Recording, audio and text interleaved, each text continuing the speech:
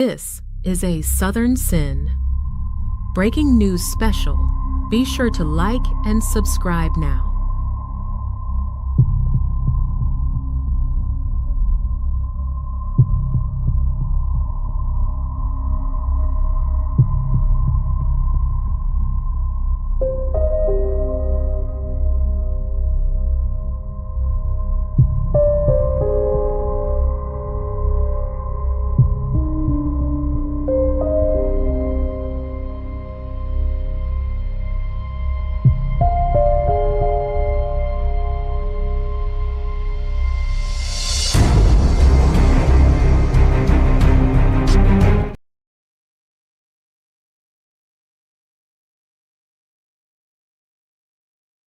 Thank you, Judge. Good morning, ma'am. Friday, we were short on time, so we rushed through a bit of things. And I want to review a couple of things with you, okay? So you had previously indicated that you arrived at the scene with Dennis Ozawa, is that correct? When you arrived on scene, did you interview anyone at Paladura? We did. Who did you interview at Paladura? That's going to be okay. In addition, did you speak with the children there, or was that over at the Porcupine Rims? Okay, so let's move forward to the Porcupine Rims scene. When you arrive at that scene, what do you observe? When Detective Ozawa and I arrived, we observed Devyn Michaels going between the house and her vehicle, which is the Nissan Armada, and then I believe there was one child playing around. Okay. Did you notice anything at the Porcupine Room scene as you arrived other than Devyn Michaels? I did, as I walked up the driveway of the residence, kind of off to the side, which would be near the opening of the garage door, there was a black cell phone. Okay. And when you say off to the side, do you mean actually on the driveway? It was on. And which side of the Nissan Armada was it? It would be to the left. Okay. So the driver's side. Okay. When you observe the cell phone on the driveway, on the driver's side of the Armada, do you immediately go grab it, or what are you thinking at that time? No, at that point, we made note of it. That is something that we're going to want to include in our search warrant. So at that time, we're leaving that so that we can collect it in a way that we can have it forensically analyzed later. Okay. And I would presume at that point, when you see it from a distance, you don't realize there's blood on it. Correct. But you're noting it, you're not telling the defendant about it, you're just, okay, that's noted, and you move on. Yes. And you indicated previously that you had an opportunity to speak with the girls, the young girls, is that right? Yes. And they indicated to you that the Devier had been home with them last night. That's correct. We went through the first interview in the beginning of your testimony, you recall that? Yes. And I'll call it the first interview. This is actually the second interview conducted by detectives, but the first that you were involved. Yes. I didn't get a chance to ask you, but how were you approaching this second interview when you first go in? What's your mindset? Sure. So whenever we're contacting someone for the first time, we try to use the free format. We will ask them questions and allow them to, in their own words, they're explaining the situation, the story, all of the things that they want to organically just tell us. And then we may ask a couple follow-up clarifying questions and sometimes repeat back to them what they told us so that we can feel comfortable that we understand what they're trying to tell us. You are aware that there was an interview conducted with the defendant prior to your involvement. Yes. And this second interview, your first, Yes. was that investigative type, open-ended, like, hey, give us any information you deem relevant kind of thing? Correct. Okay. And just to briefly summarize, there was some discussion about in that second interview, your first, the day before, shopping for school supplies. The defendant acknowledged she had been with the victim and then said he was alive and well in the garage when she left. Is that correct? Yes.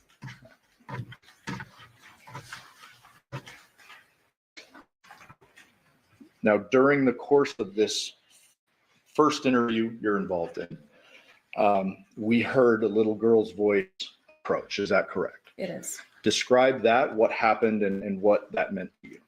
So while we were interviewing Ms. Michaels, we are engaged in our conversation. to be honest with you, I'm not sure which of the daughters, the names I still get mixed up.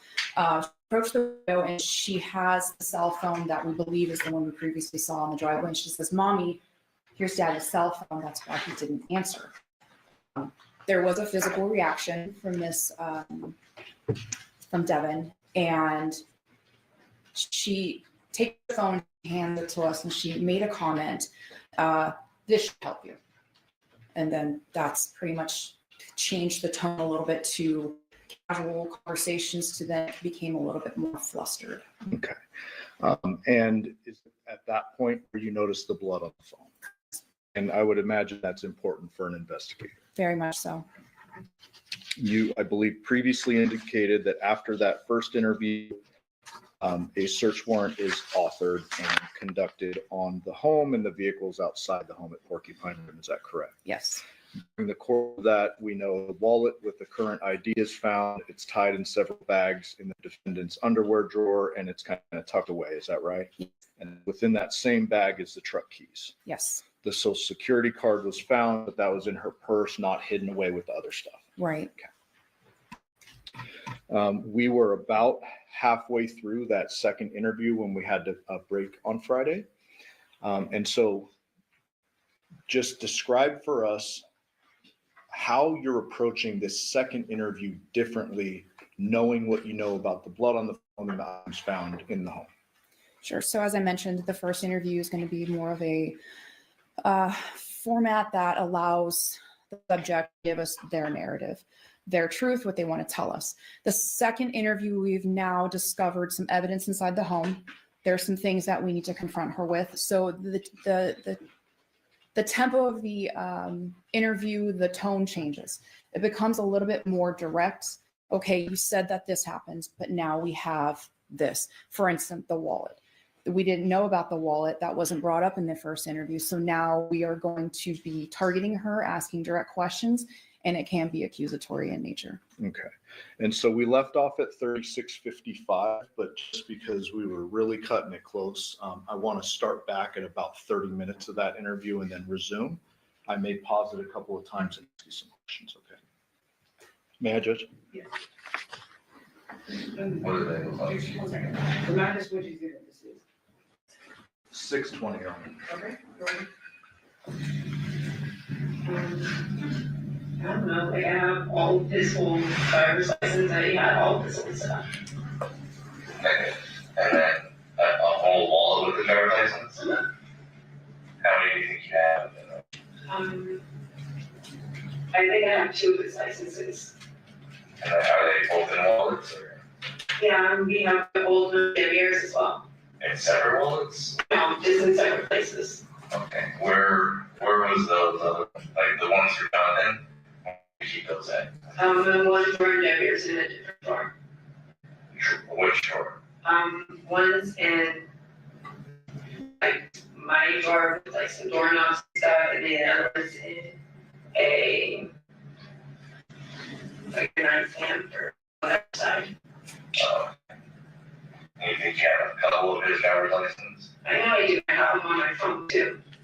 And why does he give you those, or why is he, like, you guys thought you had them? I know how it sounds, but he literally said, hold on to it because it's important. He literally said that. Like the social and everything. And I have the EBT card, and you could see it at the gas station. He handed me the EBT card and said, this is the code. And he gave me the other one.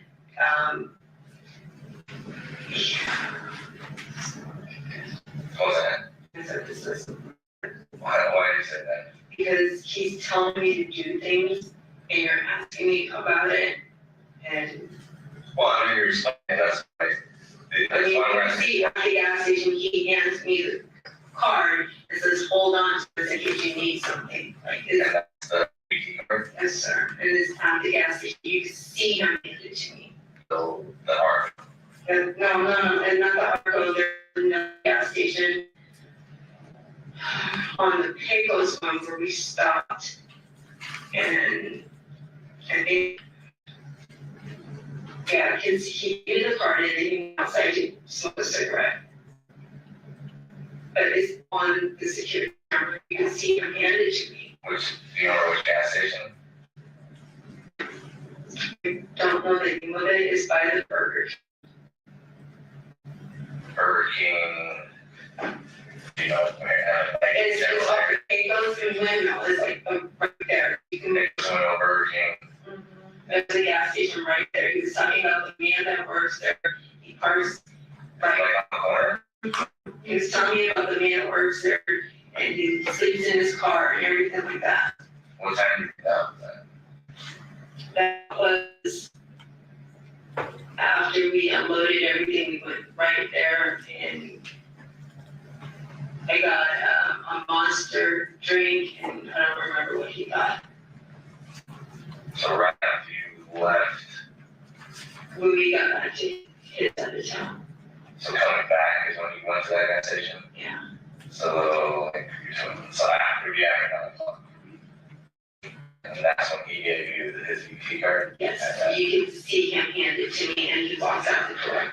So that's right, that's near his place. He said Pecos and Winnow, the Burger King. Yes, sir. Like, So detective, we're now talking about kind of the social security card, the wallet. There's an EBT card that's referenced. Is that correct? Yes. Before we move on, I want to ask you about an exchange that was a bit earlier in the interview, but would be duplicative for me to play again. Earlier on in the interview, you had confronted the defendant about the bloody phone, correct? Yes. And what was her general response with regard to that? As far as the acknowledgement of the phone, Yes. she was surprised about the phone being at the residence. Okay. And it really threw her off when her daughter handed her the phone and it changed the tone. Yeah. And she claimed she was surprised. You're not saying she actually was? No, she appeared to be very surprised. And you would ask, and I'm simplifying, you would ask something to the effect of, well, how does blood end up on the phone? Does he hurt himself or something like that? You hear that? Describe that exchange. So once we have the phone in our possession, we do note, and also her child noted that there was apparent blood on the phone. That's a great concern, and of course, we're going to address that at the time. Began asking Devyn some questions related to that. She mentioned that he had injured his hand, and I believe she specifically said he took a chunk, and he being Jonathon, out of his hand. Then went into great detail, which stood out to me because the entire interview, there hadn't been any detail on anything. It was very generalities. There wasn't a lot of, it was like, I don't remember. But in this case, she went into extreme great detail about the table, what folded, where it was in the garage, how he hurt himself. And to be fair to the defendant, I believe she said, John told me that he hurt himself. I didn't see it, but she knew it, or claimed she knew what he hurt himself on and that it was a very large injury.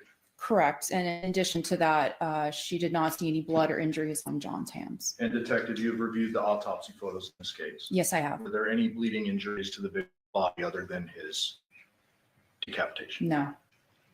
We're going to resume the interview now. he kept, There's in two gas stations. There's a Chevron right there on the corner. I think it's like a Charlotte Horse. Okay, so over there and across County Corner from that gas station is another gas station. It's a Shell or something. I'm not sure the other one, but Next to the Burger King. yes. Okay. Yeah, please check the security. You can see him and you can see him telling me the code and everything. I don't know why he was giving me things, but he was telling me to hold on to him and keep him safe. And that's what I was doing. I've always had a driver's license. He's always. With that is that the driver's license comes in the house is a hurt. It's not. But he just gave it to me. I know, but he would need that for work. That's He has why another one. you said that you gave him an old one you had it in the drawer. Well, no, he's given me old ones before. I have multiple ones. So you can look around the house. There's more than one. Okay, and if this one's expired in 2025, that's gonna be his first one. It's weird that you have this latest driver's license. and that it was tucked in a drawer. Yeah, I put it away to keep it safe. This should be wrapped in like a whole bunch of bags, right? Okay, Jonathon, I understand, but I also have social security. I understand, and that's why I'm like, it's just getting weirder and weirder. It's like I'm doing things that help and it's not helping me. I got it. Well, yeah, it's that, just being able to explain some of the stuff, that's all we need. I'm trying to explain it, but the more I'm talking, the more I just sound really stupid and. especially driver's license, that doesn't need to really be kept safe. I mean, also security card or birth certificate, I completely understand, especially if somebody is in transition in their life and they're wanting to find a new place to live, wanting to quarantine. But I don't know what else was in it. It was just one of the things. But it wasn't his wallet, he didn't hand his wallet over to you. No, it was a lot of things. Like it was like a square thing he handed to me, and then a black one. What are those called? But it's not his wallet. You don't have a wallet, so just don't do that out to person. So he had his, So Detective, you're now confronting the defendant with regard to the wallet and all that was found in the plastic bags. Correct. Those were sealed when they were found. They correct? were. So let's step back a moment to the phone because they kind of tie together. She is not telling you that the phone is part of this chunk of items that John allegedly gave her in this. Correct. Okay. With regard to the victim's phone, did you ultimately learn that was in fact his blood and DNA, the victim's on that phone? Yes, I did. Did you ultimately learn from other sources, not the defendant, but other sources, when John's phone was last at his home and when it left? Yes. So one of my partners had authored a search warrant for Google. We had also done some call data records as well, but the Google itself came in a bit later. So this is something that we found out after the crime, obviously, and after all the interviews had been settled. But we noted that turn showed that John's phone was at the home on Paladura, which is where he resides, from 10 o'clock till it began to travel or move at about 2:04 a.m. And what else traveled or moved at 2:04 a.m.? So I'm not sure exactly what's been testified to yet, but at 2:04 is when it's alleged that Devyn left the home. She traveled. We have her cell phone or CDR records, as well as the Burla, which I'm not sure if that's been testified to. That is the infotainment system that we authored a search warrant on. It shows three devices together in a companion movement all the way back to Porcupine Rim. So 3 devices, meaning the Nissan itself, the defendant's cell phone, and the victim's cell phone as well. That's correct. Based upon the fact that there is blood on the cell phone and all of that you just testified, what did you deduce about our timeline of homicide? Well, after having the information from the autopsy, which is there was no bloodletting injuries short of his obvious cause of death, which was the decapitation, there was no reason there should have been blood on that cell phone, as bloodletting would have been after the homicide.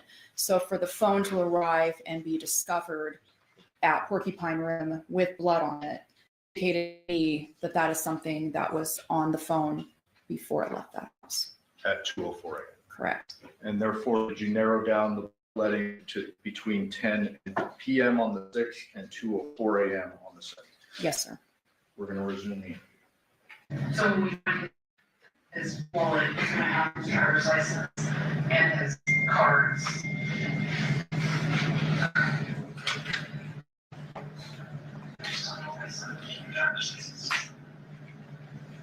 But not getting it. I told you, when John and I were together, I had everything. He had me hold on to it so he wouldn't spend money needlessly and things like that. Like he's like, hold on to this. And We have a chance to have a relationship right now. we actually were, So you're closer than we thought.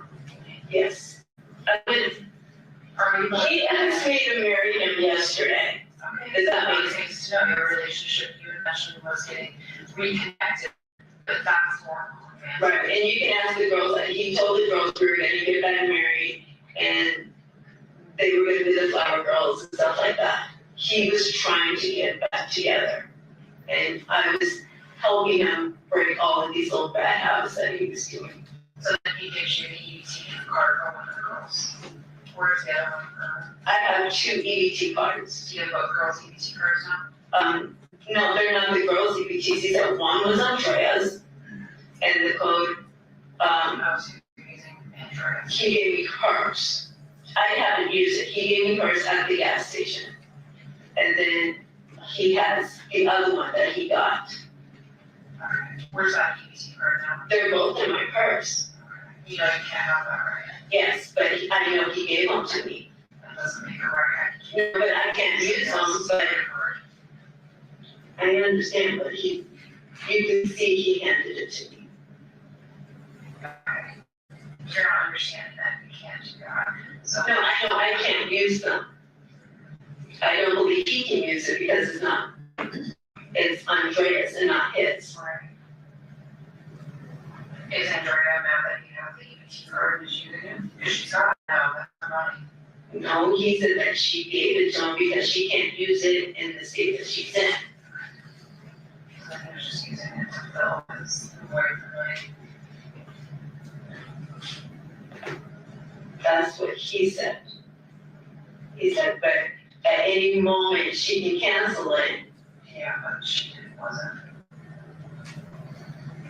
So he wants to marry you, he's the girls, flower girls, yet you're still wearing a ring, and so is Dev. This ring I got on my own from Macy's. It has nothing, no, this wasn't a symbol You for just told me. me that it was a symbol. I said, Have a best friend connection with I them. didn't have a You wear picture. the wedding ring too, and that's something that is a respect and part of your marriage.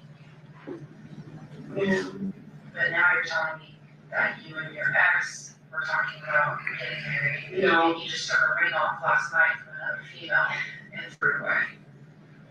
But yet You're taking what I'm saying, but you're not, it's fact, is what you said. No, I understand that's what I said, but that's not exactly the situation. You're taking it and, Okay, so let me, here's what you told us so far.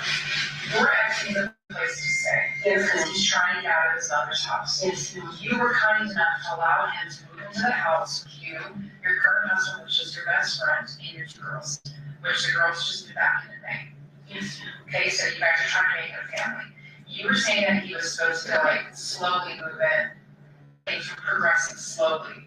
Now you're telling me that he wants to marry you. He mentioned that yesterday, he even talked to the kids about it, and that your relationship has now progressed past just slowly kind of. No, ma'am, you're misunderstanding. He has mentioned getting married in front of the girls. Our relationship is not rekindling on a physical level or romantic level. We are trying to reconnect and have a family for the girls. Yes, he has said we should get married, and he's saying it more, for my opinion, on a joking thing, but he has said that in front of the girls. That was not said yesterday. Okay? When was that said in front of the girls? I would say over a month ago. Okay, like what did you say in return in front of the girls? I didn't say anything, I just looked at him and rolled my eyes. So are the girls, when I talk to them, gonna say that they don't think you guys are getting married? Oh, yeah, they'll tell you that. That you guys are not getting back together? No, because at one point I was telling him I didn't think it would be a good idea for him to be here, and it would be too hectic. So they will definitely tell you I was not trying to marry him. Is that about it? Oh, yeah, I told him that John keeps trying to say he wants to, get back together. I like you're talking about. Yes, And then him moving in now was just the platonic friendly relationship. it's not a, yes. There is Basically, yes. I was gonna clear out the sewing room that's out there. He said he wanted the law because it was the cooler place, but I was gonna get on the sewing because there is more than enough room. And then Deb sits on the sofa. Sometimes, or he does sleep on the bed, like I said, when we watch movies and he knocks out. And then have you guys ever had a sexual relationship? Yeah, we had, Okay. no, I can't even have sex now. Well, I mean, there's a lot of different ways to have sex. I understand, but no, Okay, so you guys have no connection that way at all? Okay. Is that complicated or what? Having your ex decide on the relationship? Okay.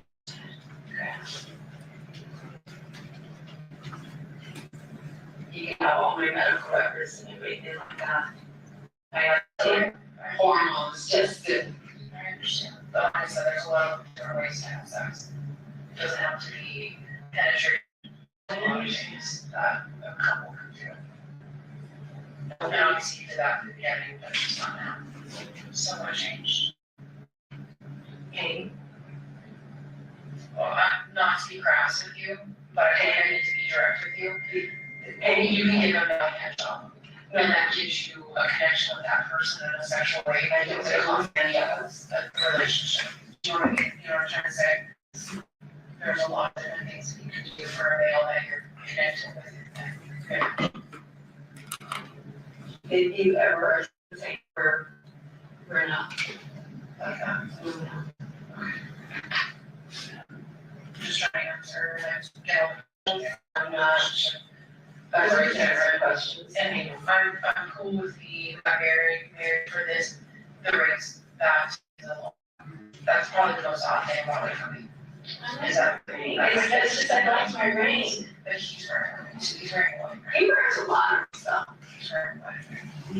but he does wear more than one himself. So, and he's bought them for himself. Sure. I got mine. No, I mean, but I didn't buy them for them to be symbolic. He's bought his own things to wear. And where did you guys get married? When you get married? What was that? The flamingo thing? That's every one of my forms. Yeah, it was free. I got a coupon thing, and that was cheaper. Did I get a travel and flamingo? Yeah, and there was the one witness, and that was it.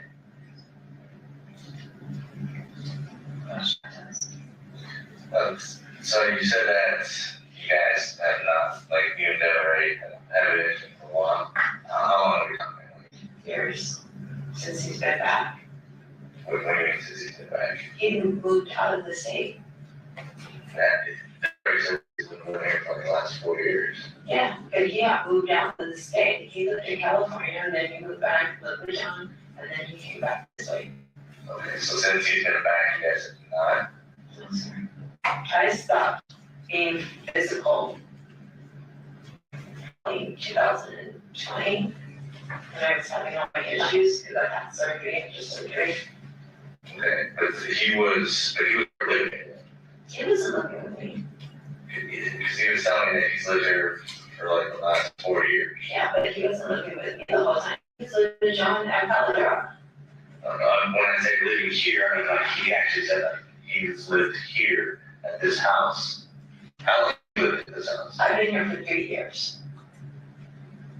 And then when did he come back, I guess, to I guess I don't know what I'm saying.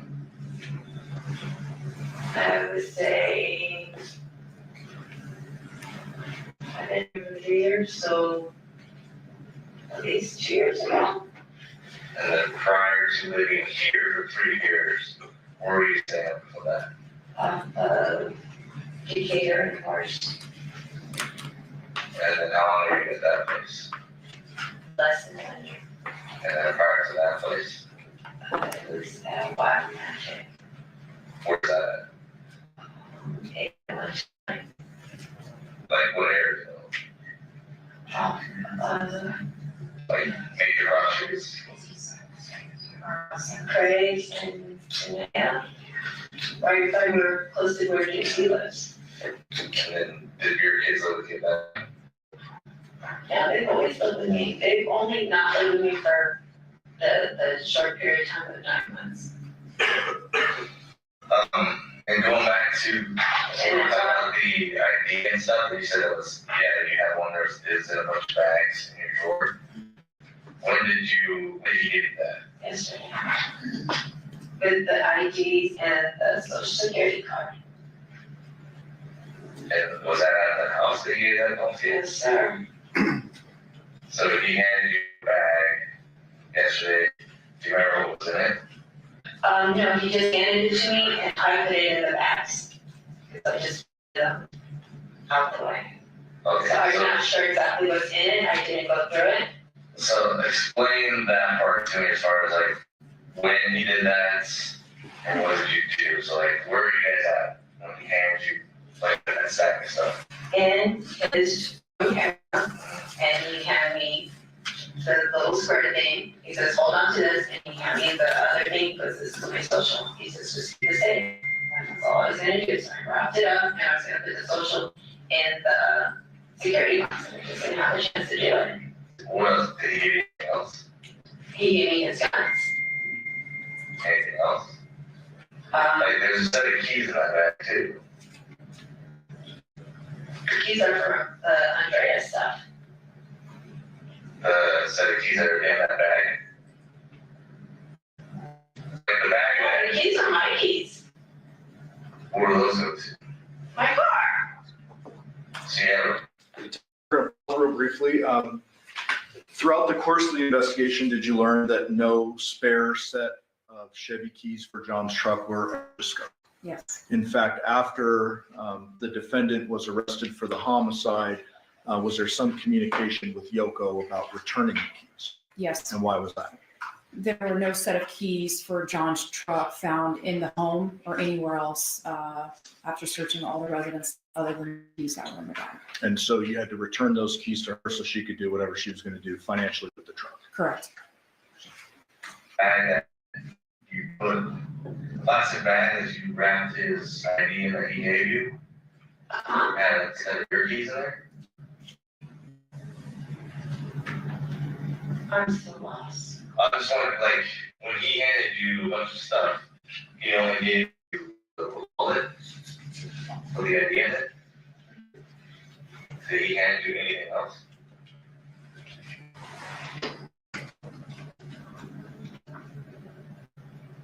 The social security card. Okay, because in that bag that it was wrapped in, that you said you wrapped it in, there's also a set of vehicle keys in there. I don't remember any. Because I guess that's my question. Why would he give you, why would he give you his wallet, social security card, which is like, also, and then also a set of keys? I don't remember the keys, I just know the wallet and the social security card. And then you put that in a plastic bag while you were at that house? I just grabbed everything and tied it.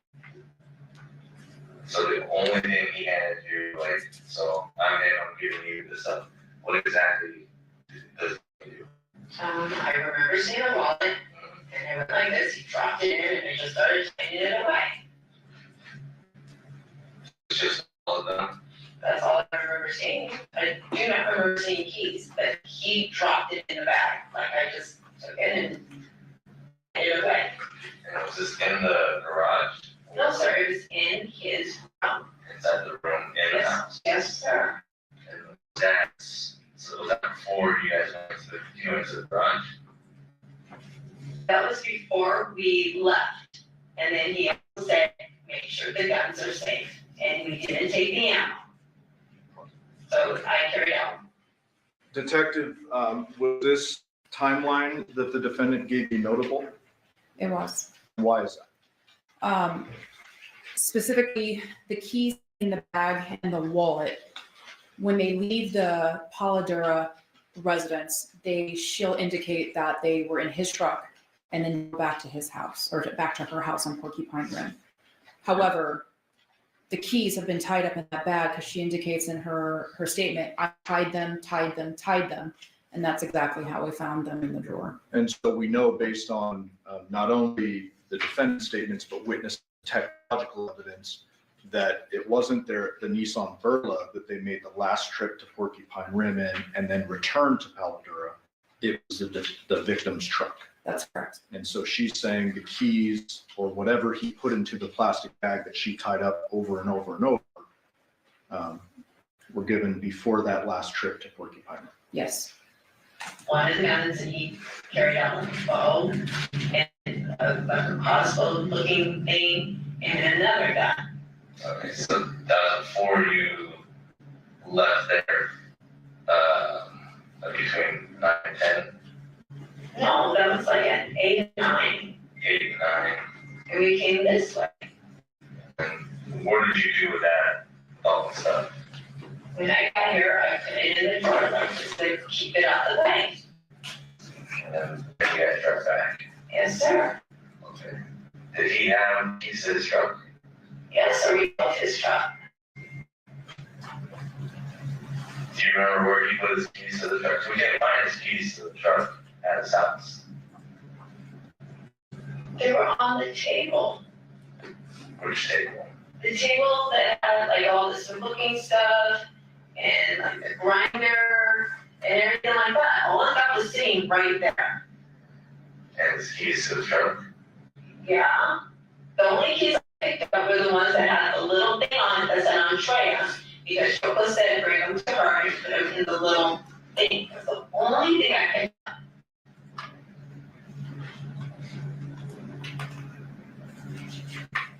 Okay. So you know what keys are actually in that bag that she wrapped everything in? No, sir. Like I said, he said keep the safe, and he took the plastic bag, and he dropped it in and he started tightening it up. And then he handed me the other thing, and I was just gonna put that into a safe. Okay. So, like what we were saying is, a lot of the stuff now is like how you're saying you're talking it out loud and it just doesn't sound well. I understand that, but you didn't know John. You didn't understand his mannerisms. I know. Well, not to you earlier. Like, these are the things when we were saying, like, hey, be descriptive as possible. Like, what were you guys doing?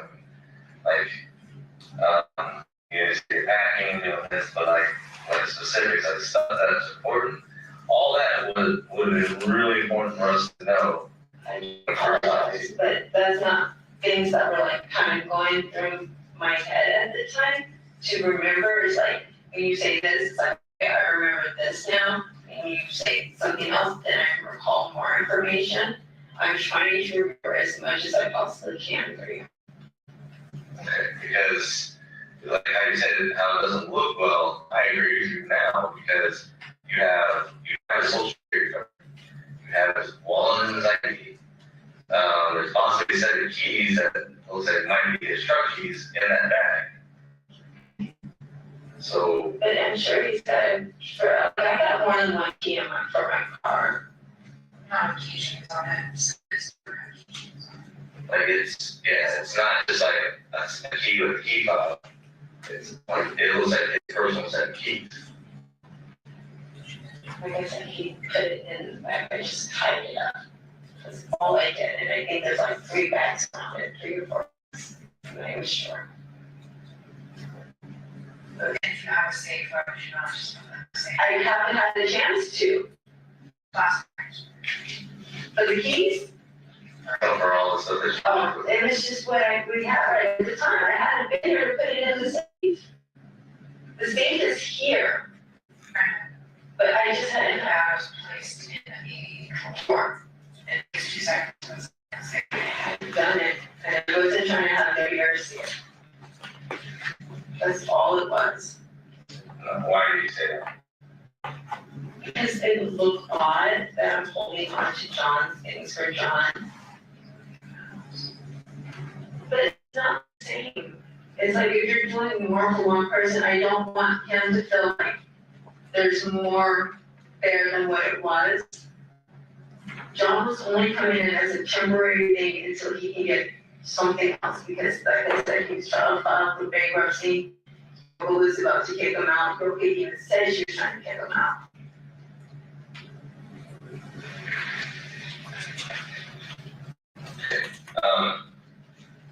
So you, I mean, tell us about the agency before. That was I did. one.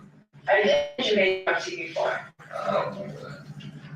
Did I tell you, or the, no, I mentioned it. It was, I most definitely did. understand inside the house when you guys were here. Cause, He told his mom he's gonna file for bankruptcy. yeah, gambling, how long does he have an issue with gambling? Where does he usually play? Well, when we lived together, he'd go to the Santa Fe. Consider something. That's when we lived together. I don't know what his problem is now. You don't know where he would go living with they would go. Probably the Green Valley is the closest one.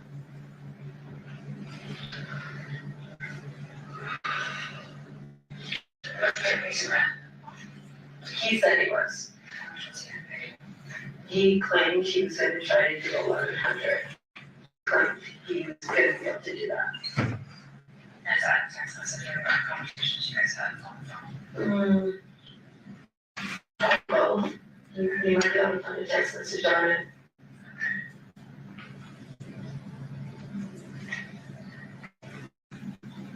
It was definitely where he understood it was not gonna be him reloading or anything like that.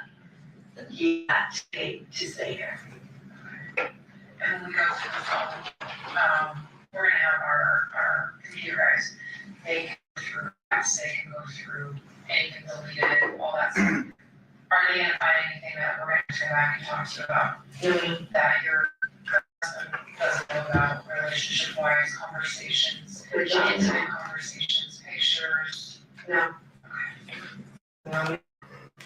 So it's just platonic conversations. For the girls. So they brought back.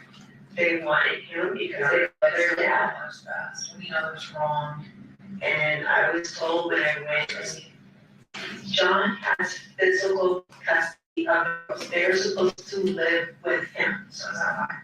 So as long as I keep him close to me, Well, it's just not us, though. because definitely, if I keep him close and make him happy and everything like that, I got to see my girls. I understand. So it's just so my girls love him, they want to spend time with their dad. I need to Hopefully he pays the rent. Does that pay for the rent too, or the mortgage? he pays like 1,100 every month too. And then are you working? Yes, ma'am, I do real estate. Okay. Clearly, you've been sick though. Because me, I've been for almost a full year, I was making anything. So I went through my savings, I had to take my stocks out just recently to get things caught up. Yeah, I've been struggling, trying to get all of this back on track. This is gonna help a lot. Yes, ma'am. So that's the motivation too, is keep the girls close, and then if you keep them close and happy, you'll be able to contact the girls, and he's gonna pay the other half of the mortgage. I figured as long as I didn't rock the boat too much, he wasn't gonna get out of control, because I know what triggers him, and I wasn't gonna do that. I know even when he's yelling and everything, as long as I'm not trying to engage with it, he does calm down fairly quickly. And you can see it on the text messages. Okay, so like going back to what Stan was saying, why are you, I know there's one, to see your kids, but also you have custody of the kids.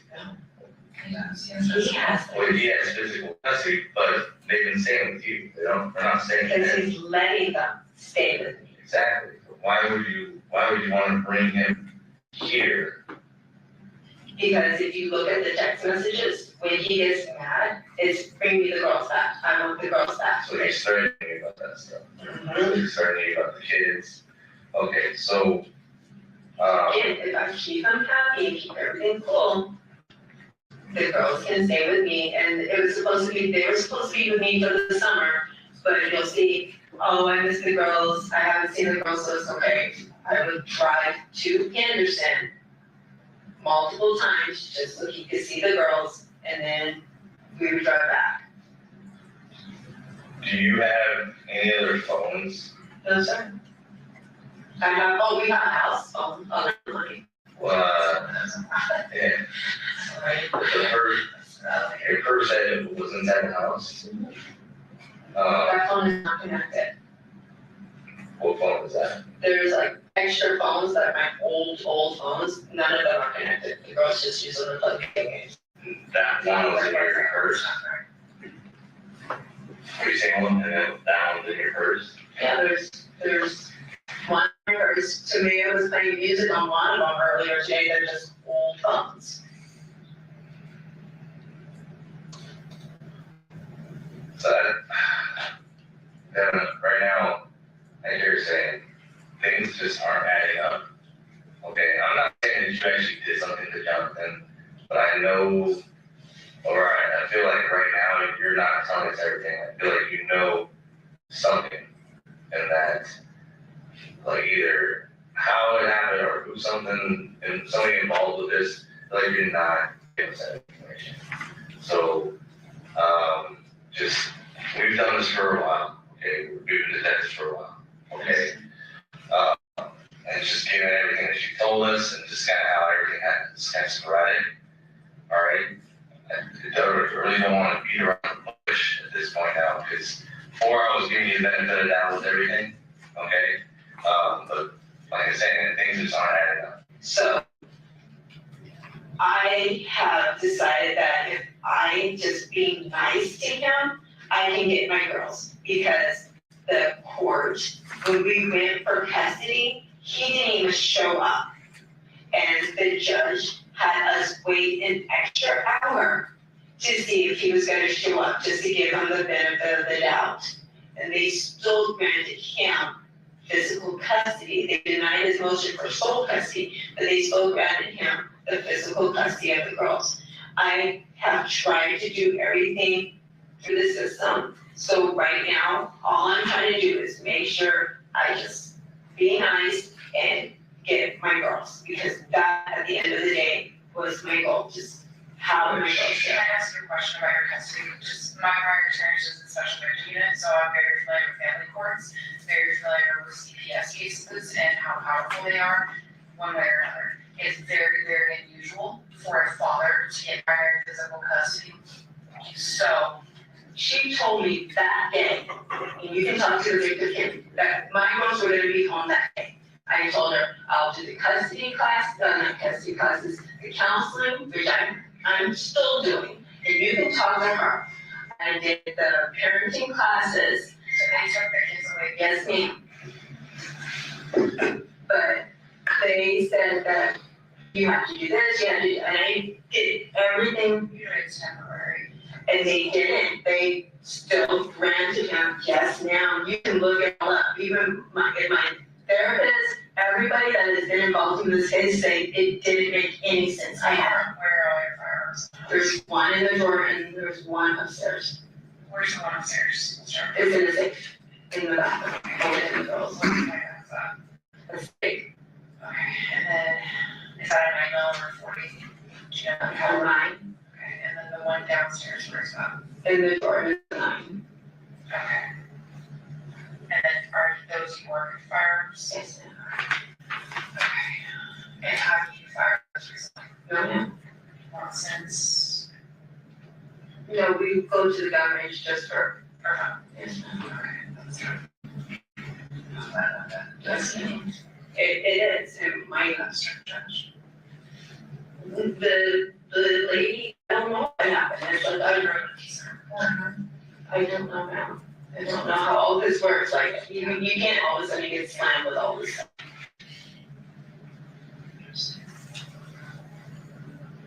So, I know it looks weird, but I am just playing nice to keep my girls.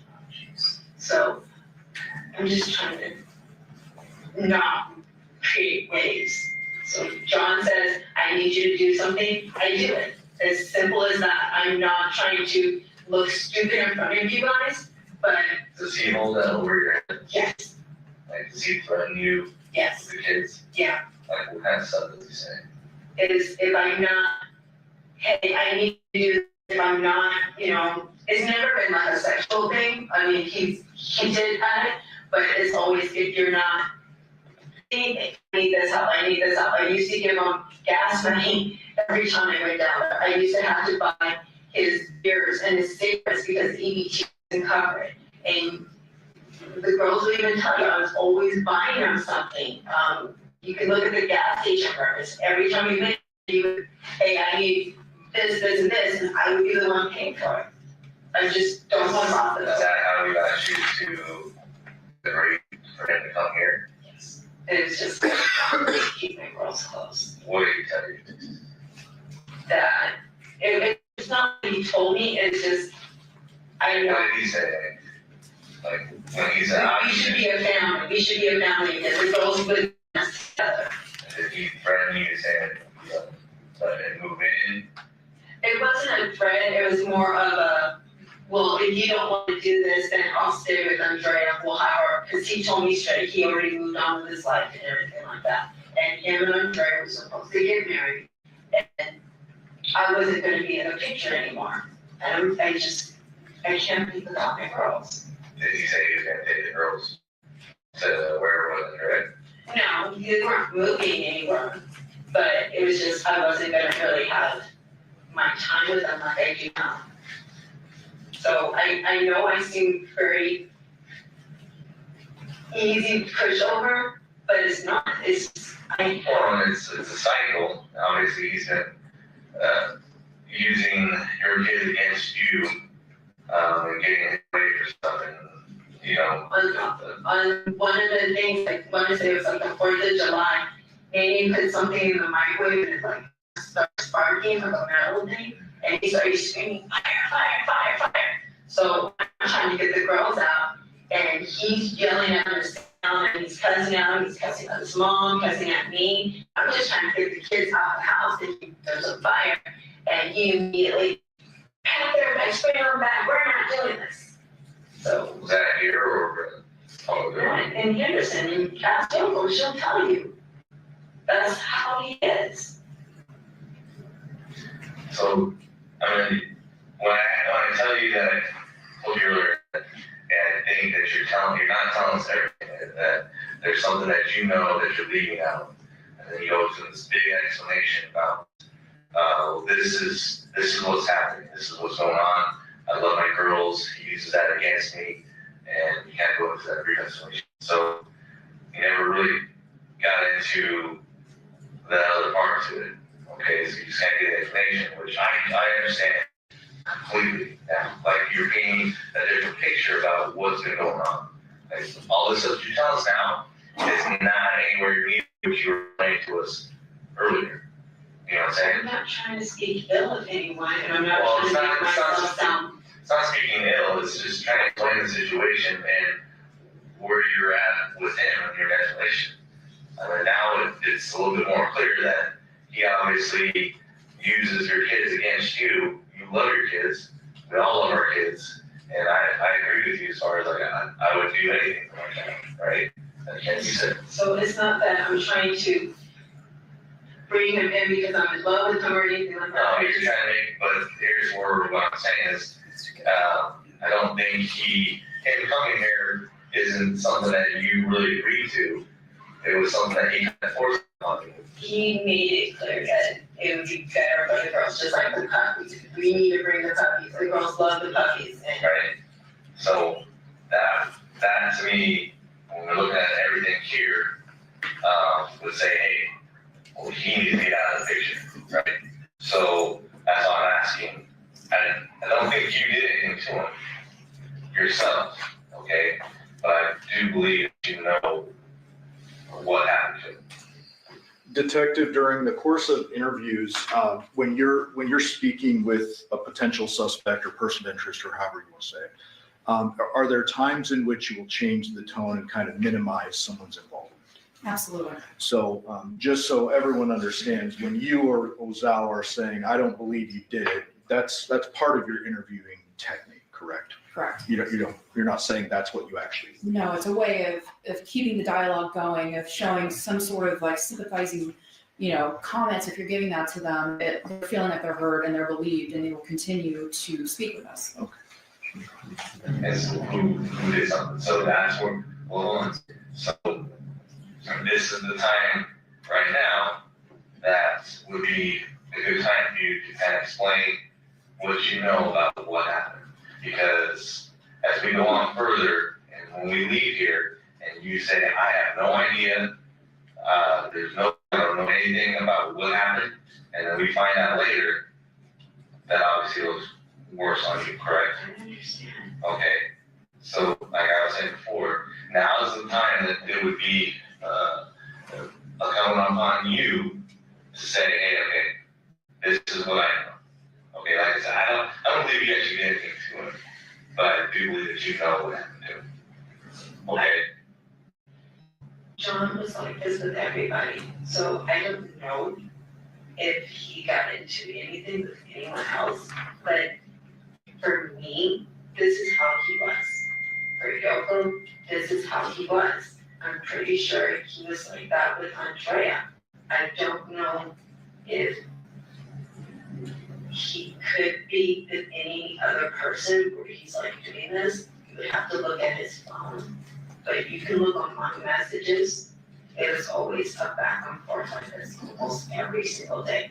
I would get a message and it would be a very aggressive, I hate this, you're not doing this. And by the time the day was halfway through, it would be I'm sorry and everything like that. This was almost daily. Like I said, I get that. Like I understand what you're explaining as far as how he is. Okay. What's the combo you're saying? If I'm going to say that. 1978. Thank you. Sorry to interrupt. So, but like I said, I understand how you're explaining him and how he is. Okay. But, like I said, I still feel like you know more than what you're telling us. So just to wrap up a little bit, obviously we grabbed the phone and the process that. Thank you for the iPad. That's what I have. The girls found that, they said that's what I knew about that. Okay, we got that. Is there any reason why child's blood or anything DNA related will be in the vehicle? Because that's so back to our station, our CSA, they're gonna thoroughly look for everything in that vehicle. I couldn't tell you if he was bleeding from when he was doing the thing, he helped load up the truck, so if he was bleeding, it might be For your my Armada. Like, he was putting the things in the car, like anything that he had. there's gonna be obvious areas where blood doesn't belong even if you're loading. So I'm just asking you directly, because if you find any DNA evidence that, you know, obviously we wanna make sure we asked you if there would be a reason. No, the only thing I knew he said was his hand that he hit on the table. That's the only time he ever said he was bleeding, and he said it was a pretty good gash. That you didn't see that. No, I did not, so I can't really speak on it, but he was still cleaning everything up, so I don't think it was really bothering him that much. And then just to confirm, you don't have his phone up there. No, I know he was smoking, and when I went back over there and I said, girls, where did you find this? They pointed to it, there is cigarette butts there. So I don't know if he was just smoking and put it down and just didn't pick it back up, but you can take those and I'm sure it'll be his. When you guys unloaded everything, how long did that take? 30 minutes, he was bragging, saying that, yeah, I can always do this as quick as can be, but he tries to stretch things out because he charges by the hour. I remember having that conversation. Now, when you guys left Alabama to come back here, or when you left that night, or this morning, which way did you go? Like as far as when you left Alabama, like I headed up towards the Durango area to get the medication. when you left that neighborhood, did you go straight out to Pecos, Barnumino? Or did you go to Pecos? No window. You went out the one exit, out the window right there, right by the school? Yeah. And then normally you guys come this way when you're coming to your house? It just depends, like if the 15 is coming back up, I will take like the 215 and go around, or if the Decatur, it really just depends on the time of day, we go different directions. Okay. Okay. We appreciate it. Hopefully, truth. I'll give you a call, or like I said, we have your phone. We're gonna get that downloaded. We're going with that too, and then I'll call Deborah tomorrow. Yeah. I'll call Deb tomorrow, and then try to figure out the time. He has to work with me. Yeah. I'm sorry. I didn't remember to reach you for returning the phone. I know you have my phone. Yeah, so you said you had my, I do not know it. It's, should we call Deb's number? yeah. I don't know the phone's ready. Well, you just need to pick it up around 11. Well, Oh, no, you just have the access. I don't even have the address anymore. Okay, you're right. Because you wrote it on the paper and I handed it back to you. Let me give that to you, and then if you want to, just come by tomorrow. Okay.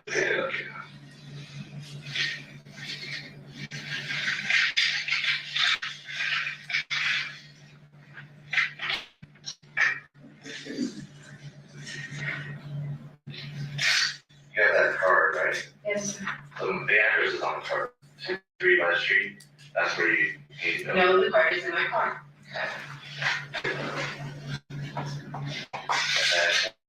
Get that back to you. So maybe I'd say 1 o'clock tomorrow. Come by the station 1 o'clock tomorrow. Okay. Hopefully everything will be good. Okay. So if you can figure out how to get right down there, I can try to get everything done for you. Okay. And if it's not, at least I hope I can just get you the phone back. I don't know what to do. Yeah, I'm not worried about it. Like I said, And then if there is, I don't think there's like a lot of it. I don't think he was complaining a lot. I didn't see it, but I do know he did mention it. so it is 9:25. That's the end of the interview. And detective, it sounded toward the very end there, like the plan was to release Miss Michaels and go out your investigation. Correct. And fair to say that there was a pretty substantial amount of digital and forensic investigation that occurred after that interview we Yes, just heard. absolutely. Thank you. I'll pass the witness. Okay, before we proceed, we're going to take a brief recess. All right, Mr. Justice, whenever you're ready, Councilman. Thank you. Detective Skinner, if we could start with a timing, 8/7, Okay. specifically in reference to Devyn. Yes. It's your understanding that she was initially interviewed at 12:11, just after noon on 8/7, correct? Would that be that first interview with Ozawa and Pappas? Correct. I'm not familiar with the timeline. That sounds about right. And then at 14:29 hours on 8/7, you and Detective Ozawa go to the Porcupine Rim residence. Yes, sir. And when you arrive, you see Devyn getting things out of the Nissan, correct? Yes, The Nissan was parked, the Yamaha was parked in the driveway, it correct? was. While you and Detective Ozawa are walking up in the driveway, it's your testimony, this phone at issue is next to the driveway, correct? Yes, Next to the Armada. fairly close. And then at 15:08 hours, Devyn is interviewed at the Porcupine Rim residence by both yourself and Detective Ozawa in the vehicle, correct? Yes, And then it's at 15:20 while Devyn is being interviewed, the girls bring up the phone, correct? yes, So the phone has been out there, at least based upon your seeing it, from at least 14:29 hours, correct? yes, it is. And it's nearly an hour or so later than the girls bring up the phone. Fair to say? Yes, Discussions concerning this phone, daddy's phone, something along those lines, correct? yes, And the phone is looked into, correct? It's handled. it was handled. Yes, At this point in time, the airplane mode is not switched on, correct? correct. So if there's notifications on the phone, presumably those notifications now by operation of looking at the phone into the phone, those are no longer there, correct? Fair to say. Devyn confirms that it's Jonathon's phone, She does. and in fact says here, this should help you, correct? Yes. And then at 1919, a search warrant for Porcupine Rim and the vehicles is signed, correct? Yes. Was there a previous affidavit that had been submitted for the search of the Porcupine residence, or was that the first? I am not certain on that. Detective Ozawa would Yes, sir. probably be better suited. Yes. But we do know that at 7/19/1919, a search warrant for the Porcupine Rim vehicles was signed, correct? Yes. And this interview, this last one that we were listening today, began at 1955. Yes. And obviously reference then is made to this phone again, correct? The phone that's found. That's correct.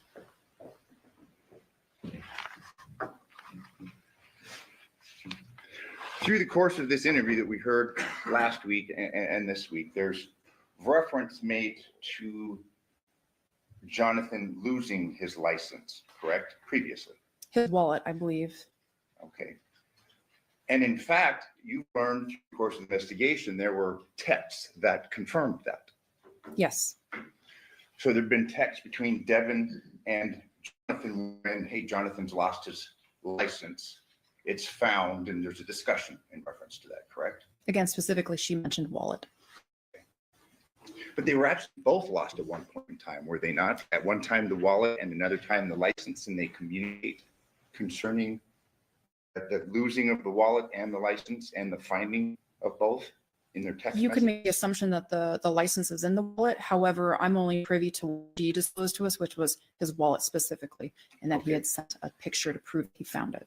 But then I told there are pictures to prove, in fact, and corroborates what she had said prior to your interview on this date. He lost his wallet and or license and found it, and they texted about it, correct? Correct.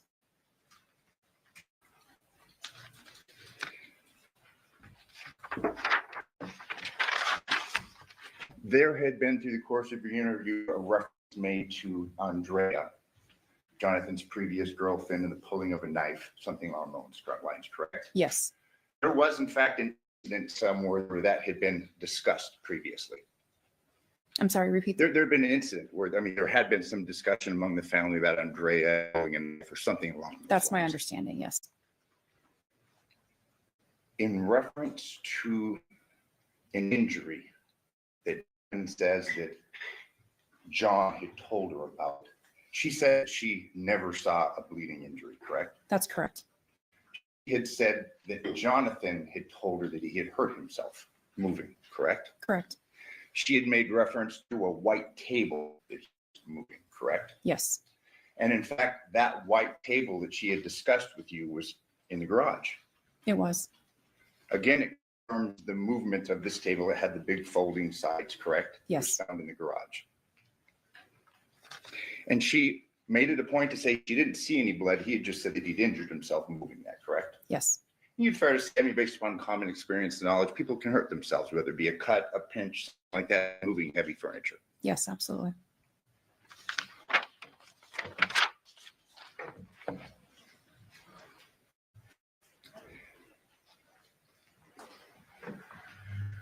There was a discussion concerning some medical conditions that Devyn had, correct? Yes.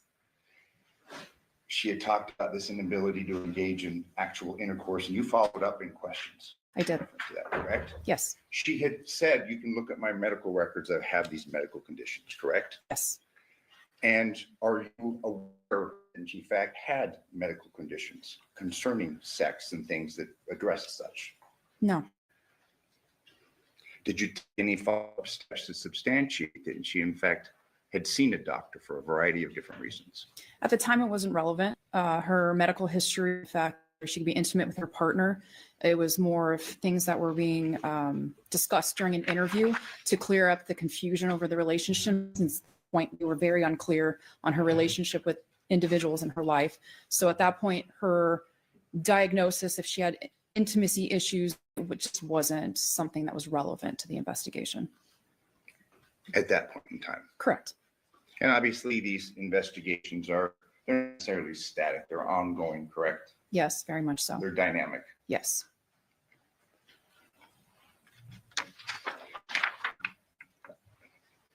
Devier had been interviewed on 8/7, correct? Yes. And again, fair to say that both you and Detective Ozawa were kind of having a difficulty understanding this relationship dynamic between the parties. Absolutely. Fair to say that Devyn's statements weren't necessarily helpful at times. You could say that, yes. Fair to say that their explanations of things were not necessarily helpful at times. Correct. Through the course of your interview with Devyn, you talk about rings and that rings are significant. Yes. They're a sign of a commitment. Yes.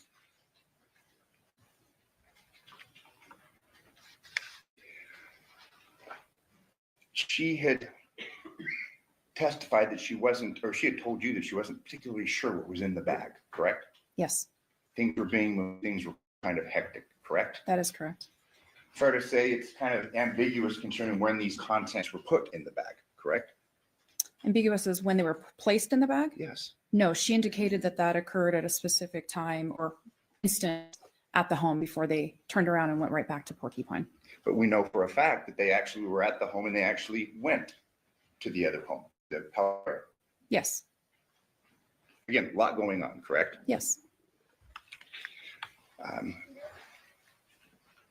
Devyn had been subjected to multiple interviews on 8/7. Yes.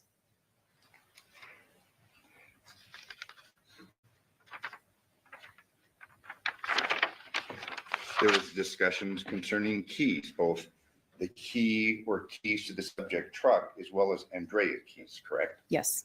And she had told you that she had handled or was aware of the keys in both instances, correct? Yes, she indicated one had Andrea's name on it and the other one was a set of truck keys that were next to some smoking paraphernalia.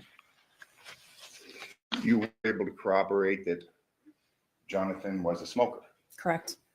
of both tobacco as well as marijuana. Yes, I believe the law confirmed that as well. Yes. When you were at the Paladera residence, obviously there was evidence of smoking both inside and outside the house, correct? Yes. As well as alcohol bottles, things of that nature. Yes.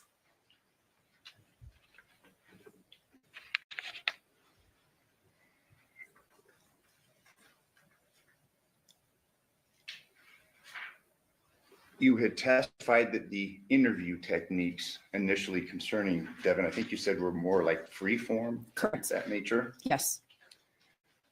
but then they became through the course of the day more accusatory. Yes. You testified that you engaged in another form of interview technique, correct? Correct. A more confrontational technique. Yes. And that was employed by both you as well as Detective Ozawa. Yes. The read technique is generally used by your police department. I wouldn't say that it's used by our department. A lot of people are trained in the read technique. However, most of us that have been detectives for, several years, we develop our own technique. We take a little bit of something that we've learned in a class that works for us. And then there's other times that we'll be taking online courses or through just our course of our experience, we'll adapt our techniques to our own strengths. So, however, it's fair to say that you have been trained and implement the read technique. I have been trained in read, but I don't believe that I'm still implementing that. Same question, if to your knowledge, Detective Ozawa, the read technique is generally the beginning or the basis of interview techniques. I would say it's a basis generally, but I don't know that Detective Ozawa has taken that course. Okay. Early on, and this is now before your interview with Devyn, you were engaged in an interview with Yoko at the Paladera residence, correct? Yes, that's correct. That interview began at 10:43 a.m. Yes. and concluded at 11:28 a.m., correct? Yes. 45 minutes. Very fast. 45 minutes. Yeah. You were there to try and gain information to help you in your investigation, correct? Yes, She cooperated. she did. You didn't have the use of an interpreter, but it was clear that you both understood each other. Yes, At that night in question. yes. On 3 different occasions, it was discussed, and I don't recall a noise being discussed. dogs barking. Okay, dogs barking, yes. 3 different instances during that interview, there's a discussion of dogs at 3 a.m., correct? Okay, I would have no reason not to believe you. And if I showed you the interview transcript, you'd have no reason to disagree. I would not disagree if I could read them. So 3 times dogs at 3 a.m., correct? Sure, yes. Okay, I'm not. Yes, sir. At no time was there any discussion of a bang or anything like that at 2 a.m., correct? Not that I recall. Because that's something that you would have taken note of, because it would have It been. would have been significant. I can have the court's indulgence just one moment.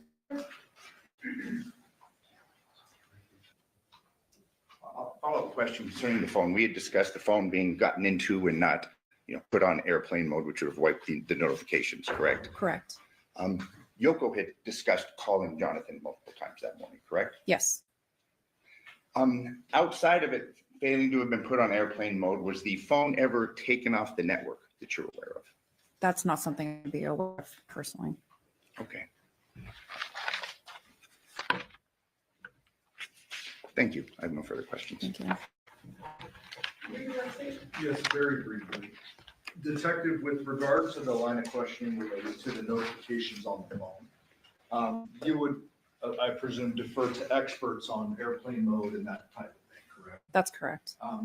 The fact that there were no notifications on the home screen when you first saw the phone, was that important for you for any purpose? Absolutely. There were statements made by Devyn that she had contacted or tried to contact Jonathon several times. So in my personal experience, I would believe that there would be notifications unless that phone had been interacted with prior to picking it up and bringing it over to the car. Okay, and there will be an expert that talks about the contents of the phone. That's not for you. Not my to talk forte. But let's presume for a second that she did in fact text or call John after his death. Would this be something that you've seen before in cases where people try to alibi themselves or cover up? Yes, frequently people will call someone they clearly know is deceased. They will go to their work and pretend and put on an act per se. Okay. So there are times that that does happen. So, not for you to say, but No. It's not surprising to see someone call someone post-murder to essentially alibi or cover. Correct. I'll pass it. Any follow-up, Mr. Jackson? Some follow-up. You've had investigations where someone leaves a cell phone at home and then goes and commits a serious crime, correct? Yes. Again, to perhaps establish an alibi concerning their whereabouts. Yes. In reference to the phone, Jonathon's phone, there was communication, specifically a text sent by Devyn to Jonathon about 3:56 a.m., correct? I'd have to defer to the records, but I have no reason to believe that that didn't happen. And that concerned the girls in registration that was to occur the morning of the 7th, correct? Yes. Additionally, we had heard testimony last week concerning a landline at the Paladura residence. There was in fact a landline. Yes, at there that was. residence. And on the night in question, late 8/6 into 8/7, there were multiple phone calls from the landline at Porcupine to Devyn's phone, correct? It's my understanding that there were, yes. Previous night, that would be the night of August 5th, there were multiple phone calls from the Porcupine residence. That's where Devier and the girls to Devyn's phone, correct? I believe so. Again, I'd have to defer to the records to be. Fair. Thank you. No further Thank questions. you.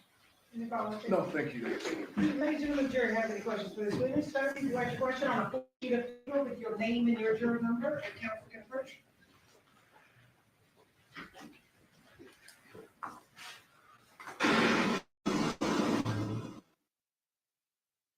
Did you check the white table in the garage for blood, the tape right there? personally did not check the table, however, our CSAs or crime scene analysts as well as our detectives did, and they photographed the garages on the wall as well. Okay, what did they find? There was no blood on it. Okay? State any follow based on the jury. No, thank you. Vince? Just very briefly, and it involves actually the phone. The girls were handling the phone prior to being given to you, I correct? did not see the girls. I would assume that they were had handle it. They had to pick it up and bring it over to them. Whether they manipulated it, I couldn't tell you. Swiped up, anything like that, you Could can't not say. tell you. They appear to have just walked over from where the phone was and up to their mom's side of the car. But just clear, that phone was out in the driveway for some time, correct? It was, yes. In fact, through the course of Devier's interview, he had made reference to that phone, correct? I wasn't in the interview, so I couldn't speak to that. Thank you. No further questions. Any follow up on that, State? No, thank you.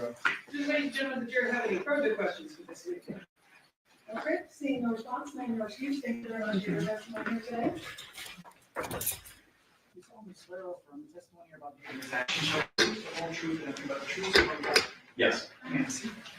And so please state your name and spell it correctly.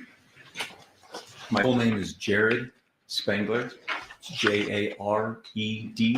Spangler is Spangler. State where you're ready. Sir, how are you employed? I am a detective with the Henderson Police Department. How long have you worked in that capacity? I have been a detective for 15 years, and I've been with the Henderson Police Department for 22 years. What unit are you assigned to as a detective? I currently work in the Digital Forensic Lab. Can you tell the ladies and gentlemen of the jury a little bit about that unit? Yeah, the Digital Forensic Lab analyzes cell phones, computers, tablets, vehicle infotainment systems, smart devices. Anytime there's a crime that occurs where there's an electronic device that may have potential evidence, it comes to the Digital Forensic Lab, and we analyze it, forensic sound methods, so that we can extract the data and then be able to present it to the detective for their investigation, for their final determination what they're going to do with their investigation. And what type of programs are used to do that? There's several different programs. We have, specifically for cell phones, we use Celebrite. We also use another software company called ICYMI. Those work as well for tablets. When it comes to vehicles, we have a software system called Burla. And there's some other ones, but those are the main ones that we utilize to extract the data from those devices and then to analyze that data. Can you tell us a little bit about your background, training, and experience that makes you qualified to be able to do these investigations? Yes. So, like I said, I've been in the Digital Forensic Lab for about 10 years now. I've performed over 3,900 examinations, all sorts of different devices. I've been trained by the FBI, the HSI, Secret Service. They have a national facility that they train law enforcement in how to perform these type of investigations. I've received a little over 1,200 hours of training and certifications from that facility alone. I've also had training and certifications from every specific vendor for the programs that we utilize. So like I said, Celebrite and ICYMI and Burla, those softwares that I mentioned, I'm certified to use those as well. They have specific vendor certifications of those as well. So then turning your attention to this case, on August 8th, 2023, were you contacted by Detective Ozawa in regards to a vehicle infotainment system? Yes, I was. And was the obtaining of the vehicle infotainment system a part of a search warrant that was granted by a judge? Yes, that is correct. And this was for a homicide investigation that had occurred on August 7th, 2023, or began at that time? Correct. I believe the request was made by Detective Ozawa for this investigation, the digital investigation, and that was to be performed on a gray 2017 Nissan Armada. Is that correct? That is correct, yes. And the VIN number for that is JN8AY2NF9H9300802. Is that correct? That sounds correct. Do you have a reason to dispute that? That sounds right. Yeah. Okay. And it was your understanding that that vehicle had belonged to a Devyn Michaels, correct? Correct. And did you actually make contact with the vehicle? I did, yes. Where did you make contact with the vehicle? The vehicle was located in the basement of our police station. And so that's where I went to the basement. And is that common sometimes for vehicles to have their investigations done in that basement area? Yes, it's a secure area where it's not going to be disturbed. No one will be around the vehicle. It has a door that prevents anybody from coming and potentially altering any evidence or anything like that. So it's a very contained area. Is that right? Yes. Yes. When you came into contact with the vehicle, it had already previously been sealed prior to being transported to this basement, correct? That is correct.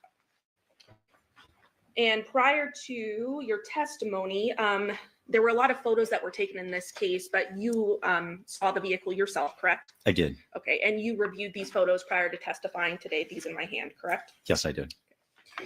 And I believe pursuant to stipulation between the parties, the state is going to move to admit 442 through 463. Those stipulations, Yes, Your Honor. Yes, Your Honor. 442 to 463, they stipulated to. Permission to publish? Yes. Showing you 442. What do we see there? That's the 2017 Nissan Armada. And 443, angle of that. Yes. Same vehicle. 444, Yes. 445, we get a license plate there, and can you read that into the record? Yep. It's Nevada 30A as an Adam 470. 446, another angle of the vehicle. Yes. And I want to note sort of both passenger doors to this vehicle. There appears to be these red tapings there. What are those? That is evidence tape that I believe the crime scene analysts are the one that put those on there so that you would know if someone's opened the door, if it's been altered, because the seal would be broken. And that's the sealing we were talking about earlier, Yes. correct? 447, just a close-up there with the seal, correct? Correct. Then 448, obviously you go inside the vehicle, is that right? Yes. And is this just a photo of inside the vehicle, the front side of the vehicle? Yes. Driver's side.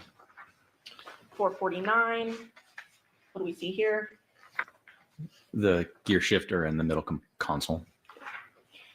450, another angle of that area Yes. taken from the passenger side. That is correct.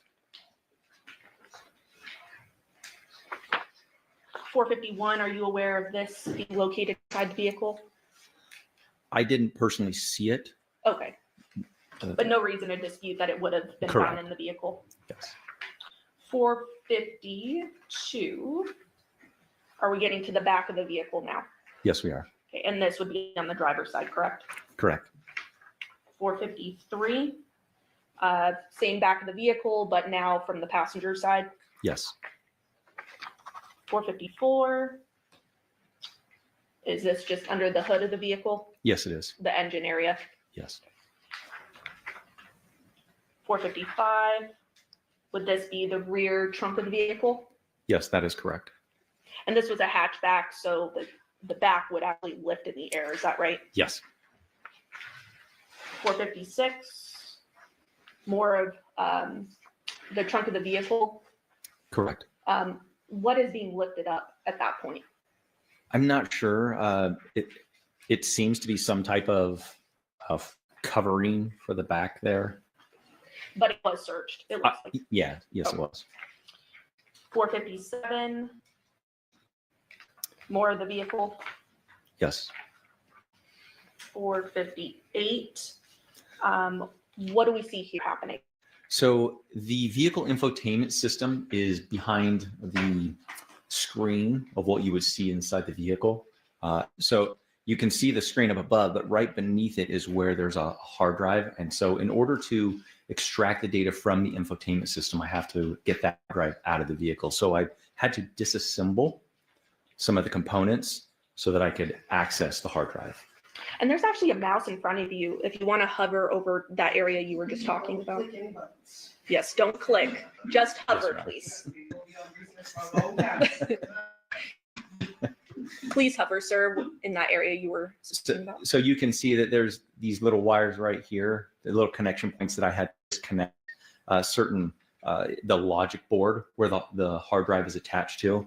There's one right there, and there's a few down here. But in order to access this, you have to take the the whole front piece off of it. And do we see that in that photo, that front piece? Yeah. Can you please hover over that? Right up above, up here. That's where like the volume for the stereo is to change the channel, things of those nature. So that had come out. So I lifted it and put it up there. And this is a typical procedure of what you would do when trying to collect data from a infotainment system, correct? That is correct.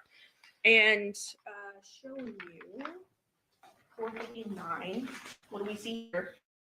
These are, so once the logic board is taken out, I had to take specific pieces of that apart so I could access the hard drive.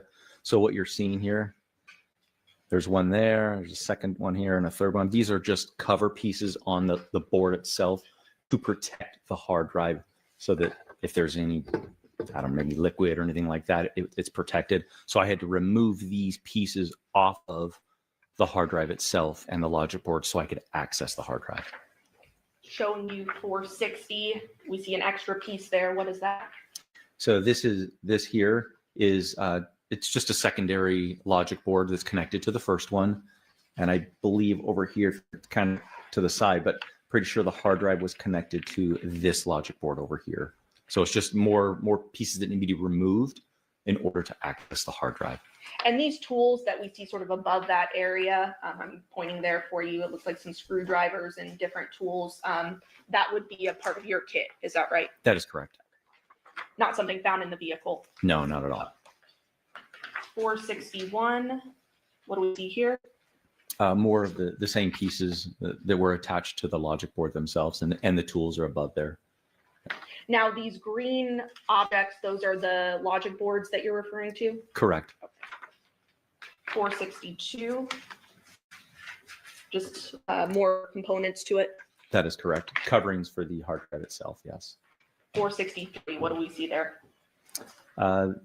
Some of the tool sets right here is the back piece. You can see that there's a little vent because it has to keep cool. So it has to have air coming in and out.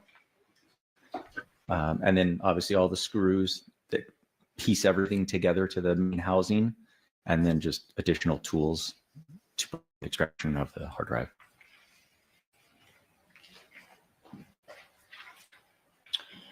So now that you've taken apart the infotainment system, what do you do after that point? So once the hard drive has been removed from the logic board, I bring the hard drive back to the digital forensic lab, which is in the same building. I take it up to the digital forensic lab and I connect the hard drive to a forensic computer. We have to use forensically sound methods, which means we have to prevent anything being written to the hard drive. So we use a write blocker, which only allows us to see the contents on the hard drive. So I can see the contents, but I'm not able to alter those. That way we preserve the evidence. So at that point, we create a digital forensic fingerprint, we'll call it. It's a hash value, but it's a fingerprint of the data on the hard drive. So when I extract the data and I put it on my forensic computer, I can then create another fingerprint and compare the two to what it was before, what it was afterwards, to make sure they match. So I extracted the information, put it on the forensic computer. Then I open up the BEHEADED software that I mentioned earlier, which allows us to process and analyze the specific data on that hard drive. So specifically, what type of data is being imported into this BEHEADED software? So the hard drive contents itself, the databases, that's usually what infotainment systems have, are databases. Kind of think like an Excel spreadsheet. It's a database with what data on there. And from there, it has to be analyzed. It has to be sorted through to figure out what specifically is it saying. What is data? So it may be an oversimplification, but it's essentially BEHEADED acts as sort of a reader of the data. Is that right? Yes. And put in a reader-friendly format so that you can actually see what this data is saying. That is correct. And it's not altering the data at any point when you're inputting it from the drive into the BEHEADED system, correct? Correct. So after you do that, the raw data is now inside the BEHEADED system. What does the system do? What does the software do at that point? It allows the user to be able to analyze it.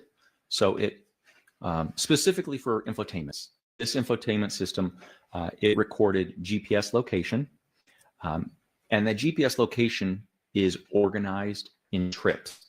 So when you start the vehicle, as soon as you put the key in and it turns it on to the accessories or on the on position, it begins recording GPS and it records that as a trip. So we'll just say that's going to be trip number 1.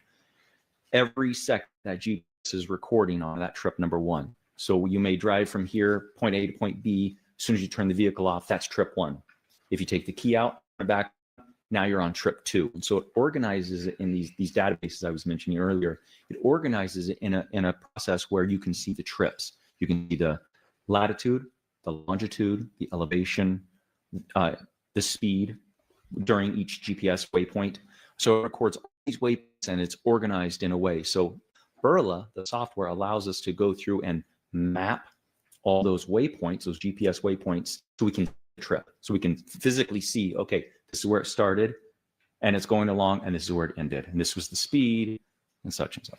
And it takes into account dates and times, correct? Yes, as I forgot to mention, I apologize. It does every second that the GPS pings, as we'll call it, record a date and a timestamp.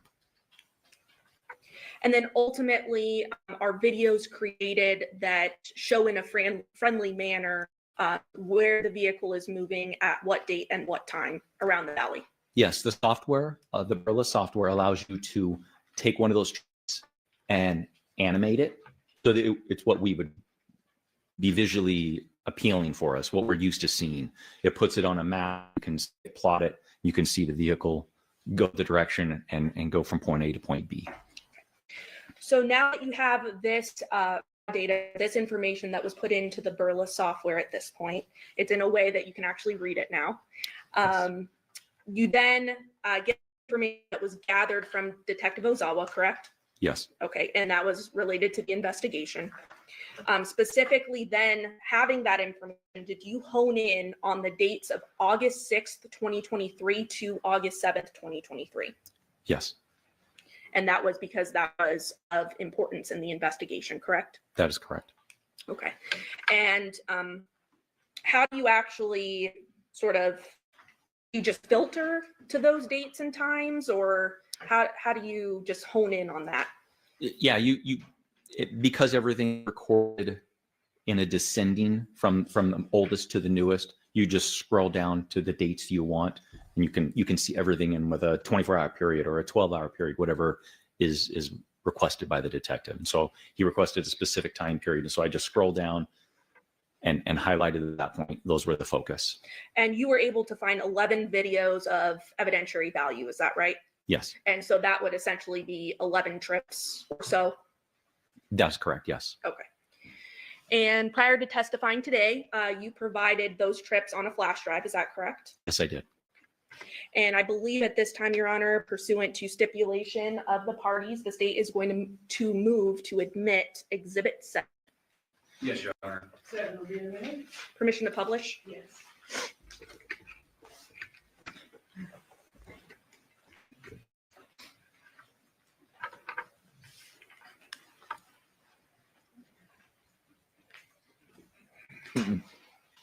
Don't format. Don't please. format it. No. Okay. Can I ask you to step down? Do you know what's going on with it, or? Yeah, if it's okay. You're yeah. you're the tech guy, so I better leave it to you. Yeah, I need to watch this all happen right now. Okay. Yeah. Here. This is why we employ the experts. All right, sir. So I have pulled up here Exhibit 7. It appears that there are videos entitled number 1 through number 11.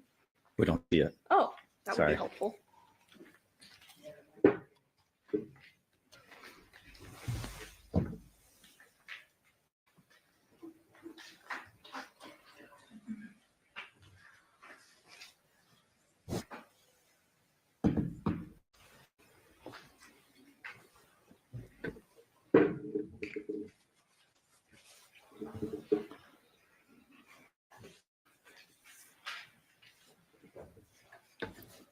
I know this one was loose last time too.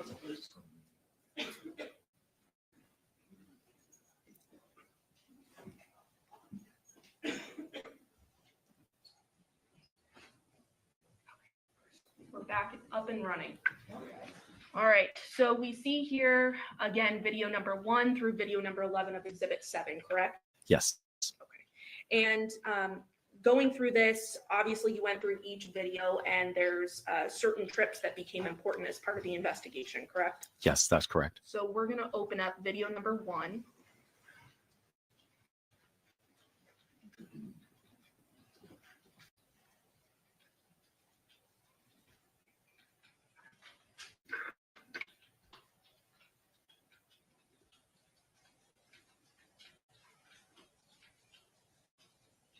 All right, I'm gonna pause that. What do we see here in video number 1? So this is the Burla software that I was explaining earlier. These videos I created, I just used a Windows capture program so you could see what I see as an examiner. So this is the Burla software. The trips that were of importance, I made videos for those trips. So this is one of the trips. If you look, I'm not going to click, but I'm going to hover my mouse over here. You can see this is the timestamp of when this trip, we're looking at trips, when this trip began on 8/6 of 2023 at 5:19 p.m. That's adjusted for UTC, for our time. It's not UTC. Everything is recorded in UTC. So we have to subtract the 7 hours. And then the trip ends on the same date, 5:58 and 33 seconds p.m. So one thing you'll notice if you look over here, you can see the count is 2,368. That's how many waypoints. Every second the GPS is recording, that's how many waypoints or GPS points are recorded in this trip. So you can see the distance was 25 miles, the elapsed time, the average speed, those things that that the GPS system will actually record. So what I did was, when we hit play, you'll be able to see, I'm going to animate this trip so you can follow where it goes. And just briefly, because I don't think we've talked about this yet, can you explain what UTC time is? Yes, so it's Greenwich time. It's the time over in England, and we are every hour that it's spread by distance. And where we are at right now, we are, well, I think we're 8 now, but we were -7 at the time. So it's either -7 or -8. So everything's recorded in UTC time. It's the same way with computers and cell phones, vehicle infotainments. Everything is recorded in UTC time, and the system and us, we have to manually adjust according to time, daylight savings or not. And so the times we're seeing here are not UTC, they're the correct times. They're adjusted, yeah. And it even, yeah, I'm working on it. it said it on Thank there. you. I adjusted it so we wouldn't have to do any math in our head or anything. It's just automatically adjusted.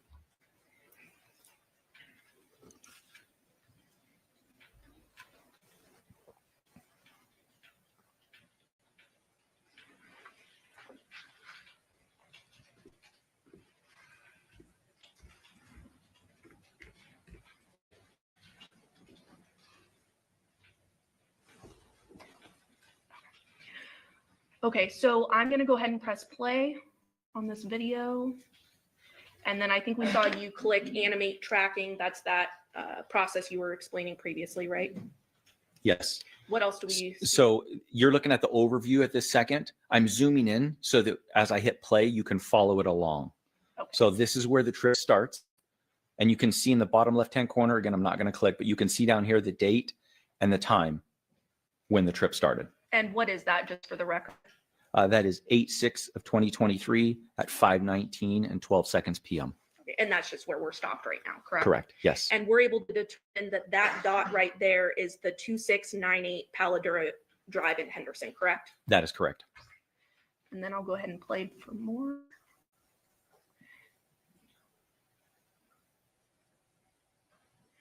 And what I notice right now is it's going fairly quickly.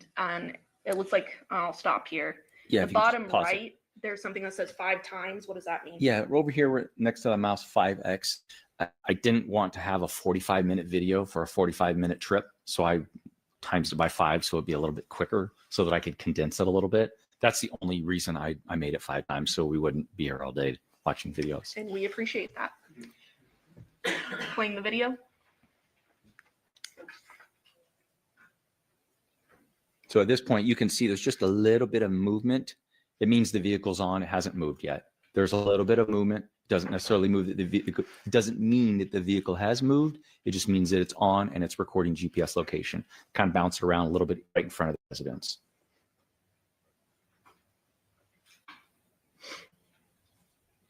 And you can see down here, the seconds are moving rather quickly, but you can see the seconds there. Roughly 20, 25, and so on. Let's skip ahead a little bit here.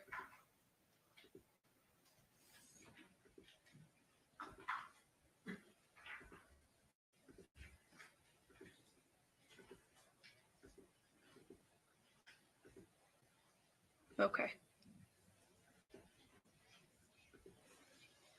At about, I think it was around 5:32, we then see the vehicle begin to move. Is that right? Okay, and I'll press play. And it appears it's going down Windmill Parkway at this point outside of the neighborhood. Yes. And ultimately, this trip, as I scroll across, is just the vehicle is traveling across the valley, correct? Yes, that's correct.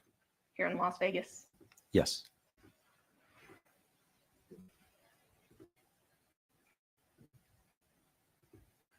And then ultimately, the vehicle comes to a stop. Is that right? Yes. And that stop happens at 5510 Porcupine Rim Street, correct? Yes, that's correct. And that's essentially the end of the trip. Yes. Okay. Then we have another trip. That's listed as video number 2, correct? Yes. Publishing. You might have to use VLC.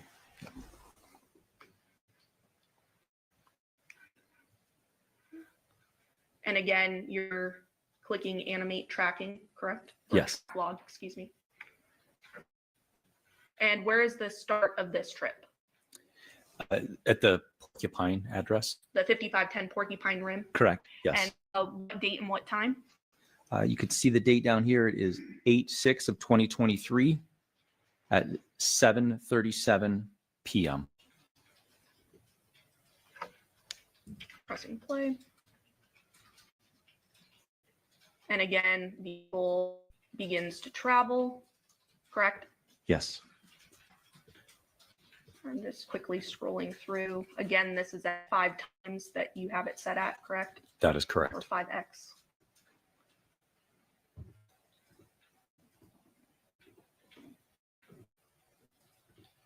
Ultimately, vehicle ending its trip at that same 2698 Paladura Drive Yes. in Correct. Henderson. Yes. Okay, and roughly at about 8:06 p.m. on that same date, August 6, 2023, is when the vehicle comes to a stop on that trip, correct? Correct. And that's the end of that one. Yes. Okay. Opening file video number 3.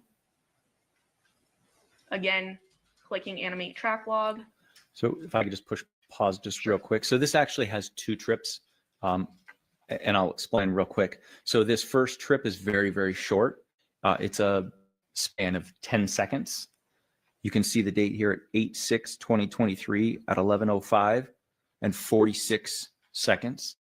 Vehicles either turned on or someone put the key into the accessory so you can lift the radio. One of those 2 options the vehicle was in an on state. And for 10 seconds, this first trip here, I think we're calling it trip number 3, this trip number 3, the vehicle doesn't move, but the GPS is on and it's recording. And you're going to see that there's some movement there just because that's how GPS works. Sometimes it can be off anywhere from 5 to 30 feet, roughly. And it is possible that the vehicle may have moved slightly, but it's hard to tell from this, correct? Correct. And then I'll go ahead and press play. Okay, what are we seeing here? And yeah, that was the second. So I don't stop recording at this point. I now go to the next one, which is a few hours later. And I'm just going to pause Around what time did that trip start? So this is a few hours later on the 7th at 2:04 a.m. August 7th, 2023 at 2:04 a.m., correct? Yes, that is correct.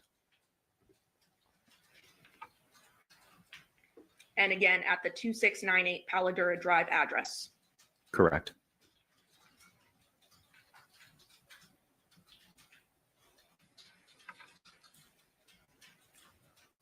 And the vehicle is now moving, correct? Yes. Going down Windmill. Yep.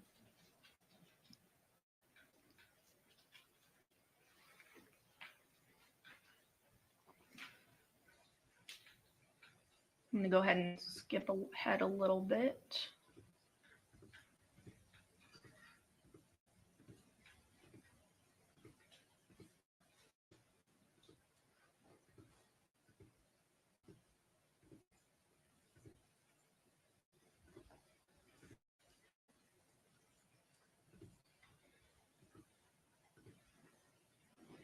And I'm going to pause here. It looks like at about 2:28 in the morning, same date, August 7th, 2023, it looks like the vehicle is sort of hovering in this one location for a bit. Is that right? Yes, that's correct. And we determined that that was CVS located at Cheyenne and Durango with the address of 8320 West Cheyenne Ave, correct? Yes, that's correct. Pressing play.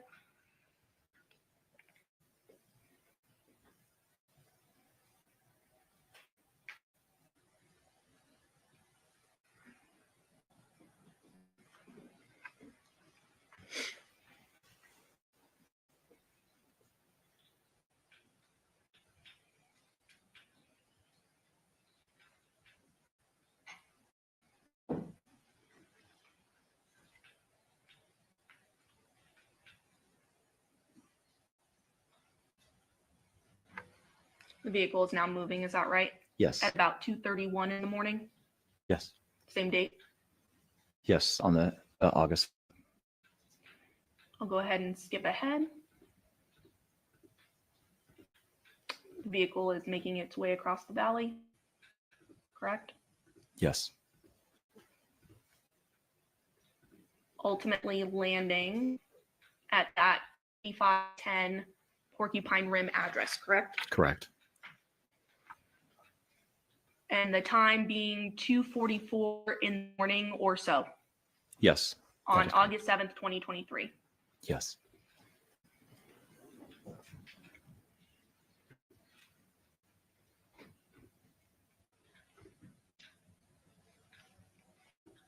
Playing video number 3 with the animation zoomed in at the end.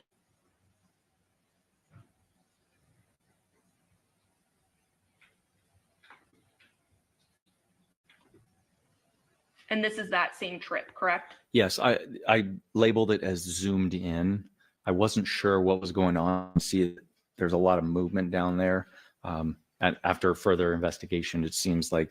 Okay, I'll stop you there. So at 2:44 in the morning, this is that Porcupine Rim sort of stop, but it appears that there is some movement within the neighborhood, correct? Correct. Yes. Showing you video number 4.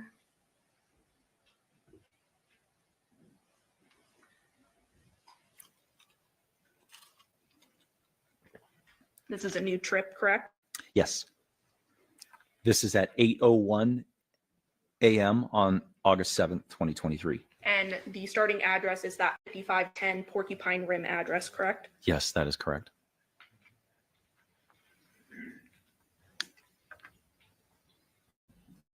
And I'll go ahead and skip ahead.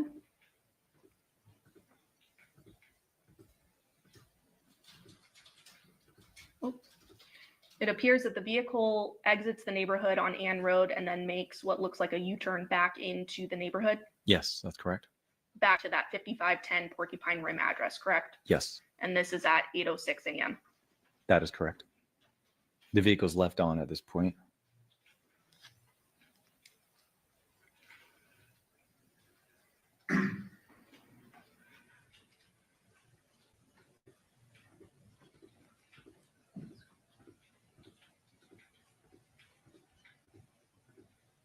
The vehicle begins moving again roughly at 8:10 Yes.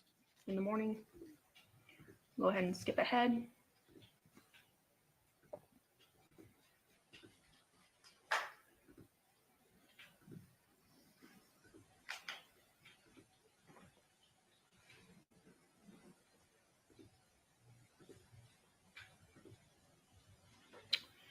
And I'm going to stop it right here at 8:16 in the morning. We see the vehicle and it is stopped at what appears to be a Funny's gas station and car wash, correct? That is correct. And that's located at the intersection of Lone Mountain and Rancho there, specifically 4747 North Ranch Drive, correct? Yes, that is right.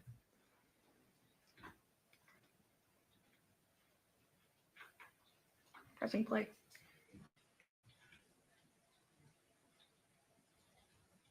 At this point, the vehicle is still on. As soon as it turns off, the trip ends. So it's still on for these remaining minutes.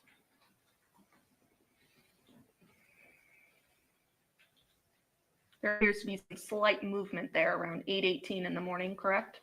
Correct.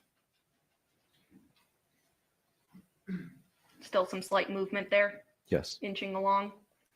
And that trip then ends, correct? Yes.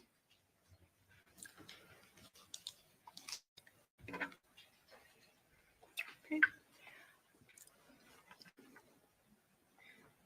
Publishing video number 5.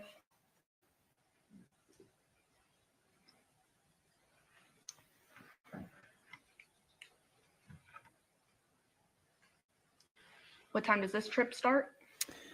This is on August 7th, 2023 at 8:21 a.m. And this, again, we're starting at that Funny's car wash Correct. gas station.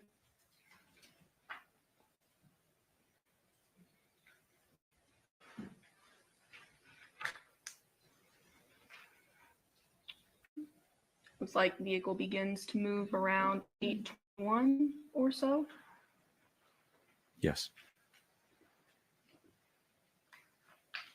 Sort of those slight movements we saw earlier.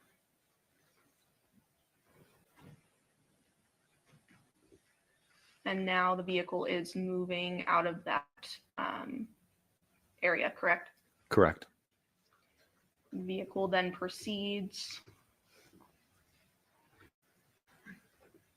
through the valley.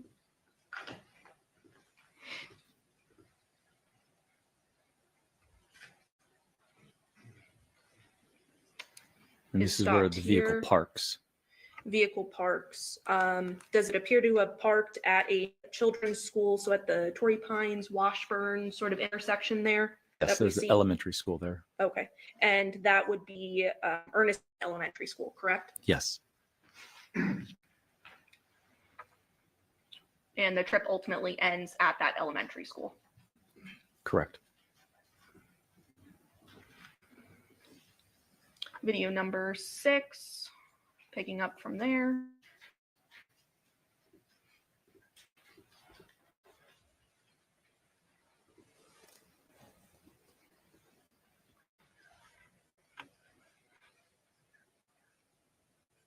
And around, it appears 9:27 in the morning is when this trip starts, still on August 7th, 2023. And again, we are starting at that Ernest May Elementary School, correct? That is correct.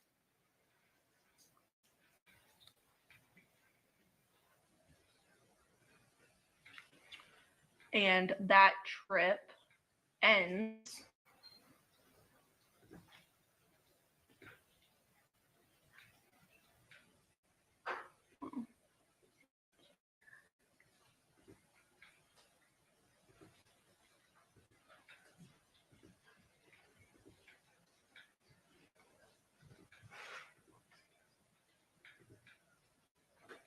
vehicle goes back to that 5510 Porcupine Rim address, correct? That's correct. And ultimately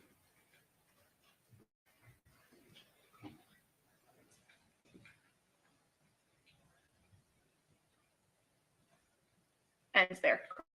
That is correct. At 9:30 a.m. Publishing video number 7.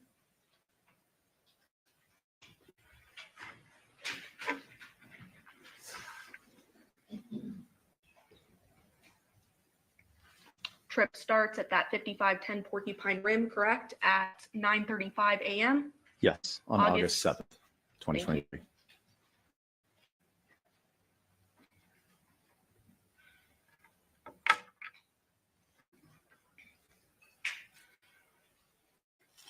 Go ahead and skip through. Traveling across the valley.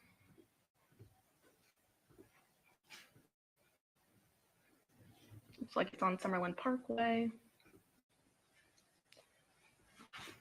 Ultimately, trip is concluding at 9:57 a.m.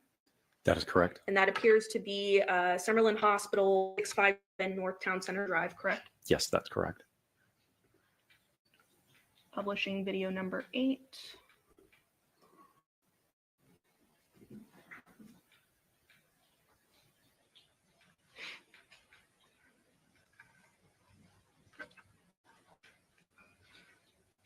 It appears to begin at that Summerlin Hospital address, correct? Yes. At 09 a.m. Yes, on August 7th, 2023. that is right. Eventually ending at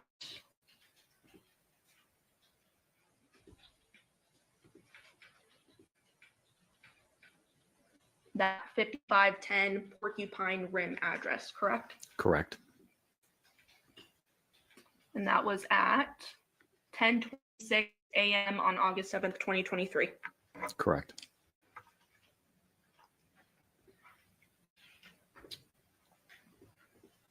Publishing video number 9. The next trip.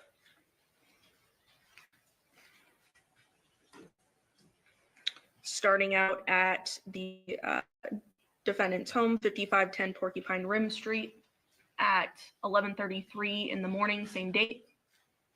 That's Correct. correct. Ultimately, the vehicle traveling across town to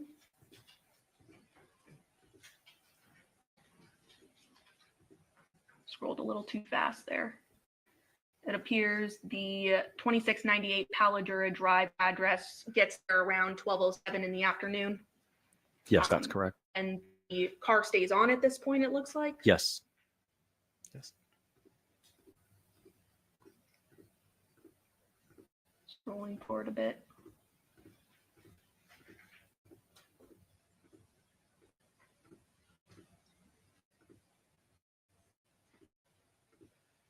And the trip ends there at 12:43 p.m., correct? Correct.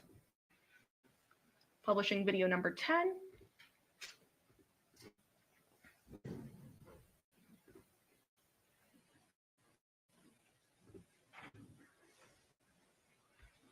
Next trip. Starting out at that 2698 Paladura Drive, correct? Yes, At 12:51 p.m. or so.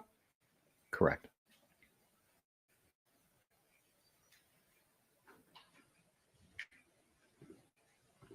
Scroll through.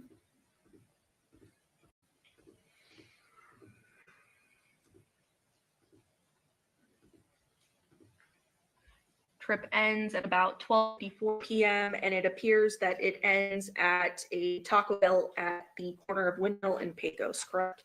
Correct. It's like a parking lot right there. Finally, video number 11. Publishing. It's the next trip. And originates from that Taco Bell at 1:31 p.m. on the same date.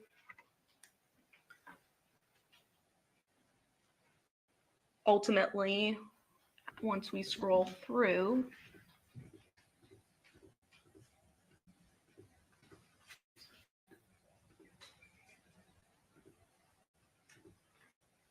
ending at that 5510 Porcupine Rim address.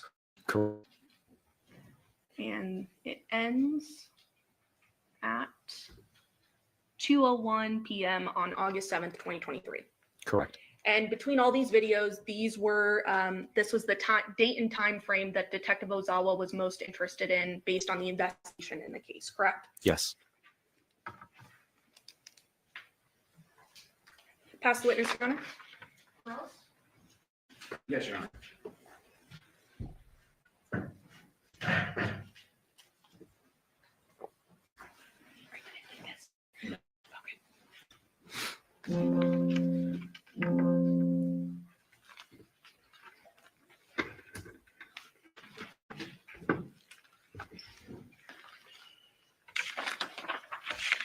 Detective Spangler, now, when the car comes in, you're the one that actually physically goes in and pulls out the unit, correct? Inside the vehicle? Yes. Yes, that is correct. So it's sealed at the scene and it's not open until you open the door, correct? I didn't open the doors. The crime scene analysts, since they're the ones taking the pictures, they physically open the doors. Were you present for that? When they opened them? Yeah. No. Okay. In your time in spending the car pulling out this unit, you kind of observe the general condition of the car when you're pulling out the unit, right? Yes. I'm putting up what's State Exhibit 58. And then how do I switch over to this?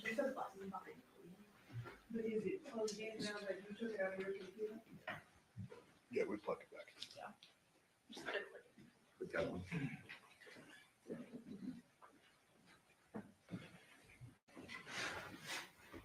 And right here is where you take the unit out, correct? Mm-hmm. Yes, that's correct. And you see this, console with brushes and various items of Miss Michaels, correct? Correct. I'm going to put up what's for State's Exhibit 448. This is a different view from the car, correct? Yes, the driver's side. And you would go into the driver's side to get that unit. So you would probably sit in the driver's seat and pull that out. I believe I accessed both sides, at some point So throughout. you're aware of the condition of the car and kind of what's in there. In the front, yes. Right. It's kind of a messy car from your view of this, correct? I have teenagers, so my idea of messy might be a little different. Well, it doesn't look like it would just, it's not wiped down. Look, she's got brushes, there's things in the car, it's dirty, we dirt on the floor. So it doesn't look like it just went and got detailed. Correct. Now, when you're accessing this unit and as you're pulling it out and looking at the console, and like you said, you accessed both sides of the car from the driver's side and potentially the passenger side. Yes. You didn't observe any blood in the car, did you? I don't recall any blood. Nothing on the steering wheel? I don't recall touching the steering wheel, so I don't know, but I from my memory, I don't recall any blood on the steering wheel. But you're in the middle looking at the console where someone would be touching, obviously they put the car in gear, they've got the shift knob, so they have to touch. You didn't see any blood on that. I didn't.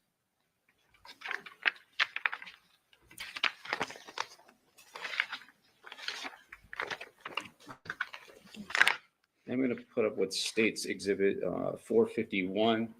This is just an ID that was found in there. Like I believe you said that you didn't see this, but this is something that would have been in the car with Miss Michaels' personal belongings, correct? Yes, I personally didn't see this, so I don't know where it was, but the crime scene analyst must have taken it, so yeah. Now, going back to the videos of this, there, end of video 3, there's like some squiggly lines kind of going. Do you remember that? Yes. And you previously testified that when the car is there, it can give or take 30, 50 feet. In that clip, it looked like it was zoomed in on. 5 to 33 feet. 5 to 33 feet. Correct. Okay. And then are you aware of the Funny's gas station or you just know the location? I'm not aware of it. I just look at the map. So it's not like Yeah. you went out to Funny's and looked and saw what was there? No. Funny's gas station has gas pumps. I would imagine. And if I told you there was one, do you have any reason to disagree with me? No. At that location? No. Now, you looked at the infotainment system. Were you asked to do anything else on this case examine anything by Detective Ozawa at his request? Yes, later on, there was I believe it was a cell phone. Cell phone, Samsung Galaxy Z Fold 4 cell phone. I don't want to read off all the model numbers, but it's safe to say you looked at that, or he Yes. asked you to examine that. That is correct. And that happened to be one of Devyn Michaels' phones, correct? I believe so, yes. And that was a additional request by Detective Ozawa. Yes. Court's indulgence.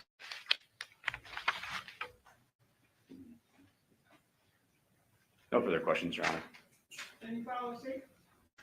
Anything from the state, Your Honor? Do the ladies and gentlemen of the jury have any questions for this witness?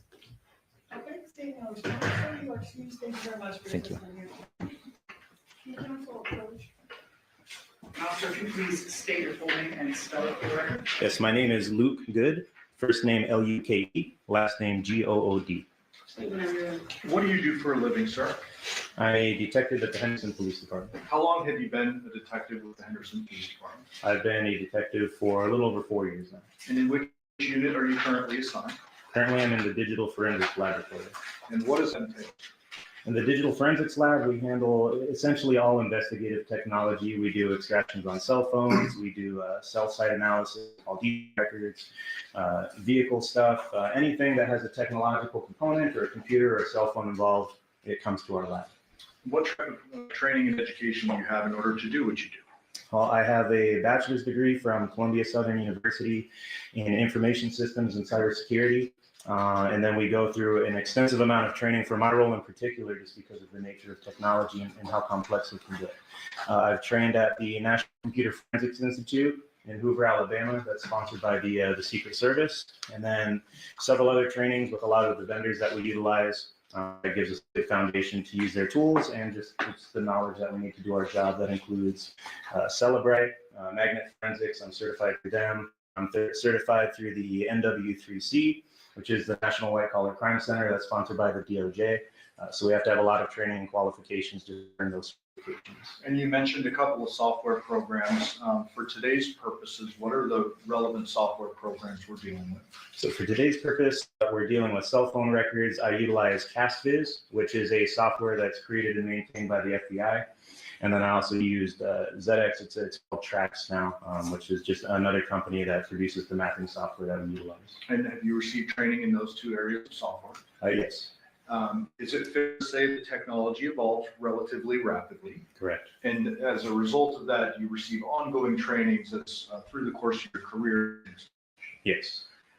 With regard to today's testimony, you mentioned a couple of terms: digital forensics, DFL, Celebrite, Trax. What is it that you are focusing on? What is it that you're familiar with, but this wasn't your role in this case? With respect to today? Yes. So are you dealing with the that's extracted from phones, or are you dealing with something else? So specifically today, because we're all cross-trained in the digital forensics lab on a lot of different disciplines, today I'm specifically focusing on and speaking to the cell site analysis, which is call detail records.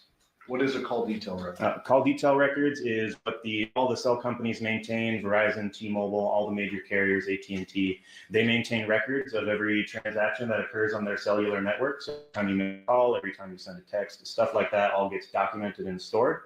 And since there's cell towers all over the place, they also document which cell tower was being utilized at the time, which is where we can get investigative information.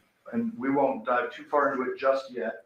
Is it fair to say that you are not dealing with content of what may be on an actual cellular device? Correct. No content, only the transactions and the connection information that way. And have you become aware that a separate detective in your unit has been assigned with dealing with the digital forensic downloads of the device? Yes.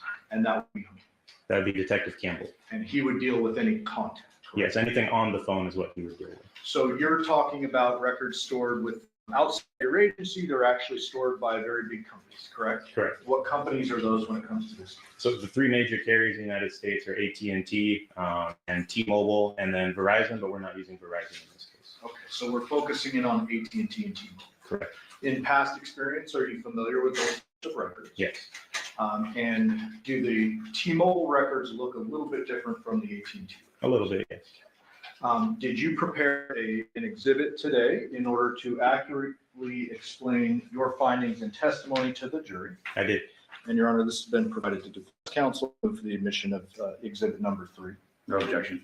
Number 3, is that what you said? Yes. Okay, 3 will be made without objection. Thank you. And sir, does exhibit 3, you created that, correct? I did. And is there an exact mirror image of that exhibit that's going back to the jury on your supercomputer there? Yes. Okay, so for ease of use, you're referencing the same exact files, you're just not plugging in the extra thumb drive. That's correct. If you could just pull up the content of the entirety of the disk. Yep, and that would be, I have it set on my desktop here, and I already have it open. This would be the content of the USB flash drive. Okay, and I see 7 different files, correct? Correct. Is there any particular file that you would like to start with that kind of gives an overview of what we should be expecting from these episodes? We can just start going through the folders. Okay, let's start with folder number 1. Back out a second. Did you title that yourself? Yes. And what is that title for the record? So to title them, I used the phone number and then the associated user of that phone number was provided by the investigating detectives. So for this one, the first folder is the phone number 702-353-3823, and it's Andrea Reyes. And were you provided those by Detective Ozawa? Yes. If you could open that folder, please. There's 2 separate folders. One says mapped data and the other says provided files. Can I presume that the second folder is what you received to analyze? Correct. If you could open that. Subfolder CDR records, open that. And then there are several files. It looks like some Excel, some PDF. Yes. Go ahead and start with the COR affidavit certification file. Tell us, what are we looking at here? So every time a detective sends a search warrant to the carriers, all of this information, we don't have to have the phone in hand. All of the information that I'm going to go over is stored at the actual carriers. So we send a search warrant to them asking for the information that we're looking for in our investigation. When they send it with us, they send a certificate just saying that all the information is accurate and they're attesting to the legitimacy of it. Okay. Close that out. Tell us, what type of records did you receive with regards to Ms. Reyes' phone?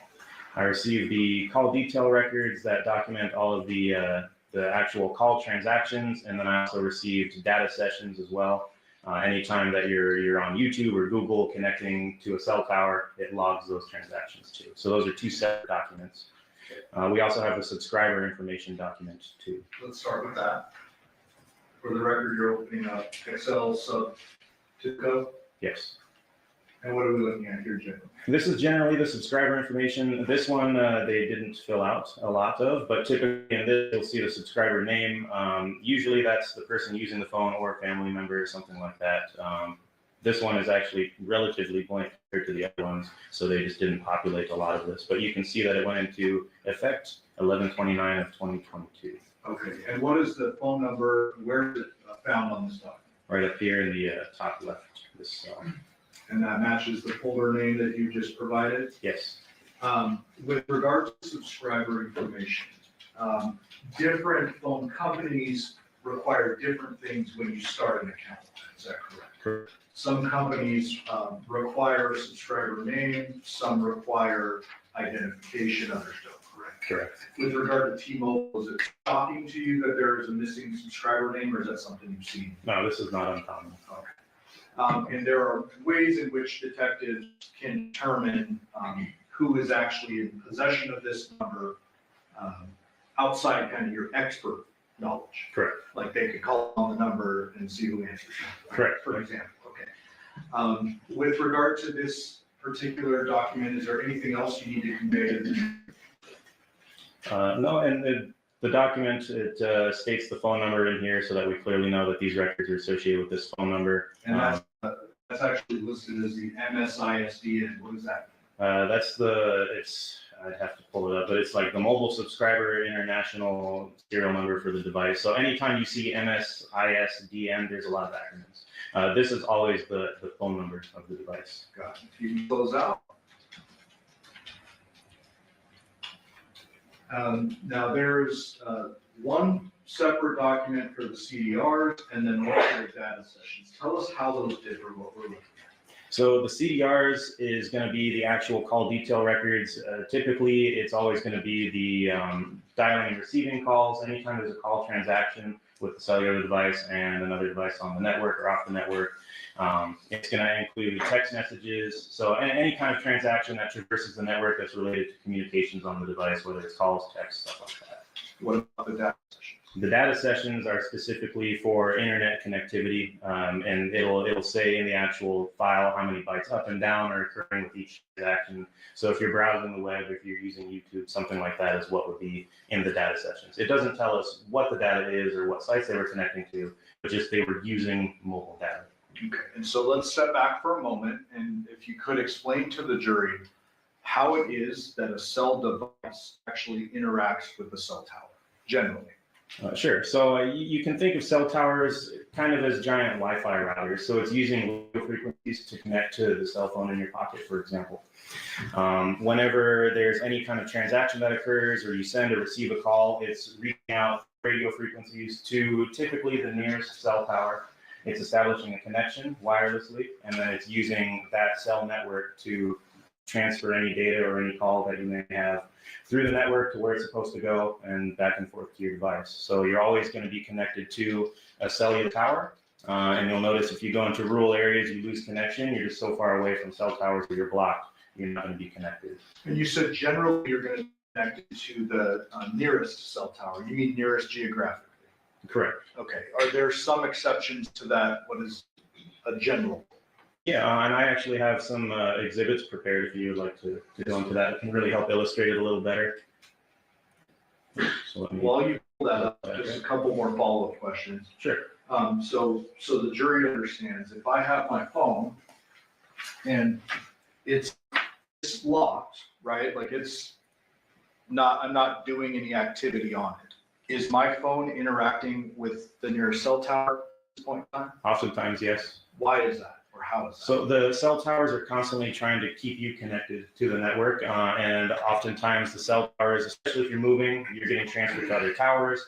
They're constantly gauging connectivity to you. If you're in a crowded space, the network traffic can sometimes be a factor. So if that tower is becoming congested, then it'll move you to another best available connection. So there's always stuff going on in the background with cell towers to keep you connected and to give you the best. I don't need to be actively on my phone sending a text to interact with the tower. Correct. And likewise, if my phone is quiet or in sleep mode in my pocket and I receive a text, that could be coming through, or has to be coming through a tower. Correct. Okay. And what did you want to illustrate? So I have a few photos just to kind of help make this concept a little more clear. So this is an example of the mapping that we do. We'll come back to these. So the data at the top left is not as relevant now as the actual imagery that you see on the screen. But what we have here is at the base of this triangle is going to be a cell tower. As you're driving around, I'm sure you've probably seen them. They're usually three-sided. They look like giant triangular poles. Each one of those three sides is an antenna. So most cell towers have a set of three antennas that face out in three different directions. So what we can glean from that investigatively when we request these call detail records is it will log the transactions, it will log the connections with the cell tower location that you're using. And then it will also tell us which of those three antennas on the tower your device was connected to. And from that, we can typically infer distance from the tower and the direction from the tower based on the density of other towers in the area. So let me try to break that down. But this just shows an example of our mapping software.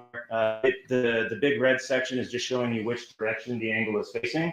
It doesn't say anything in that red area. It's just letting you know that the antenna is facing that way. So if you were at this house, for example, you'd be connecting to this antenna on the cell tower. And again, there's three antennas. So if you're off over this way, say in this neighborhood to the right, I don't know if you can see my mouse over there or not, but if you're over to the right, you're typically going to connect to the antenna that faces that direction.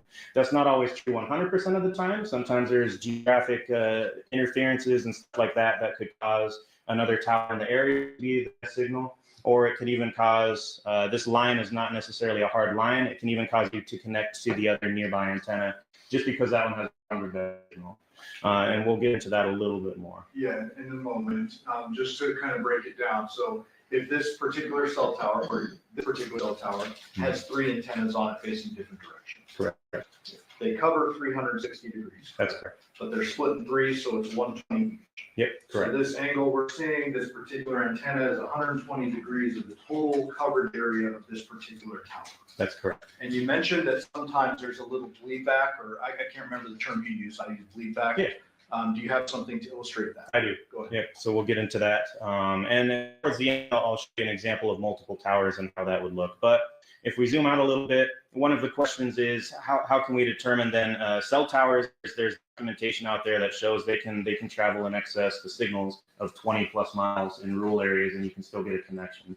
So in cities, we have multiple towers all throughout this area.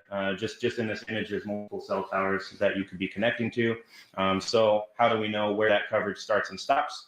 There's a couple different ways.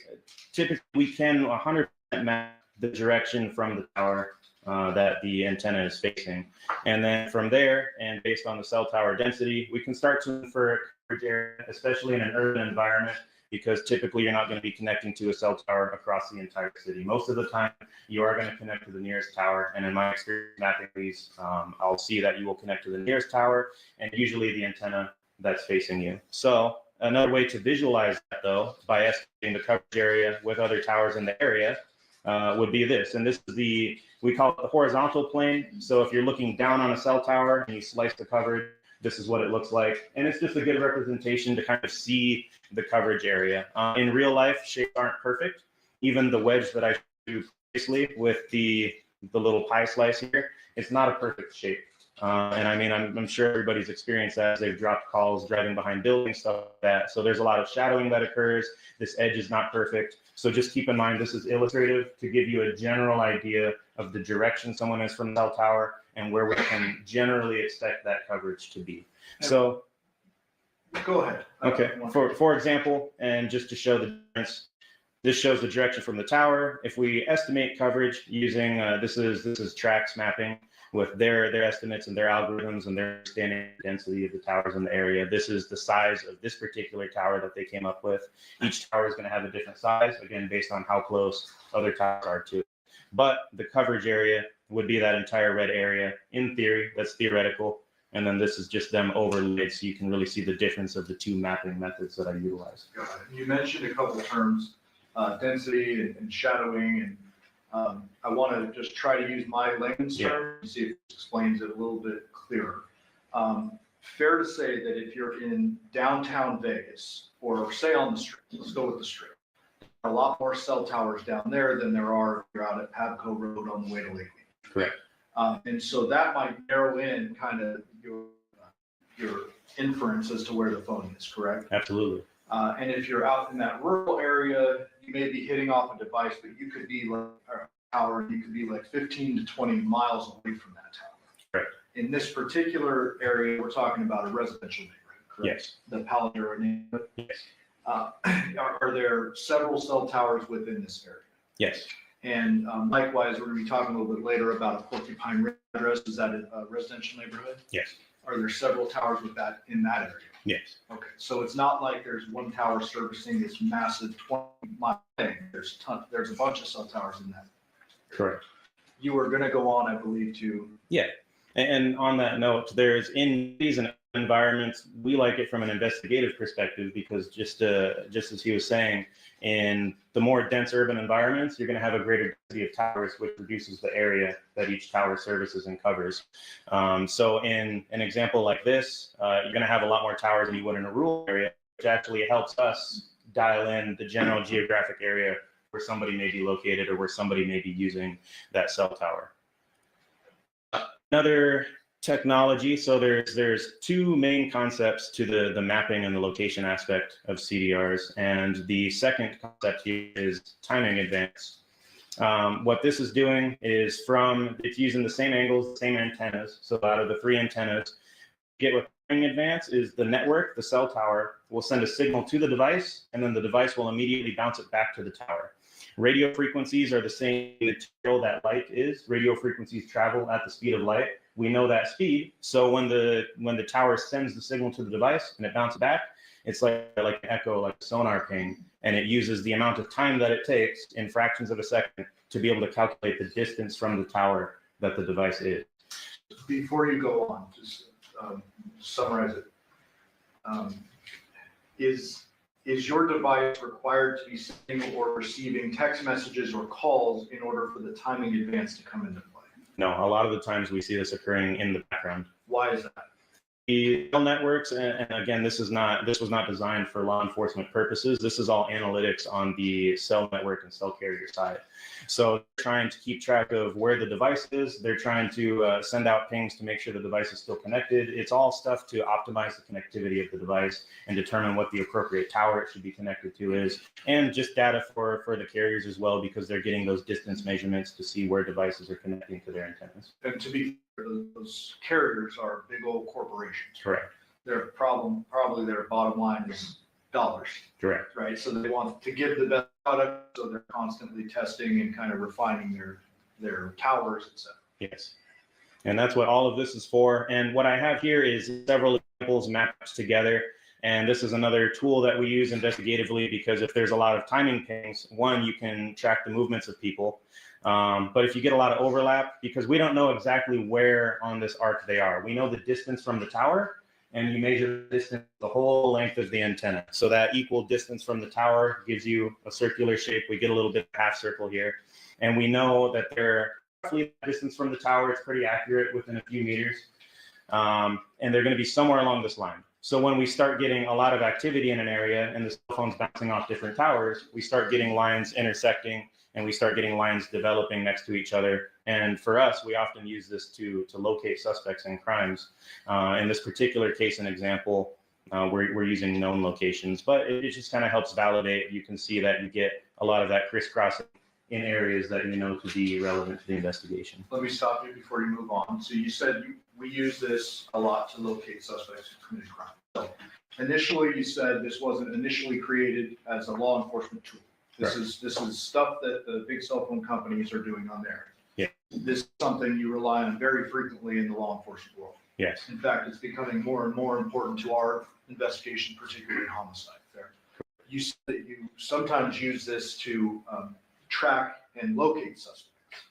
Have you, throughout the course of your experience, seen this and relied upon it? And if a phone says it's at these intersected arcs, that suspect is actually at that location?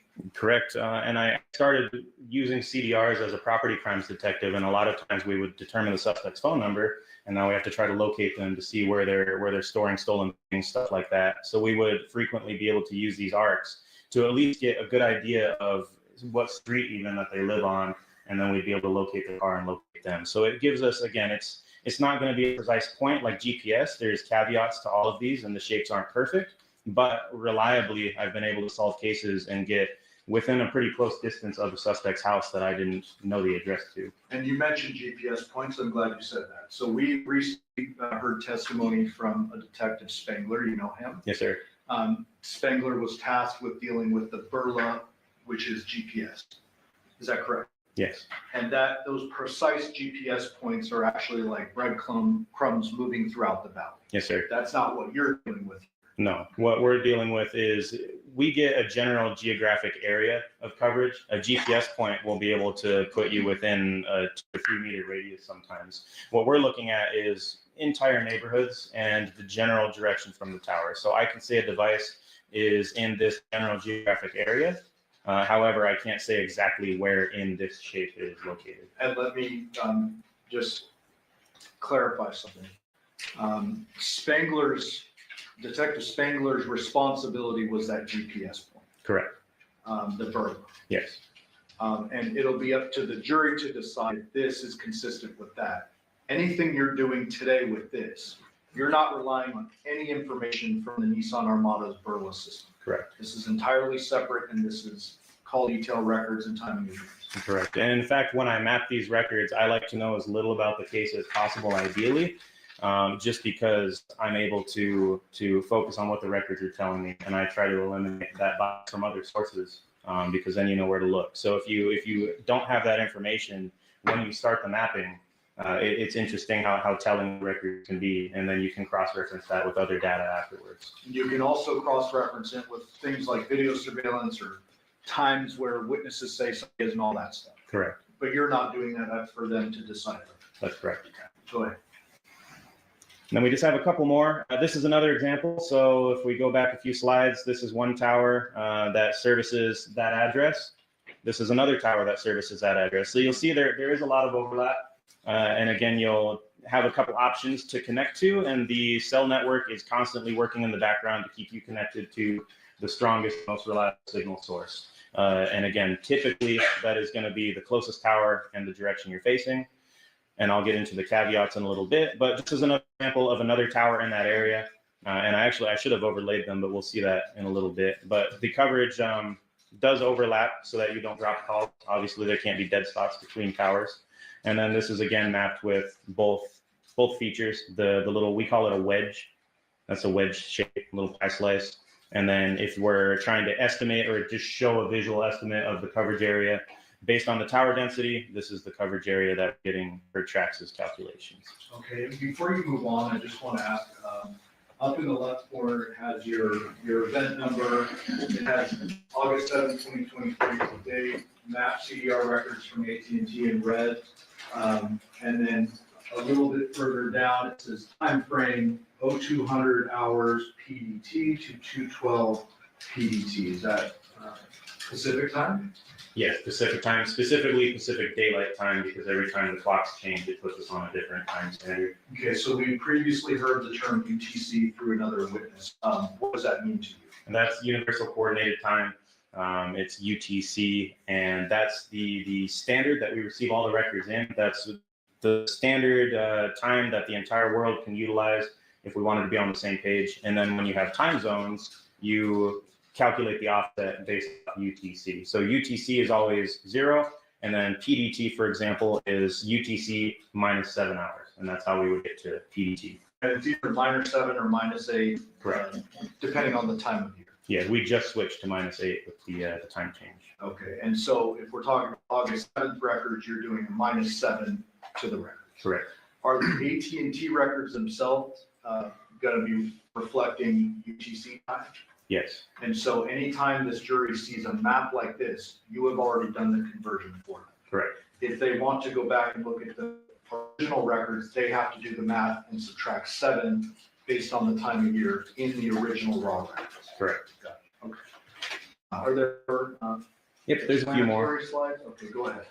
This is an example of 2 different carriers that service the same area. So the blue is T-Mobile, and then red is going to be the tower that AT&T utilizes. However, these towers, even though they're 2 different networks, they are using 2 different towers to service the same general geographic area. So this is just what that looks like. And then I wanted to show this example just because we do get these outliers sometimes where you see this line from the, and again, my mouse is on there. Okay. So you see this line, and you'll notice that this little house here is going to be outside of that line, outside of the expected coverage area based on the wedge that we're looking at. However, and this is what I wanted to show, the alternative method of mapping, if we utilize this H-plane, and the shape of that H-plane is determined from a bunch of scientific testing through the antenna manufacturers. They're able to use a chamber. It's called an anechoic chamber, is the scientific name for it. They're able to basically measure the shape of the coverage area of the radio frequencies, and that's where this shape essentially comes from. So you can see that it propagates out from the tower, not in perfect lines, and sometimes you will have that coverage a little bit back from where the wedge shows. So we're now seeing a 249 next to the red ping and a 5657 next to the blue ping. So those are just the lines, the rows from the records that it was derived from. So this is when we're mapping, and we can even pull it up live later on, and I can show and get into that. But it's referencing each one of these points in my mapping software. This is just a screenshot, but I can click it, and it'll give me a little bit more information about where that specific record came from. And the way Trax does it, which is what we're seeing here, when we're using just Trax, it's referencing the actual row number that pulled that data from.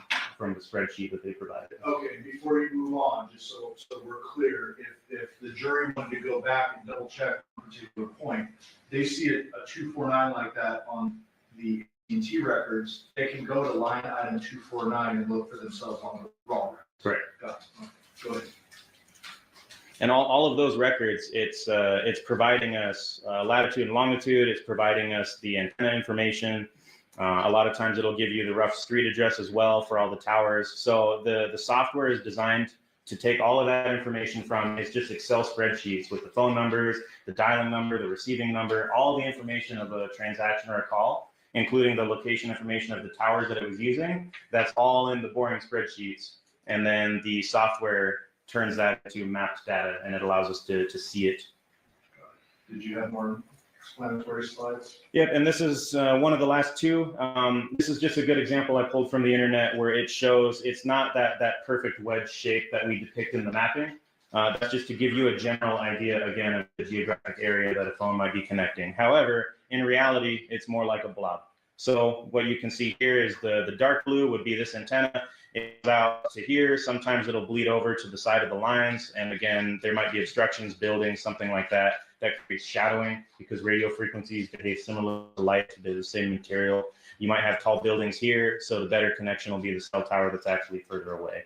And then just to give you an example of a dense urban environment with all of that overlap, this is what it could look like with the various coverage blending into each other with multiple cell towers. So this is similar to a neighborhood, like what we were just looking at with all the pictures I showed you before. Got it. So with this particular exhibit, I want to get into a moving cell phone. So if a cell phone is interacting with towers or someone's on the phone and they're driving, is there like handoffs between these towers as the phone moves? How's that? Yes, and so the coverage overlaps intentionally because when you start away from this tower, the network is constantly measuring and keeping track of your signal strength.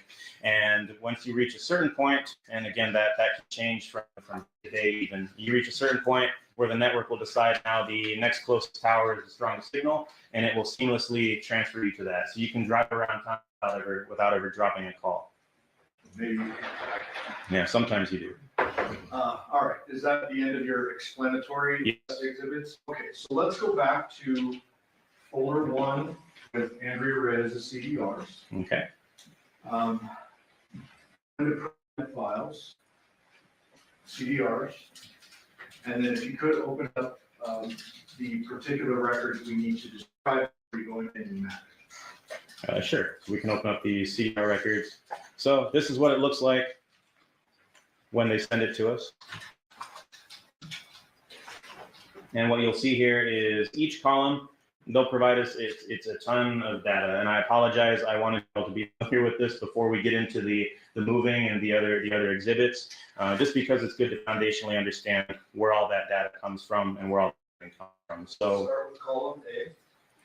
Column A here, we have the date, and it'll show you what date that cell transaction occurred on. And as you see, as I scroll down, the date will change. They're all in chronological order. Column B.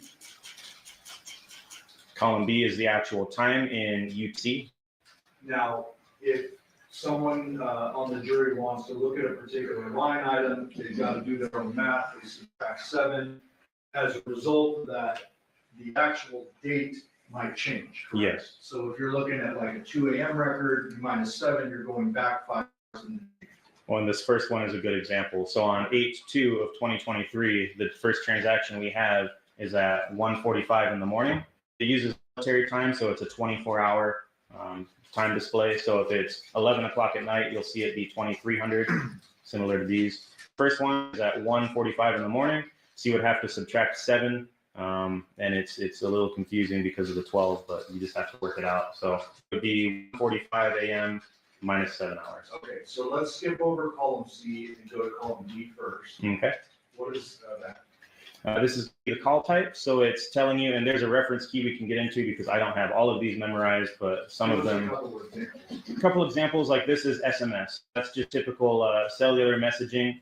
So if you send or receive a text message, that is what this is. Let's see if there's. How do we know when we're looking at a call?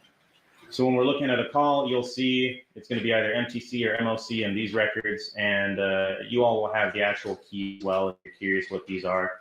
I reference it a lot because it's too much to memorize. There's so many different acronyms. However, when we're looking at a call, line 1 is another example. You have the calling number and you have the dialed number. The number for the subject number of the transactions that we're looking at is always going to be on one side of those. So either they're the dialing number or they're the receiving number. So you'll see the target phone number of these records is 702-353-3823, and you'll see that 3823 on one side of every transaction. And this here is a call. It's the calling number or the dial number. Correct. Got it. And so I skipped over 3 duration to get into call type first. So when we go to your example, example at line 11, go to 11 first. Yes, sir. That was a text message. Yes. So the duration column, we see nothing, just blank. Correct. If you look above that, those are calls, and you're seeing a duration. Correct. So how is it that, or what does duration actually mean? Is it like the whole time I pick up my phone and I dial and then it's ringing, ringing, ringing? Or is it the time we're talking or what? It can vary between carriers, but usually it's when you connect. So the actual time that the call is connected. So when you hear ring, it's not connected yet, they pick up, and you'll even notice on your phone the timer starts. And that's how it's reflected in the cell network as well. So duration is approximately 30 seconds for this phone call. Okay. And then do you know off the top of your head, what happens when the call goes to voicemail? Not off the top of my head, because some of these are codes. So when it says the calling number, voicemail is often 9999. Okay. Like this. Well, but that would be in the key, right? Yeah, so that'll be in the key, but it'll tell you if it goes to voicemail, and then there's make sure there's no other columns because each carrier is a little different. No. So it would be under the call type, and or there will be an actual code in the calling number to show that it went to voicemail. So you'll see weird little numbers like this, and you just have to reference the key to see what those mean. Okay. So going to the top, we've gone through first 5 or 6, I guess. Yeah. Let's go down the line and you tell me what's important for the jury to know about the rest of the call. Yeah, so, and this is for the phone number ending in 3823. And so, for example, this first line is just showing that there was an incoming call from this phone number ending in 3557. The number that they dialed was our target phone number, the 3823. And then same thing, they say it a couple different ways with T-Mobile, the destination number, the called number, the dialed number, but you'll see that that's consistent with the target phone number for the records at the top. The IMSI is the International Mobile Subscriber Identifier. That's just a serial number for the SIM card in your phone, because sometimes we'll have people changing out the SIM cards. It'll show that in the records. Sometimes it'll get messed up like that if I click too much. The IMEI, that's going to be the serial number for the device itself. So your cell phone will always have that same IMEI. That's just the digital serial number that's always attached to the device. So let me stop you. If I keep my phone and I switch out the SIM card, the IMSI will remain, the IMSI will change, the IMEI will remain the same. That's correct. So the way I always say is like the IMEI is like the serial number of the phone, the IMSI is the serial number of the phone number. Right. Go ahead. And then you'll just have some completion codes. These are things I don't typically worry about. The service codes, this is an example of actually a forwarded call, and I start to retain some of these as I look at these records a lot, but the 02A with T-Mobile just means that the call was forwarded. And then this is all in the key as well. So these could be important if you're kind of curious about the nature of certain calls or you see something weird. The service code tells you a little bit more about what's going on. So if the call was forwarded or there's something abnormal about it, it'll be in these service codes, and there's a corresponding key that T-Mobile provides with us. The switch names and all of these cell site IDs, this is all corresponding to the network traffic as well as the network connection points that the cell networks basically distribute all of the traffic through. So it's not as relevant. And then the more relevant part when we get to these cell sites is the actual locations. So it'll show us the latitude, the longitude, and then, like I said before, it'll give us a rough address of the cell tower, and it'll tell us the city, the state that the tower's in, the zip code. That's all part of the address here. And a lot of the lines are blank. Is there anything else generally we need to describe in this type of record for the jury, or can we move on to the timing? Nope, we can move on. All right, go ahead. And I don't believe there's timing advance in this I'm session, sorry, actually. data sessions. But data sessions. So what are we looking at that's different from what we just looked So it's different, but still similar. The MSISDN, like I said before, that you can just think of that as the acronym for the phone number. That's a fancy way of saying phone number. So it's always going to be the target record's phone number. So this is the target record phone number that we sought this information for, and the phone number associated is always going to be the same. And then what happens is this is the phone connecting to the internet through the cell network. So you can browse the web without having to connect to Wi-Fi, for example. That's because the cell network enables you to connect to the internet. It's going to assign you an IP address. Without getting into that, that's just giving you a temporary address to access the internet through, just like routers work. Cell networks work the same way. You're going to see the same familiar numbers we just saw last time with the IMEI. You're going to see the SIM card serial number, the IMSI. It gives us the start time, and it gives us an end time for the data connection. Now, do these data connections need to be going live, or could this be something working in the background? If I leave Instagram open on my phone, this is still recording stuff. Yeah, it can still be running in the background, or if you're driving around streaming music or something like that, that data session is always going to be open, and it's going to be handed off to other towers as you move around. Mobile keeps track of those records so they can charge me for all that data. Correct. Anything else on this that you need to explain before we move on? Nothing too fancy. It still shows you the cell tower sites and the locations and everything, though, which is how we can map, again, the latitude, longitude. It's how we know the location of the tower they're connecting to the internet through. And then it also gives us even the amount of data that they downloaded, the amount of data that they uploaded. It gives us duration in seconds. So we're able to, essentially all of this, we're able to take and put into a map and be able to see how long they were connected to a record or to a tower and what tower they were connected to. So it's just important to know everything that we map and we see on the map comes from these data sheets. You can close out of that. Can we now move on to mapping, or is there anything else you need to explain before?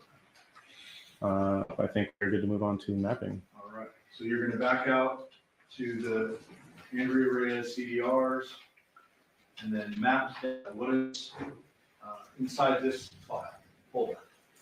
Inside this folder is what I produce. So when I get all of these files, I plug them into my software, and then this is what the software spits out. So it will map all of the data for me. There's a few things that I can do. I can change colors and stuff like that to make it easier to represent.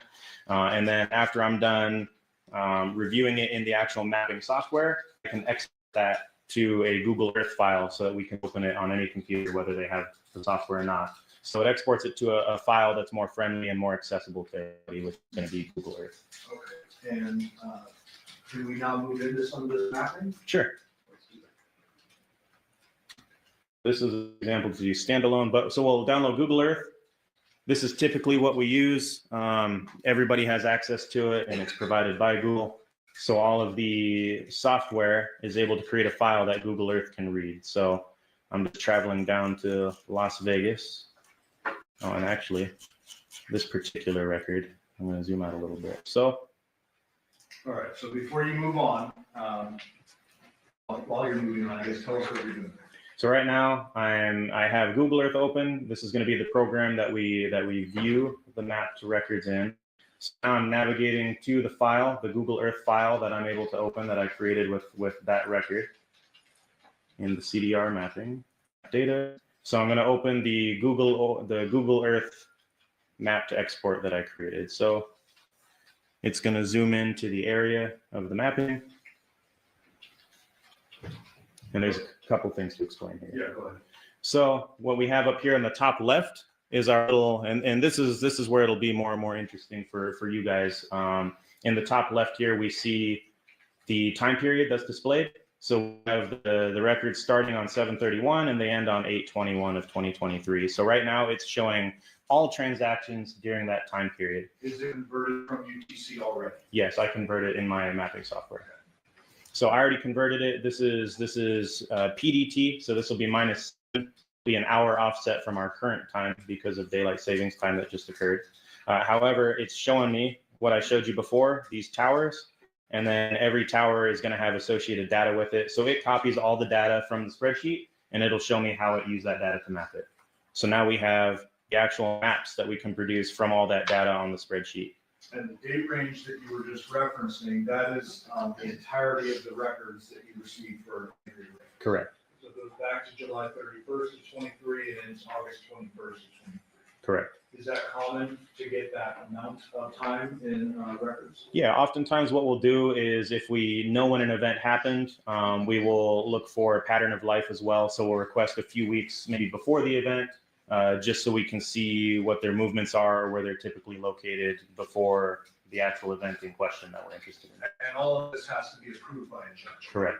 And so, there's a lot of private information contained on your phone records. So you can't go overbroad and ask for like the entire cell phone history of this phone. Correct. It's not a blank check, otherwise the warrant will get denied. So we can only ask for a reasonable window of time that would be relevant to what we're looking into. And so this is the records that you received from Detective Ozawa associated with Andrea Reyes' phone. Correct. And show us what's relevant about the mapping related to this phone. So if we zoom a little bit, we'll see that it's in the state of Oregon. I don't have the state lines here, but this is California. Las Vegas is right here where my mouse is.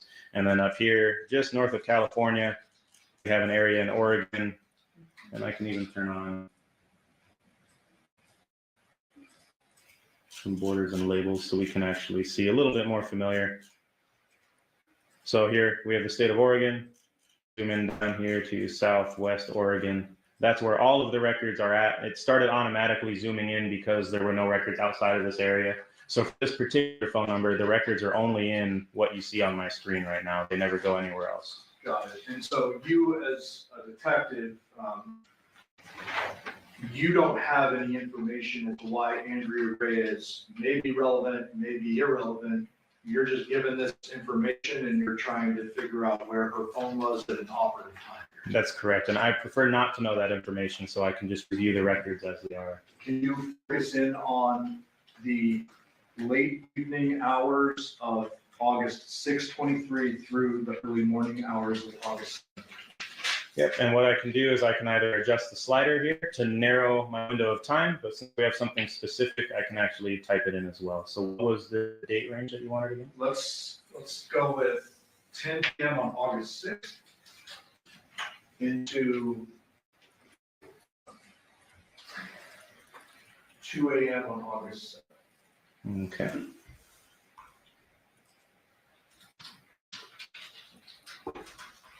So we don't have to redo this. Actually, can you just do noon on August 6th or noon on August 7th? Sure.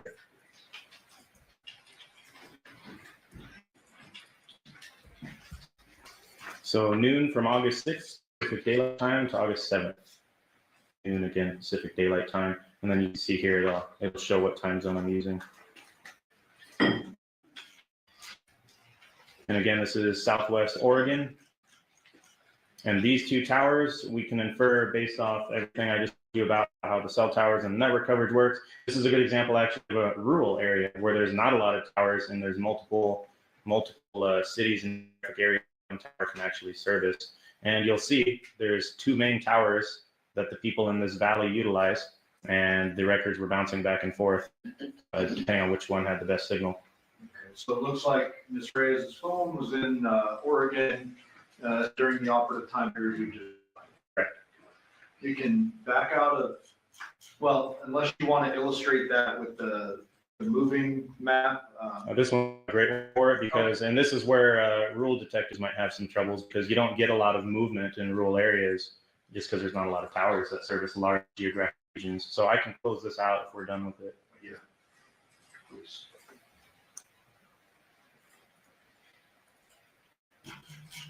Let's travel back to Las Vegas.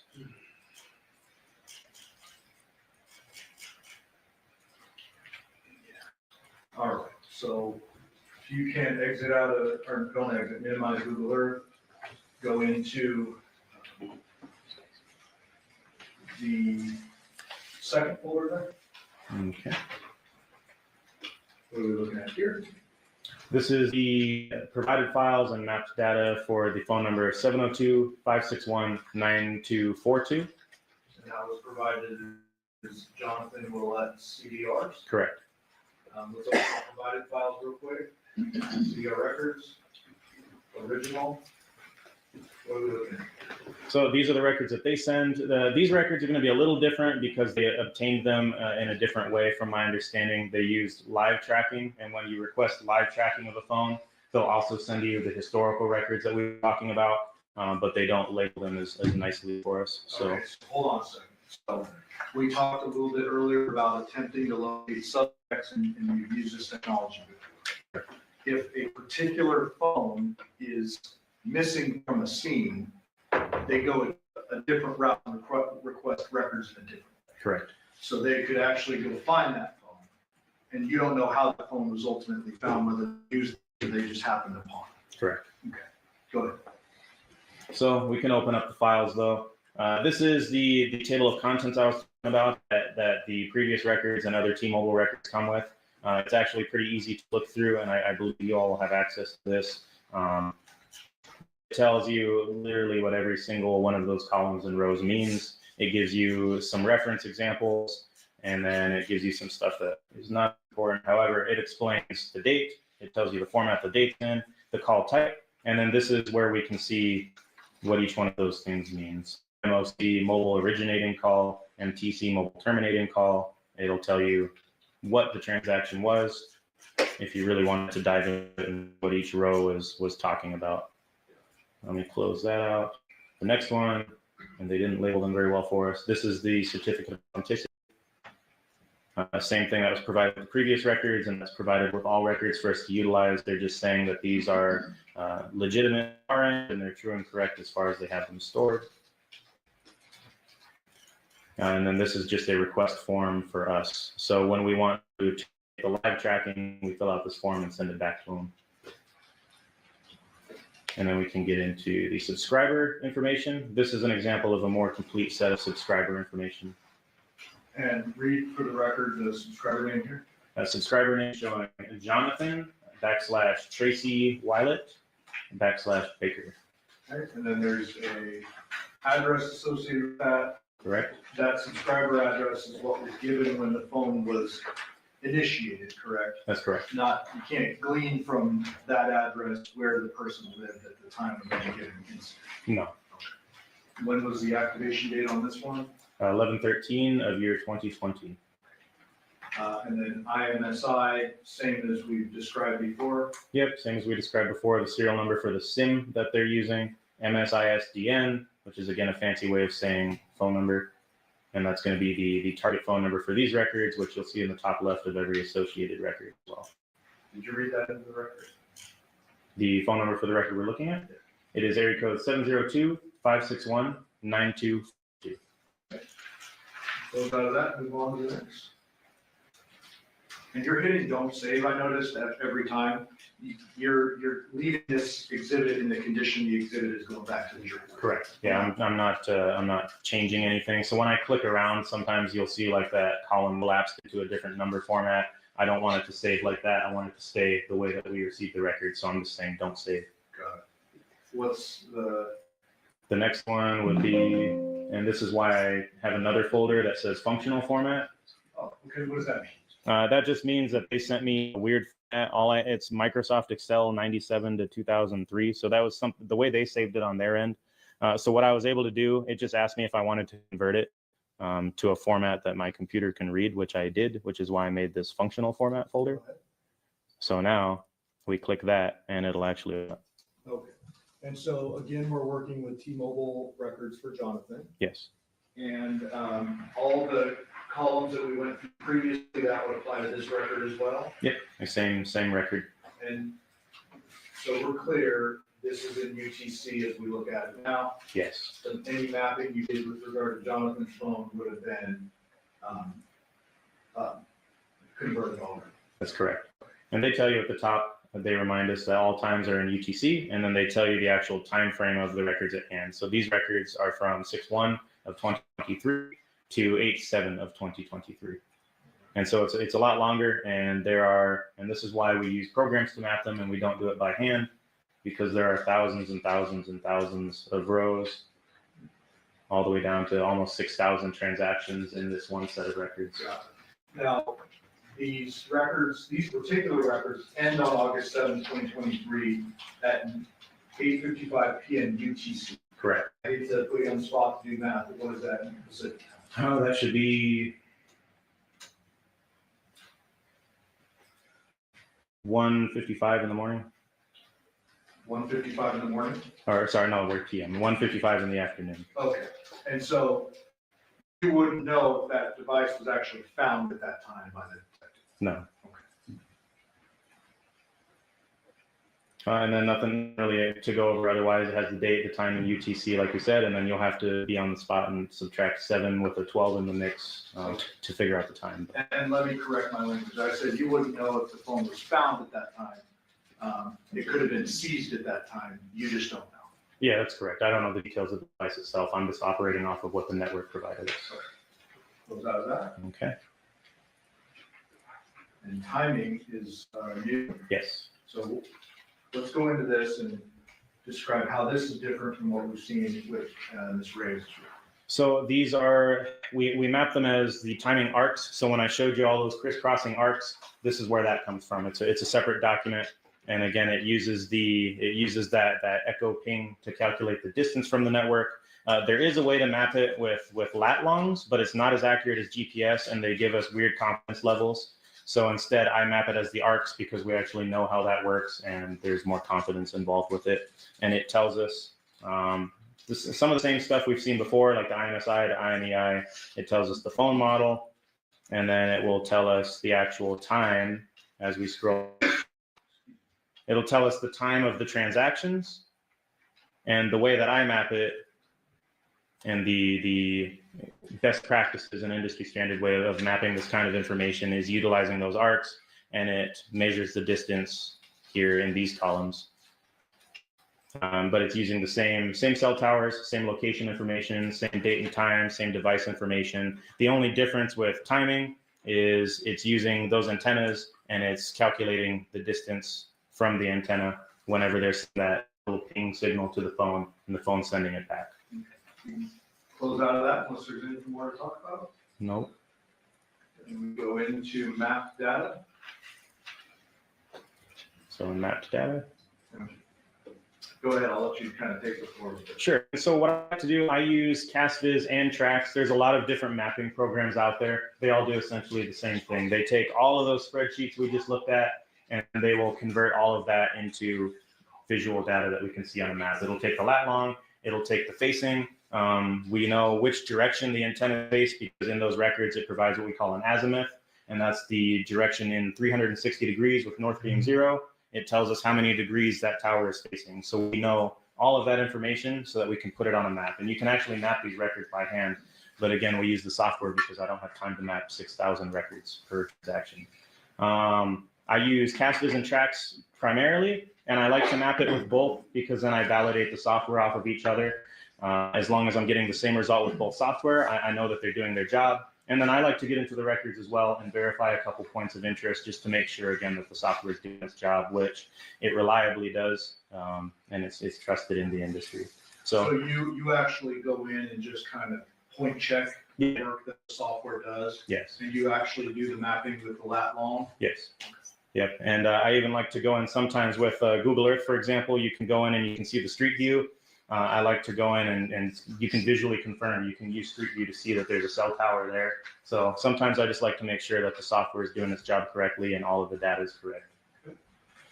Which one are we going to work off of here? CastViz, I include Trax, and Trax is the one that makes that big kind of potato shape. I use that kind of illustratively. However, I rely predominantly on CastViz just because it gives us the raw data that's in the spreadsheets. It gives us the antenna, it gives us the sector width. So it's not inferring or adding anything. It's a little more sterile and a little more basic. So I like to work off of CastViz. So for the remaining exhibits, I'm going to be showing CastViz stuff. For these though, I mapped them all together if you would like to So for these remaining files, we can go through before opening the actual mapping because Because you have them all included? I was able to make it so I can open them all at once and then we can select. Okay, before we do that, go in and open up the, slow down here. Sorry. Before we do that, back out, go to the CDR mapping. Folder number 3 is what? It's marked as phone number 702-677-4430, Devyn Michaels, CDRs. Open that. Provided files. Your records. And certificate of authenticity. So now we're finally saying AT&T, is that right? Correct. So what we talked earlier was T-Mobile records. They're kept a little bit differently than AT&T records, correct? Yes. Pull out or close out of this, just the normal certificate of authenticity saying these are the records for this number. Correct, same concept. And then what are these extra folders? So we have 2 different folders. They send it as a file, so I preserve that and then we extract it. So if we click the zip file, you'll see a bunch of records in it. So then I will unzip the file so it's computer friendly, and it's a copy of the file. So I left the copy, I left the zip copy there because that's how they send them. It just compresses it so it can go through email. Got it. So let's open up the uncompressed or decompressed version. Yep.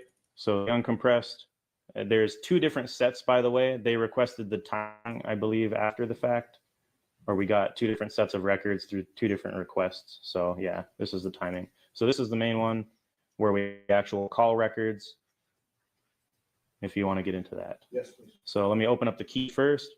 Similar to the T-Mobile key, they give you a reference key just because it's too much to be able to memorize or know what all of these things are when they send it to regular detectives. So everything is defined, everything that you would need to reference. So when it's talking about cell locations, it gives you details on how it works, deeper than what we need to go into today. But it's giving you the actual site IDs for the cell towers, it's giving you the lat longs, and then it's giving you the actual beam widths, which is how we make that wedge. It's almost always 120 degrees. And then it gives you some definitions. So there's just a lot of good information in here that I refer to frequently whenever I see something weird in the records that I don't understand or that I want to know more about. And it explains how it all works. And then they give the files to us in 2 different ways. So they give it to us as a PDF, which is more human friendly.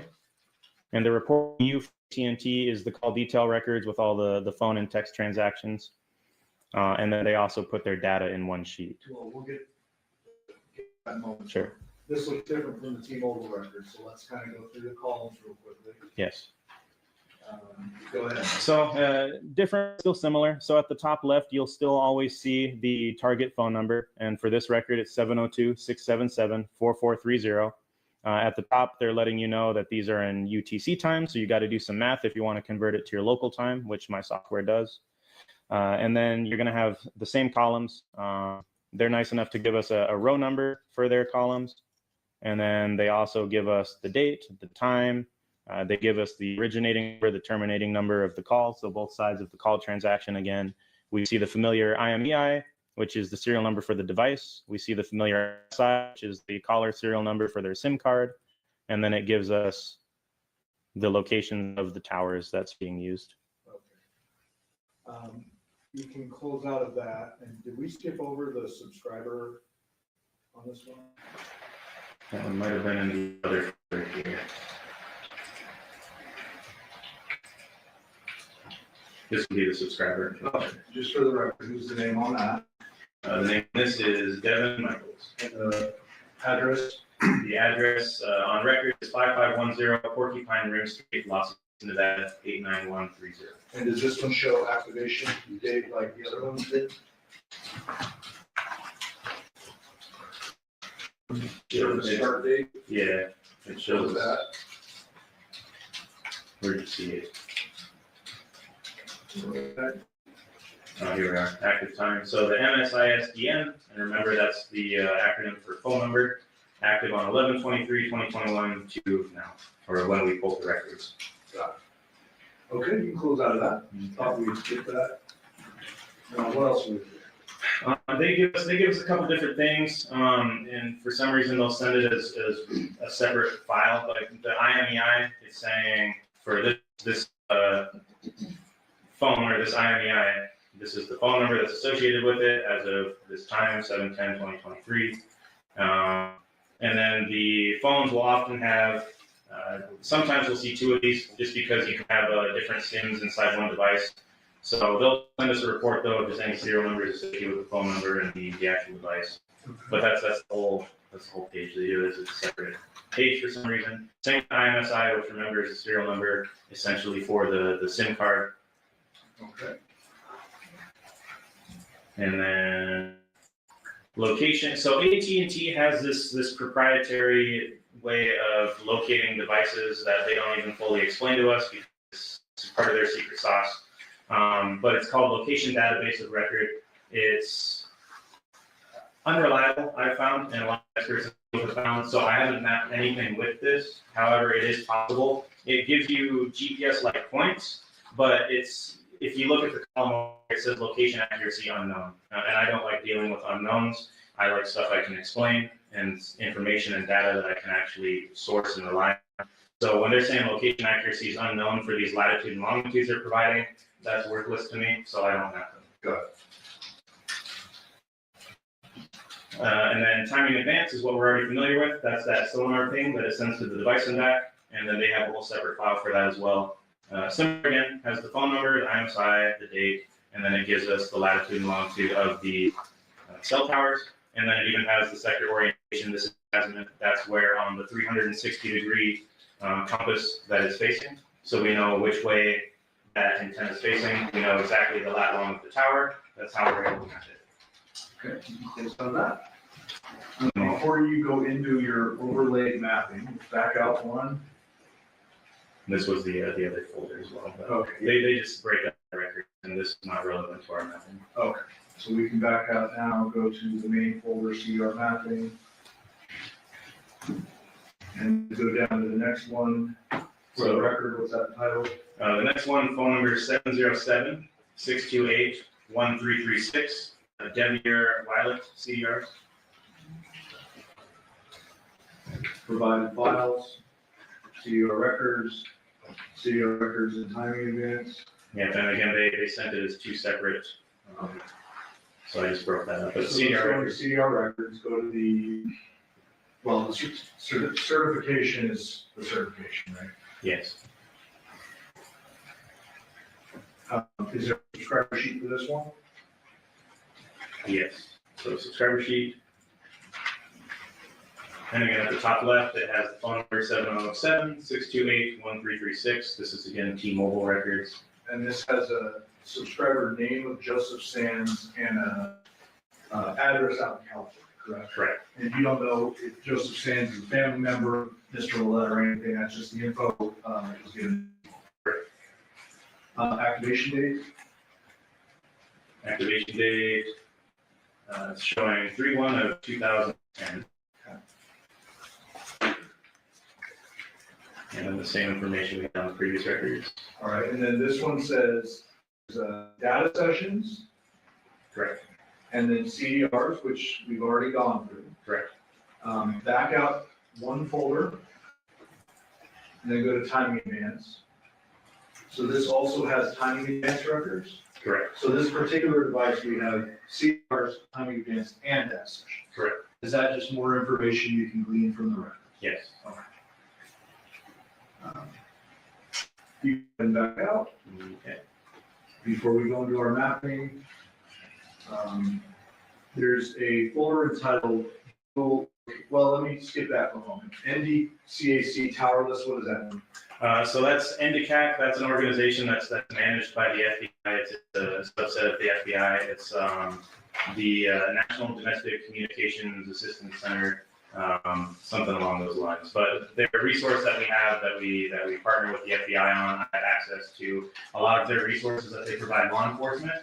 That's where I downloaded CASVIZ from. So they have tools on there such as CASVIZ for mapping software. They have a lot of other tools. One of the tools that they provide is tower lists. So sometimes the carriers will neglect to send us the tower lists on a search warrant.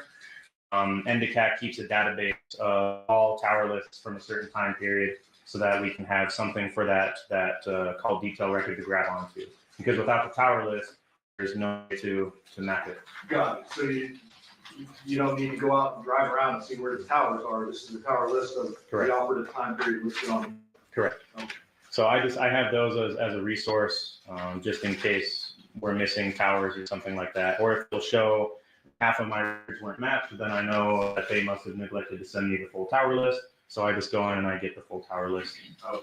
So before you go into your overlay map, there's a folder entitled Google Location Map. Yes. Is that included in your overlay mapping, or should you handle that separately? That I can include it. I already created a separate exhibit for it that we can open up. Okay, well, let's go with it first. Okay. So Google location data. And it says 3 folders, first step, second step, third step. Correct. Those records are also provided to you by Detective Ozawa. Correct. And this is a little different from CDRs from a cell phone company. This is from Google directly. Correct? Yes. If you can open one of the folders, or if you need to go into all 3 to explain generally what type of data you are mapping with regard to Google location data. Yeah, so with Google, and I'll take it from the top a little bit just to be able to explain it. But what Google does is when you start up a new phone and you download a Google-based application and you're signing their big long privacy document and check to understand, inside of that, they are giving themselves permission to collect data related to, among other things, your location.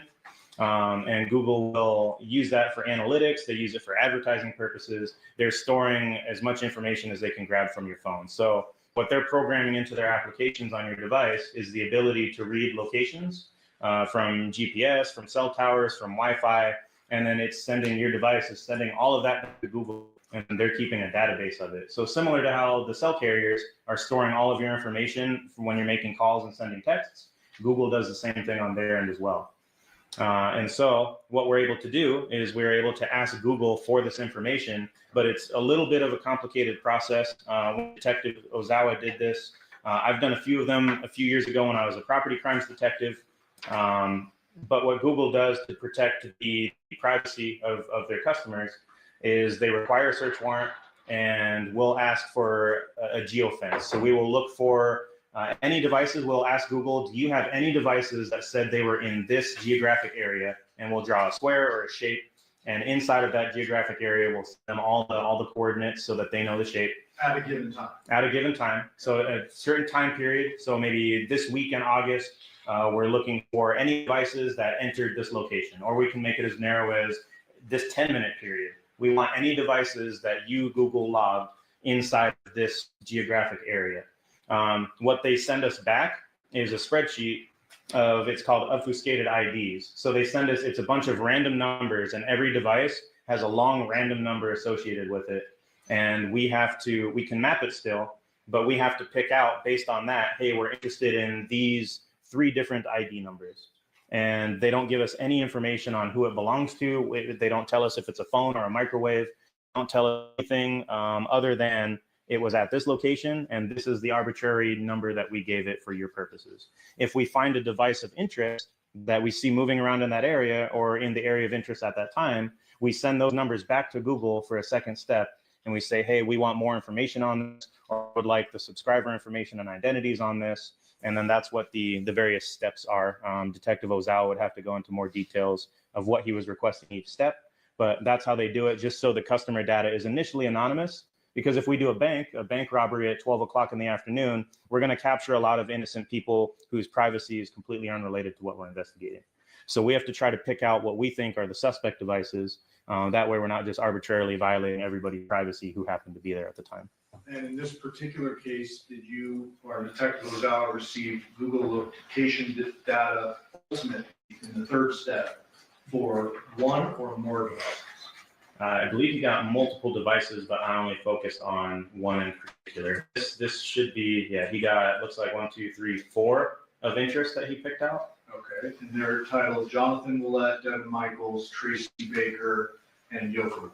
Yes, and each file has an associated file that is the original zip from Google, but he didn't want to change the actual file. So in good practices, he made a copy of it and then he noted which one was which. Got it. And so I believe you said you narrowed it down or focused on one. Was that the victim or Jonathon Willette's? Correct. device? Yes. And what type of information did you get before you go into the mapping part that allowed you to map Jonathon Willette's device? So they gave us, let me see if I can pull it up. The information they send you, and just so you know what I'm looking at, the information that they send you, this is like the billing information, so that we can see, once we ask for, hey, what's this big long number? And you can see up here, these are the big long numbers they provide us. What's this big long number? Who's associated with it? So they send it back and tell us it's based off this billing information. And then a lot of times we'll get suspect information, or we'll get, whoever is in charge of accounts. So Google Pay, billing info, and then you'll see, for example, this one says Jonathon Willette when I click down into the folders. So similar to the CDRs, they give us customer information once we finally know what numbers of interest we're requesting. And what type of location data are we talking about? Are we talking about interactions with Google or interactions with cell towers? So for the location data, it could be interactions with cell towers. And these particular records, though, the location data that they had sent back was interactions with GPS and interactions with Wi-Fi. Because remember, this is all information that Google is telling your device to send to them. They're getting into the GPS databases, they're getting into the Wi-Fi databases on your phone and telling your phone to send them all of that information that they're storing. Anything else foundationally we need to do with these records, or can we go now into the big mapping? Oh, just to show you what the records look like. This is the reverse location obfuscated ID. So this is what they send us, and this is associated with each device, has its own unique one of these. That's just the number Google gives us so that we don't know who it is, we don't know what kind of device it is, we just know it's a device, and this is the number they associate. So during the other steps, Detective Ozawa would have requested, hey, I want more information on this number, tell me more, with another court order, and then they send it back. This is the actual location information they sent back for it. And we know that it is Jonathon's based on the billing information that I just opened. And then they provide us timestamp. They provide us latitude, longitude. They provide us a display radius, which is their version of accuracy. So they give us a certain radius of accuracy. So if you ever pull up Google Maps on your phone, you'll see the little dot, and then you'll see a more blurry dot surrounding it. That's the accuracy region. So you're somewhere, probably, according to your GPS or your device, somewhere within that. Google pulls that information, and then they preserve that as well. So a radius of 100 meters, if we expand it out a little bit, they say it's meters. So they're saying that there is a Wi-Fi source at this location, and if you're connected to it or you're seeing it, you could be within 100 meters of this location here. So you get a 100-meter radius, basically, of where the device probably is. Okay. Anything else you need to explain foundationally, or can we move into the map? Nope, foundation. Otherwise, it sounds like y'all are already familiar with GPS and how that works. When we're talking Wi-Fi, though, it is important to note that based on their databases and crowdsourcing, Google maintains a whole database of Wi-Fi networks. For example, every time you connect to one, they're taking that information and they're making a database and storing it. With Wi-Fi, when it gives us the location, it's giving us the location of where they believe approximately that Wi-Fi network is at, or where that router that creates that Wi-Fi is at. So if you're connected to it, it's likely that you're anywhere within that 100 meter radius.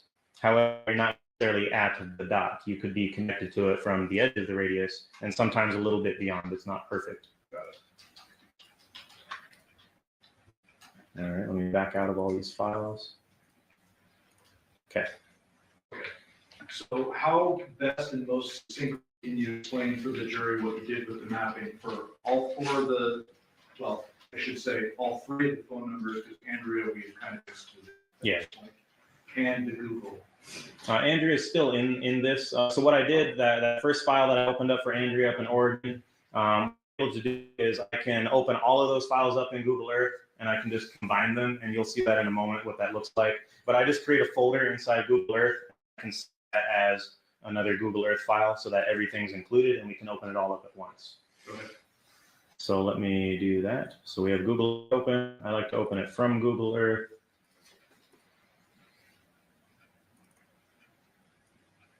And so I will open up this is my CastViz mapping with all 4 phone numbers. And it might take a second because it's a lot of data. As you saw, some of those sheets are 6,000 items long, and my computer is now processing thousands and thousands of items at once.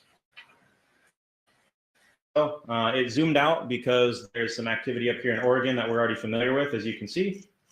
That's what we saw before. I'm going to uncheck that. And what I just did is I opened the file that I created. There's a dropdown. It's basically a Google Earth folder system. So I created a few points of interest so that way we can easily see them and we don't have to keep trying to type it in and guess where they're at. A few or two? 2 points of interest. And then that is 5510 Porcupine Rim Street, Las Vegas, Nevada, 89130. And the second one is 2698 Pauladura Drive, Henderson, Nevada, 89074. I'm going to uncheck just to help my computer processing Andrea Reyes, the 702-353-3823 phone number. And when I uncheck it, it's no longer displaying information anymore. You go down to Las Vegas here. And so the 3 phones, cellular device records that I have up now is the number ending in 9242, the number ending in 1336, the number ending in 4430 for Jonathon Willette, Devyn Michaels, and Devyn Michaels. Okay, so let's narrow this down a little bit to the evening hours of August 6, 2023.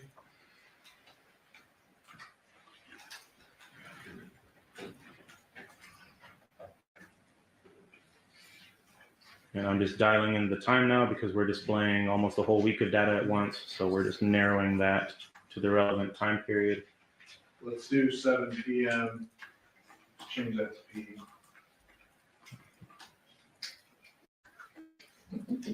7 p.m. on the 6th. Yep, and then I guess 9 a.m. on the 7th. Sure.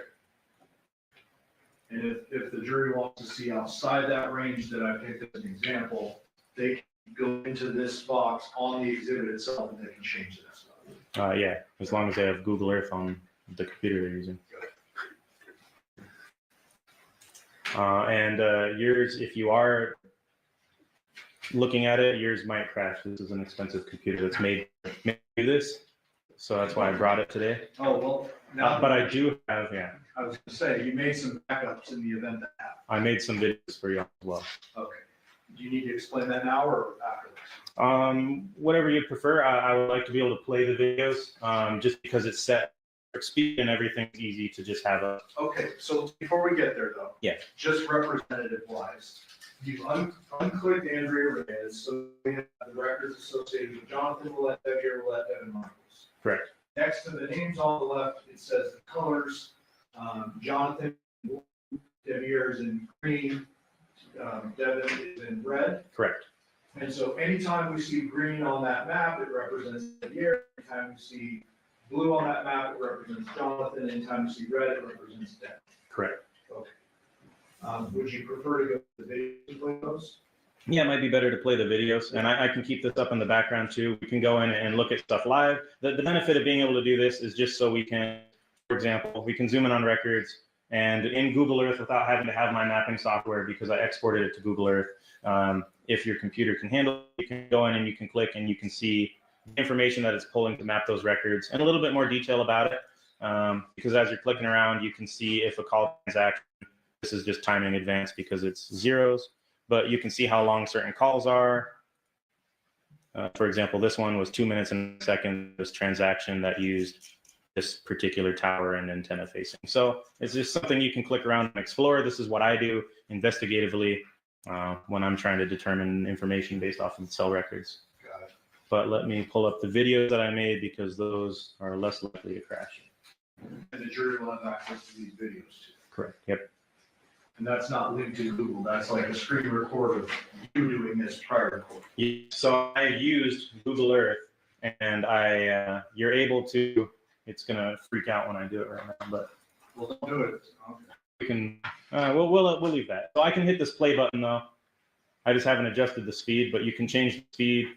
If I hit play, it'll slowly start going through whatever time window I have. So the time slider will move through time, and it's kind of like the snake game. If you have a larger window, you'll see at the head of the snake, transactions are popping up. And after a couple seconds, you'll see the tail of the snake falling off. And it's good to have that window of time instead of just a point, because you can kind of see the history and where the snake is coming from when you play it. Instead, you'll have points popping up if you don't trail it a little bit. And I'll show you what that looks like in the video here.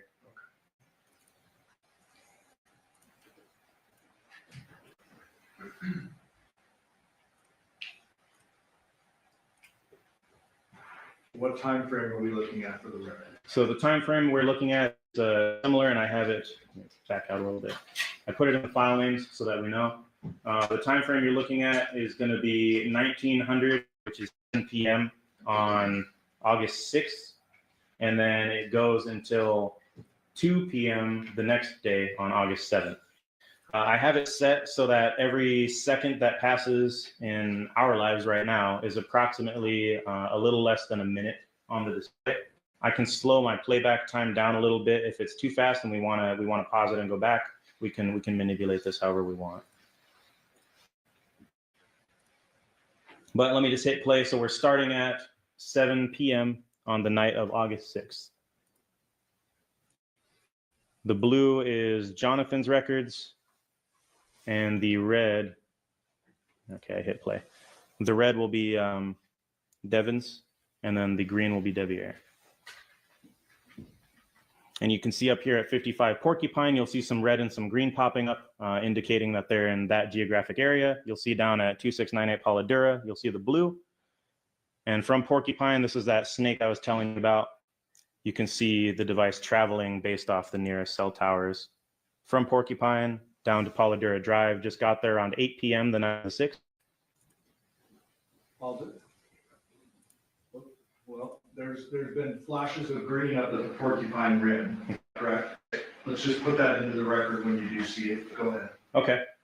And so what we just saw was the red records, Devyn's records, appearing to travel down. And you'll often see that you can infer what street people are even on based on how the records travel. So I'll back it up a little bit so you can see that traveling again.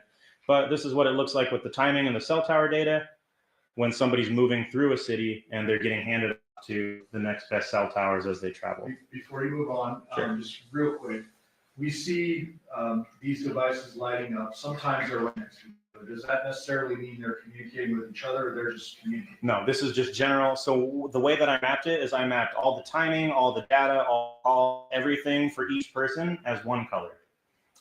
So everything in red, if you see red, it could be either data source, it could be call records, it could be text messages, it could be anything that involves the cellular network. That's all it's showing is just activity for that device and which cell tower they were using. Okay. And let me play again. So again, it's 7:50 p.m. on the night of the 6th, traveling down to 2698 Pauladura Drive, or the geographic area thereof at least. And then at the top, you see some green flashes of Porcupine Rim Street. And at 2698 Pauladura Drive, you're seeing a lot of red and blue activity. And the green is still showing up at Porcupine Rim. The green's still showing up at Porcupine Rim. And now at about 8:45, we see them. It looks like they're traveling together or appearing to. You see red and blue popping up and then ending up at Porcupine Rim Street. And let me pause it. It's important to note that you don't get an exact minute-by-minute play. It's whenever the device has activity. So a lot of times you'll see gaps just because the device isn't doing anything at those times. You'll see gaps in the time. Yeah, and you'll see gaps in activity because you're not going to get a perfect line when somebody moves. Like they'll disappear for a second and you'll see them pop up a few blocks away just because the device wasn't doing anything at that moment. So now all three devices are showing up at Porcupine Rim Street. We have some green, we have some blue, we have some red, all overlapping in the geographic area of Porcupine Rim. And we have blue and red heading back, and for the record, what time is that? So blue and red heading back, and they're arriving back in the area at 2698 Pauladura Drive at approximately 10 p.m.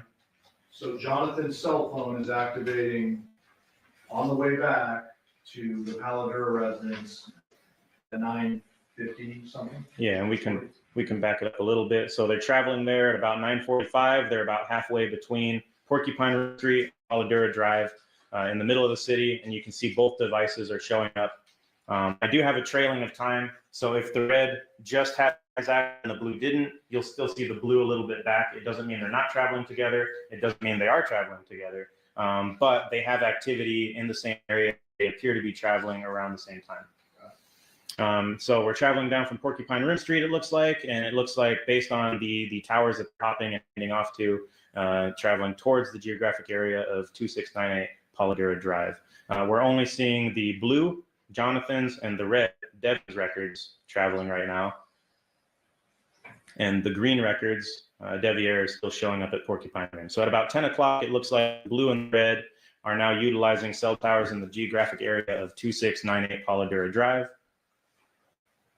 Green is popping up at 400 at about 10:26. Yep, and now at 10:30, we're still seeing blue and red at Paladura, and we're seeing more green at Porcupine Rim as we come up on 10:45. Coming up on 11 o'clock now. 11 o'clock, we're still seeing, let me freeze it, it's 11:04 p.m. on the night of the 6th. We're seeing green cellular device network activity for Devier up at 5510 Porcupine Rim. Down here on the bottom of the screen, you see we're not seeing as much blue activity anymore, but we're still seeing red for Devyn at 2698. Pause there for a second. So just because we're not seeing blue down at Paladura does not mean the device isn't still out there. Correct. It means it's not interacting or doing things. Correct. It's just not, for whatever reason, it's not engaging with the network. Obviously, the more you use your device and the more you're doing stuff on it, the more you're going to have activity reflected through the network, whether it's calls, data, stuff like that. If you're not touching your device, it goes dormant, and it's unless you have something in the background running like music playing, you're not going to have a network connection, and then we're not going to see anything in the actual records. So coming up on 11:15, we see some red at 2698 Paladura Drive, a blip of blue at approximately 11:20, and again at 11:28. And if I remember correctly, that's the last we see of the blue at around 11:30 at night on the 6th, Paladura Drive. On this, please. Yes, on this. Google a little bit. Correct. And we had a blip of red at. Let me stop you. Go ahead. Green just popped up at Porcupine Rim. Correct. What time was that? And if we want to go to the live, get a little bit more into that as well. But at about 11:35 p.m., we see green at Porcupine Rim. More. 11 at midnight, we see green at Porcupine Rim Street. We're still seeing red activity down at Paladura Drive, and that's at about 12:25. And we just saw some green around 12:25 as well up at Porcupine Rim Street. This is half an hour past midnight. Seeing a little more activity by the red down at Paladura, more green at 12:55 at Porcupine Rim, more red at Paladura at about 1:05 in the morning. And at about 1:18 in the morning, we're seeing more green at Porcupine Rim for Devier. And for Devyn, we just saw at 1:30 Paladura Drive again. And this is all in the morning. At about 1:45, we just saw green at Porcupine Rim. So when we're seeing green flashing into these late night, early morning hours, does that mean that the Devier phone is actively communicating, or does that mean something else? Not necessarily. We'd have to check the records themselves. What I just saw coming up, just from mapping these records so much, were the timing arcs. So for whatever reason, the cellular network was pinging the phone. And then we can even get into the records to see exactly what they're doing on it, because we'll be able to see if they sent a text message at a certain time or a phone call. But usually when you're manipulating your device, we'll see a lot of that signaling. So this could be just signaling from the network to the device. Correct. You could be asleep for all week. Yeah, sometimes the networks do that on its own. If you can resume it. And again, we're at about 2 a.m. right now, 2 in the morning. The time showing is 2:03. We have red at Paladura Drive, and we have green at Porcupine Rim.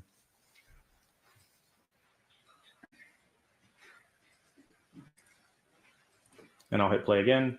2:05, 2:08, 2:10 in the morning. And now we see the red. It appears to be leaving the geographic area of Polidoro Drive. Okay, back up, sorry. Go to around 2 o'clock. It's 2:04. Okay, that'll work. So 2:04, the red phone appears to still be down to 690 Polidoro. Correct. Go ahead. And hit play. So we're coming up on 2:10, 2:15, and the device appears to be traveling towards the geographic area of 5510 Porcupine Rim Street. Okay. And it looks like around 2:40, they appear to be entering that general geographic area. And we're not seeing anything from blue down here at Polidoro anymore. And now we're just playing in the morning here. It's coming up on 3:20 in the morning. We see some flashing green at Porcupine. and some red still flashing at porcupines.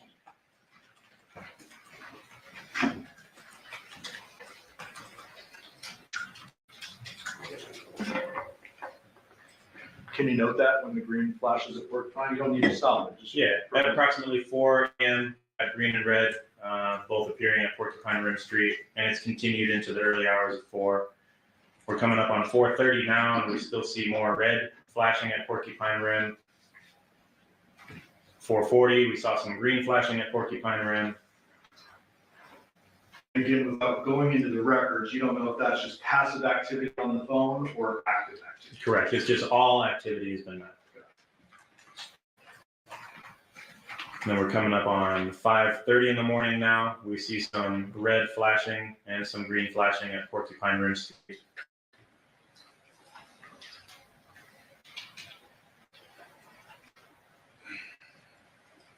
We're coming up on 6 a.m. Sun's starting to come up.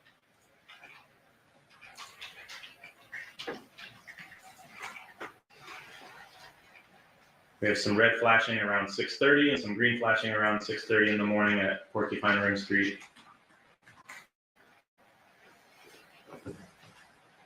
Red again, closer to almost 7 o'clock at Porcupine Rim Street. Now we're into the 7 a.m. hour. We see some green, Porcupine Rim, red, Porcupine Rim. And now, Yep, you missed it. There we go. at around 7:25, we now have red, green, and blue all appearing at Porcupine Rim Street. So we had some blue for Jonathon pop up now at Porcupine. Okay, so you don't need to go back to it in the exhibit, but if I recall correctly, the blue phone didn't have any activity after a certain hour, and this is gonna be the first time it pops up on these records at 7 and it's crossing. Correct. The last time we saw the blue previous to this was around 11:30 at night, the previous night at Polidoro Drive. You can, Now we're seeing some green, some red, and it's coming up on 7:45 in the morning now at Porcupine Rim. now green starts to move about 7:50. Yeah, green starts to move around 7:50, traveling southeast. Red is still the geographic area of Porcupine Rim, and blue as well, showing up now at 8:20. Green's still traveling, looks like they're traveling southeast towards Henderson, as we still see more red and blue popping up at the Porcupine Rim Street geographic area. And I don't think you know really any facts about this scenario, but No, the green appears to go across town. It does not go to the Polidoro address around 8 or somewhere else. correct. Based on these records, the device is showing closer. This is Boulder Highway over here on the bottom right, and that's where the green appears to have ended up. And then obviously we all know what it looks like if they were in the geographic area of Polidoro, which they are not at this time. And you wouldn't be aware that that particular phone's owner said he was working that day. None of that is on your radar. This is just based on the record. I know none of those details, correct? Go ahead. Continuing, it's again 9:10 in the morning now. We're seeing red and blue popping up at Porcupine. And this is important to note, those are those 2 towers that service that same geographic area that we talked about at the beginning. That's why I made that screenshot of this. So you can see those 2 towers are the ones that we're seeing popping up. And I have another video that has a closer view of it. But 9:30, we're seeing red, blue. 9:40, we're seeing red, blue at Porcupine Rim. And the green for Devier appears to be down near Boulder and Lee and Henderson. Sorry to interrupt you. Yes, So the red appeared to leave around 10 a.m. is a rough estimate, around 9:45 a.m. 9:45. And then I saw a little flash of blue that suggests that the blue one is left up at Porcupine Rim. Correct. Did I see that? Yes. There is still a flash of blue at the same cell tower that services the geographic area of Porcupine Rim Street. And then we see that snake trail for the red appearing to travel southbound. And the green for Devier, because I know we're keeping track of three things, is still down here near Lake Mead and Boulder area in Henderson. When we hit play, we see the red traveling to the Summerlin area. The blue is still showing up at Porcupine Rim at that same cell tower. Green's looking like it's moving. Green's moving, but green appears to go even further south into Henderson. It actually is it cut off on our video? Maybe we can go into the actual records if we wanted to follow it more on green. But it's available if the jury wants to. Yeah, it's goes available. down. But it goes down out of the picture here that we have cropped. Okay. But not near the Paladera. Red's back up at Porcupine Rim at the 10 o'clock hour. Correct. And then we see activity from green.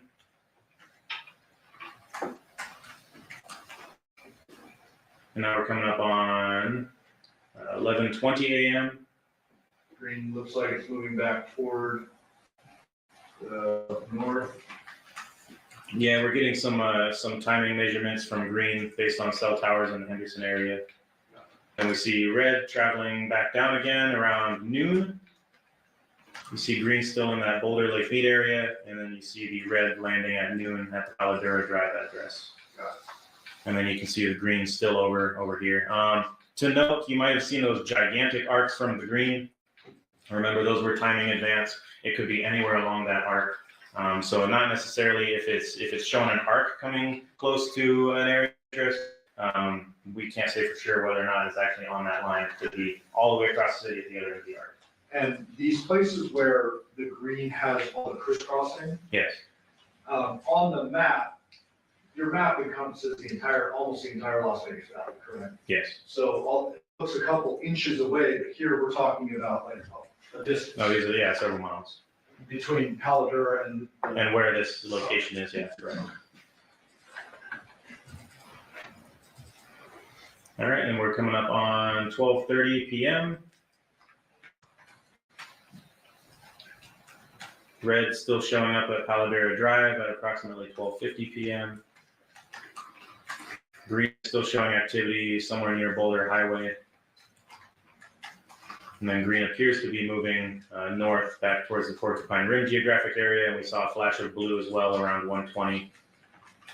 And red is still down at Paladera Drive now, coming up on 1:45 p.m. And red is now traveling at approximately 1:45 p.m. northbound towards the geographic area of Porcupine Street, where they're arriving at around 2:05 p.m. in the afternoon. Green is there as well now. Okay, I think you can close out of this one. Yeah. Before we need to take our recess, I want to get into the mapping of the Google stuff. What's these next ones? These are all zoomed in a little bit. So I wanted to be able to show, this is from 9:45 to 2:30 in the morning at the zoomed in on Paladera. If we wanted to have a closer look, because I know when we looked at that overview, we may have wanted to look a little closer. Why don't we go to the Google and we can return to that if we need to? Sure. Just in the interest of time. Let me change my view. So I can read my details. So I mapped the Google location, and we can also pull it up in the live. However, this is the video.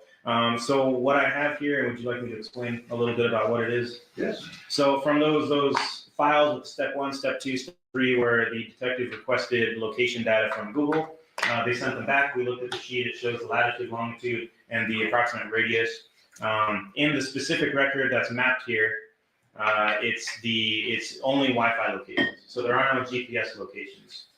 So as we're watching it, I mapped it as light blue. So light blue dots will be the Wi-Fi locations. What a cellular device is doing is if you open up your phone right now and you looked at Wi-Fi, you'll see a handful of available networks. Your phone just saw all of those networks and it just told Google about it. And that's what we're requesting from Google. So you don't even have to connect. It's called a probe request. Your phone is just looking for networks to connect to. It's up to you if you decide to connect to them, if you have the password. However, just your phone seeing them gets logged by Google. And that is that's the location information that they're sending us. They know the location of these Wi-Fi points. And so when your phone sees them, that's another way that Google estimates your location for a lot of various reasons. But this is information we can request as law enforcement. You just pointed out as though Google is George Orwell's big brother. Yeah, watching us. Yeah. Yes. So before you start, the CDRs for Jonathon Willette showed dead activity, no pun intended, but like dead activity between 11 p.m. and what time? And around 7 or 8 a.m. the next day. Okay, and at 11 p.m. it's showing at Paladura, at 7 or 8 it's showing up at Porcupine. Correct. This gives you a little more information. Yep, so we had a lapse in cell network interactions. The phone wasn't being utilized to make calls or any logged data sessions with the network. However, the phone appeared to have been on and it was noticing Wi-Fi networks and it told Google about it. And so this is what we got from Google about all the Wi-Fi networks and locations of them that device saw. And the time right now is 2:04 a.m. on the 7th. So the morning of 2:04 a.m. at 2698 Paladura Drive, again on the morning of the 7th. Those light blue dots are the Wi-Fi location hits, and I overlaid it with the red CDR records for Devyn. And so does it appear that slow it down. Good. No, that's like Let me just adjust. I'm just going to adjust the speed a little bit because that was kind of fast.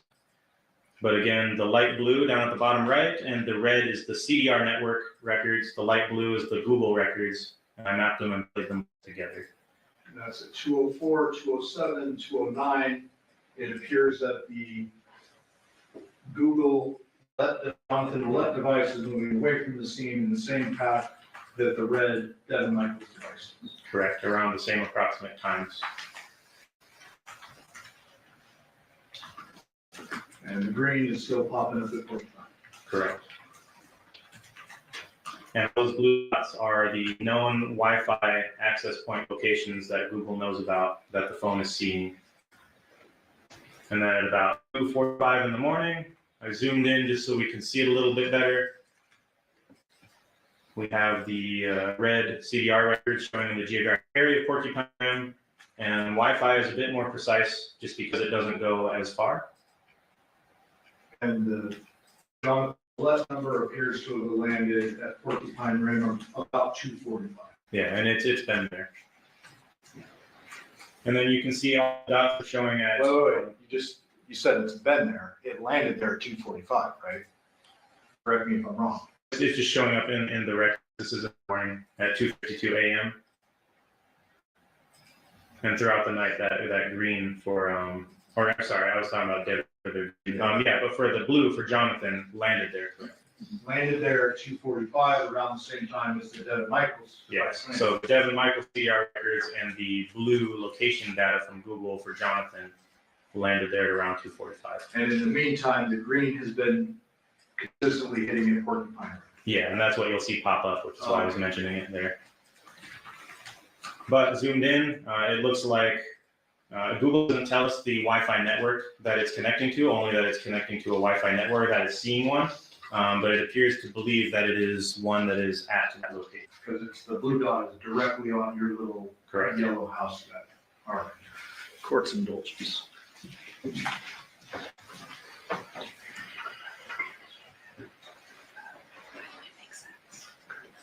All right, thank you, Detective. I will pass the witness judge. We're going to take a brief recess before we do cross-examination of the detective. Just a few follow-up questions. When regarding to Devier's phone, you said the name came back as a Joseph Sams on that the subpoena return? I can pull it back up if you like. The subscriber. The subscriber information. Let me pull that one back up.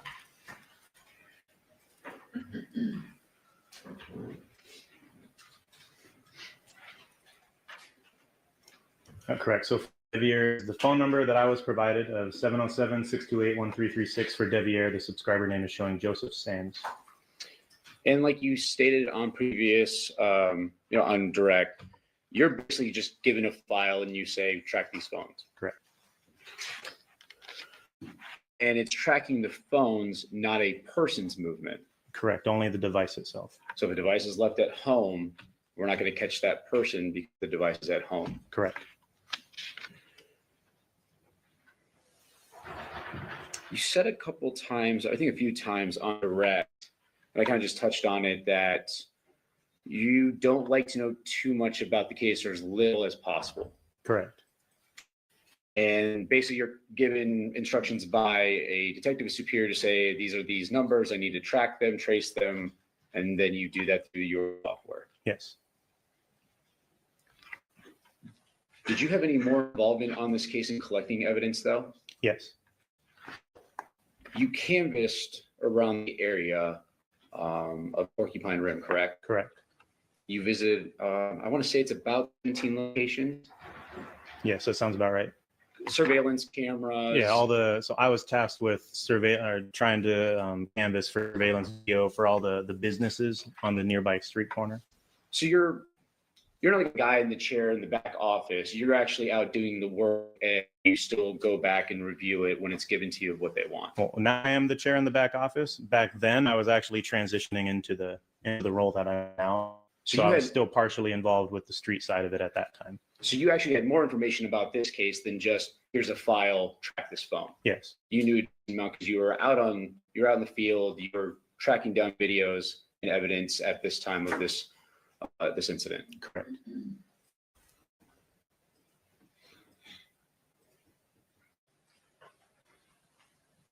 And you're given the phone numbers by the detective to track. You're not actually collecting all the devices. Let me clear up. You're given a phone and they say track this through your software, correct? Well, I was provided the phone number and the records that they had already obtained. And those are provided to you by the detective. Yes. And if there's other phones that are collected during the investigation, you know about that. You're just given the phones by the detective. Correct. So if there's phones that were left out or other devices, you don't know about them. You just were given what the detective wanted. Correct. Court's indulgence? No further questions, Your Honor. See, No, thank you. do the ladies and gentlemen of the jury have any questions for this witness? Okay, seeing no response, thank you very much for your testimony here today. Thank you, Your Honor. Full name is Carl Lippisch. First name is Karl. Last name is Lippsch. Sir, how are you employed? I work for the city of Henderson as a police officer. Specifically, what's your position there? Currently a detective with our Crimes Against Persons unit. How long have you worked in that capacity? I've been in this unit for just over 9 years. What are some of your duties in your unit? Our unit, Crimes Against Persons, responds to violent crimes, including like homicide, death investigations. We do any violent crimes such as shootings, stabbings. We respond to officer-involved shootings, as well as suspicious deaths, suicides, robberies, and a lot of cases like that. And so when you're investigating those types of cases, what are some of your duties? Are you collecting evidence, something else? Yes, depending on our role that we're assigned, depending on how many detectives are assisting with the investigation, the primary person with it who's kind of overseeing everything. You can be doing interviews, collecting evidence, whether it be physical evidence on tracking other evidence down, collecting video surveillance, writing search warrants, a wide range of job duties that are necessary for investigation. Okay. So then turning your attention to August 7th of 2023, were you assigned to assist in a murder investigation on the date? Yes, I was. And did you respond to the actual murder scene, which was at 2698 Paladura Drive? Yes, I did. Who was there when you arrived that day? At that time when we arrived, as detectives, we're usually contacted after the fact, after the initial response. So when we arrive, our Henderson police officers have already arrived at the location, and typically they've kind of frozen location or kind of taken control of the area to make sure that it's preserved as best as possible. And is that what was happening at that Paladura Drive when you showed up? Yes, it was. Okay. Did you arrive in the morning hours of that day? Yes, I did. Okay.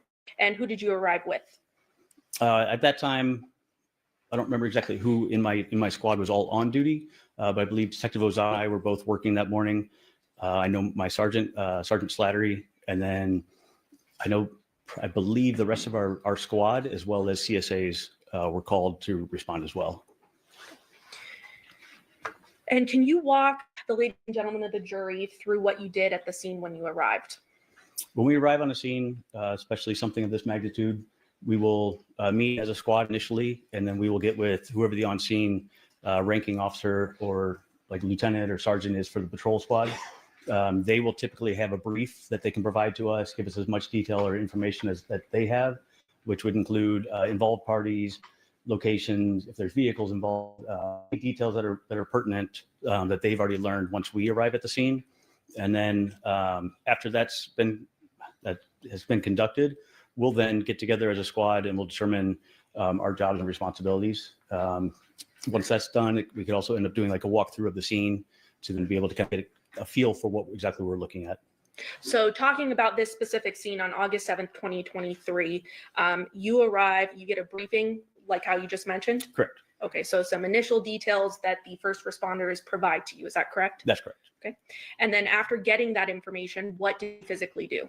On this scene, because the family was there and the family was, obviously they were dealing with the trauma of it and they're very cooperative with us, we were granted consent to initially walk in and kind of understand what we were there for, what we were responding to. We were able to see the initial scene, see the inside of the residence, and see the deceased person lying in the bed, so that we were able to kind of understand what exactly our investigation was going to entail. So essentially you do a walk of the murder scene, is that right? That's correct. Okay. After going ahead and doing that walkthrough, did you assist with the execution of a search warrant? Yes, I did. And search was granted for the residence from a judge, correct? Yes, it was. And did you also, were you involved in a search warrant for a truck that was located at that Paladura address? Yes. Now, talking about the scene itself, you mentioned that you did a walkthrough and then eventually assisted in the execution of the search warrant, correct? Yes. So talking about the scene itself, if you remember, there was, and correct me if I'm wrong, a living room, makeshift bedroom, sort of past the kitchen in the residence, is that right? Correct. Okay. And was the body found in that room? Yes, it was. Where was the body? The body was lying on the bed that was in that room, kind of lying across the bed. Okay. Were there blankets? Yes, there were. You also noticed blood at the scene? Yes. Was there anything unique or interesting about the blood that you saw at the scene? The blood at the scene was primarily limited to the space of the bed itself. The way that the body was positioned on the bed, the torso and the neck up toward the edge of the bed, and then the severed head was not there, so the neck was exposed. And then the blood itself there was some that had down from the body, directly straight down, but there wasn't, I should say, hardly any like blood spatter or anything like throughout the room that you may initially think due to the fact that the head was missing. And just to be clear, there was no blood spatter that you saw? Correct. Okay. Did you also find chemical bottles? Yes. And where were those found? There was 2 bottles that were found in the hallway that would lead from this room that was kind of the makeshift bedroom, more like a living room style, but it had the bed in it. There was a hallway that led from that room to a bedroom, laundry room, as well as out to the garage. And those were found in that hallway. And 2 bottles to be exact, correct? Yes, that's correct. Cleaning agents? Yes. And you mentioned you've been with the unit, this specific unit, for 9 years. Was this your first and only decapitation investigation? Yes. So it's quite rare. I think you mentioned that previously, right? Correct.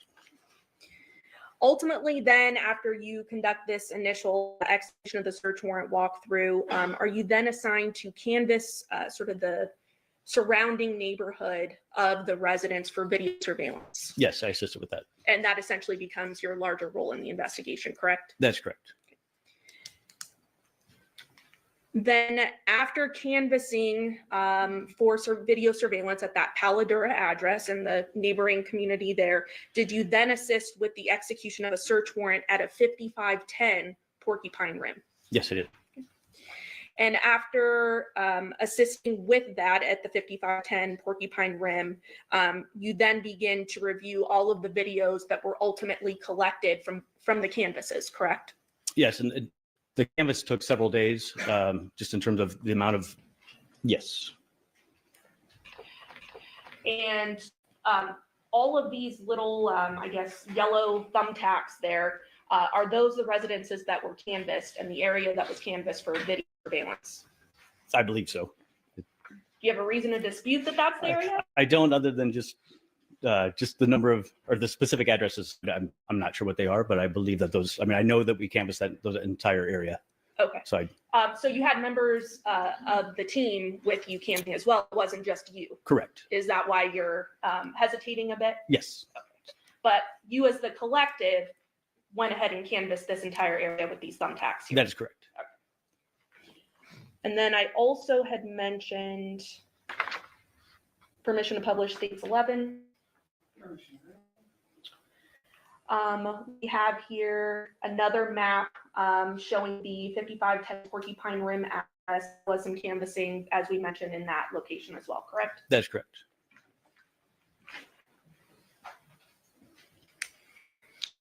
So I want to start with the canvassing of the Paladura address, which was the neighborhood of the murder scene, correct? Yes. Okay. The actual neighborhood itself was searched, as well as nearby businesses, correct? That's correct.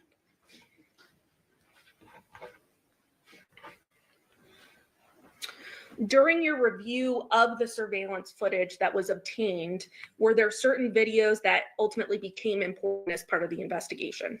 Yes, there were. And why did they become important?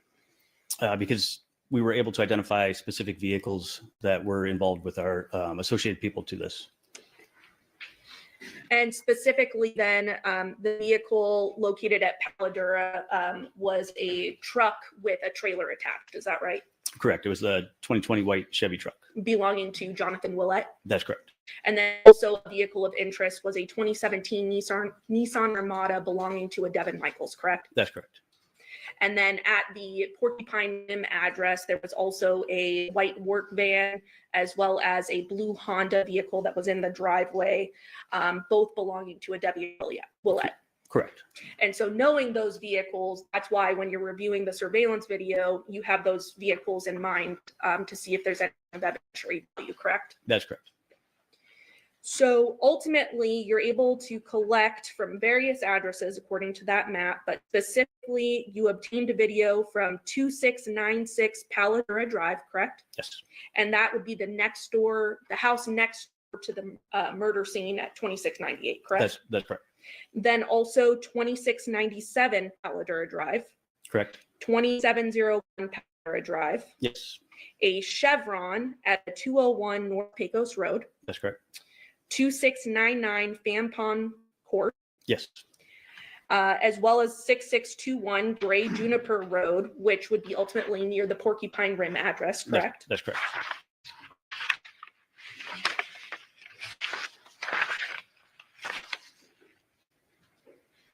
You also collected video from a 6505 Taylor Creek Avenue, which also would be near the Porcupine Rim address, correct? That was correct. Correct.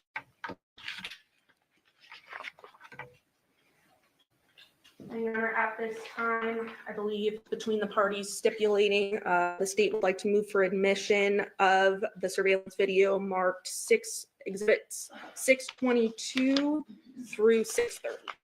I have no objection to the admission. All right, 622 to 630 will be admitted.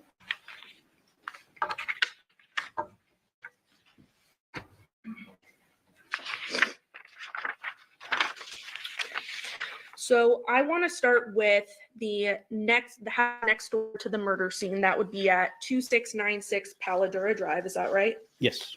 and there was a video that you had determined had some evidence or some information that was helpful to the case, correct? Yes.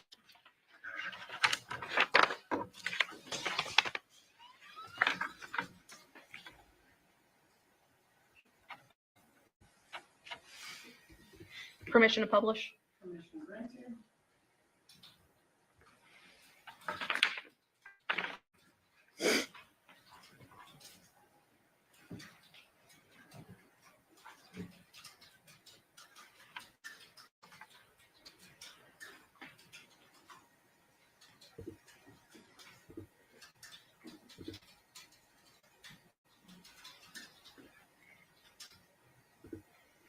Are you able to see that on the monitor in front of you, sir? Yes. Okay. So I have published states 625, which is that 2696 Paladura Drive. Do these appear to be the files that were obtained from that address? Yes, they are. I am going to play the file XPTM5940.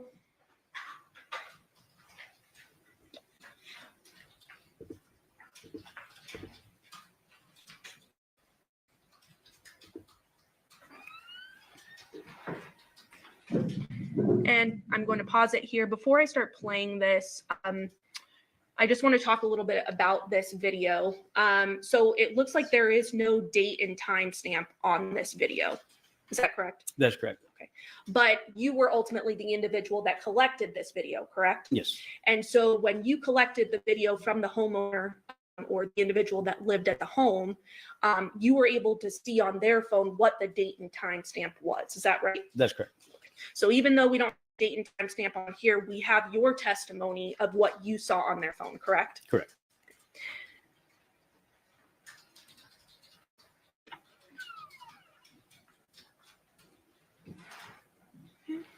And in this video, in the top right-hand corner, do we see a vehicle there? Yes, we do. And what type of vehicle is that? That's a Nissan Armada.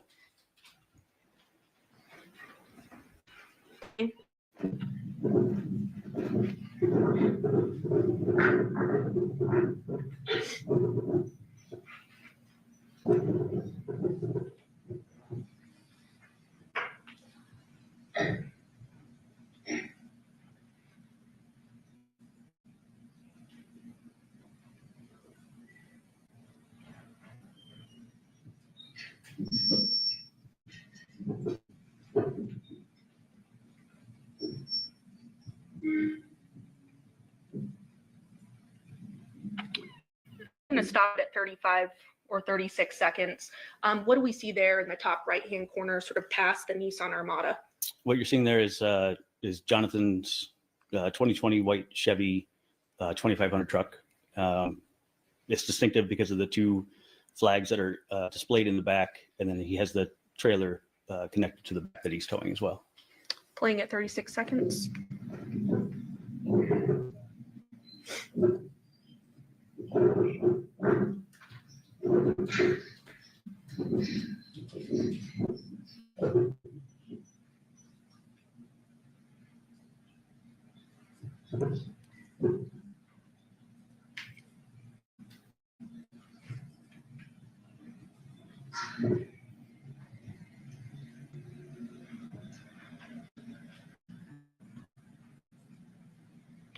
And ultimately in this video, we see that vehicle doing essentially a U-turn and now going past that 2698 Paladura Drive address, correct? That's correct. And we're able to also determine what time this occurred based off of other surveillance video, correct? That's correct. Specifically from 2697 Paladura Drive. The corresponding time would be 8:18 p.m. Correct. 8:18, approximately 43 seconds. It passes the front of the house across the street. And we will get to that in a second, just so I have to switch the discs out. Okay. There is another file of note, UNDM 8045. I'm going to go ahead and play that.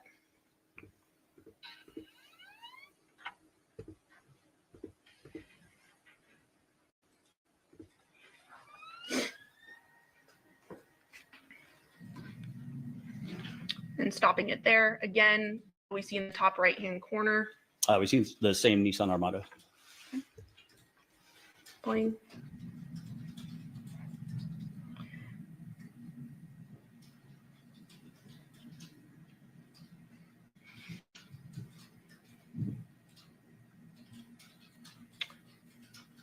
And ultimately in that video, what is of evidentiary note? That video that you're able to see outside of the screen, what apparently is probably a vehicle pulling up, because you're able to see the headlights of that vehicle that's comes to a stop and is illuminating the Nissan Armada based on where it's parked. And from viewing that, it appears that that vehicle would have parked directly in front of 2698 Paladera. Because this camera is next door 2696, correct? Correct.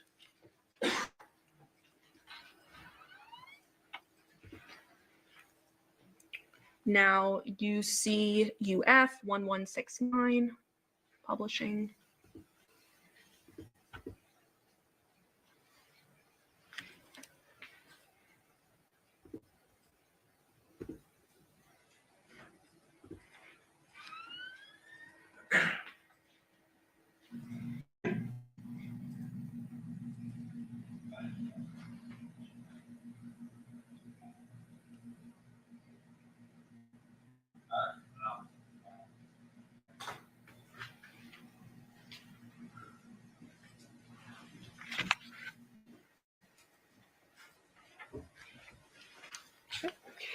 What did we see in that video? In that video, it appears to be the same headlights that are on, just because the shadows are the same as they were in the previous video that we just watched. And then you're able to see what appears to be two figures that are moving just based on the shadows. And then because there's audio with this, you're also able to hear that those people are talking.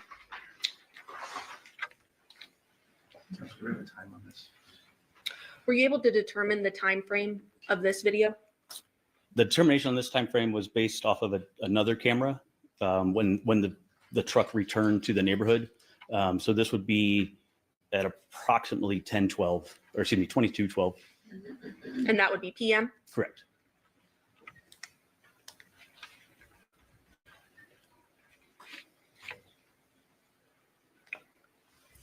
Now, just to go to the next video where you found something interesting.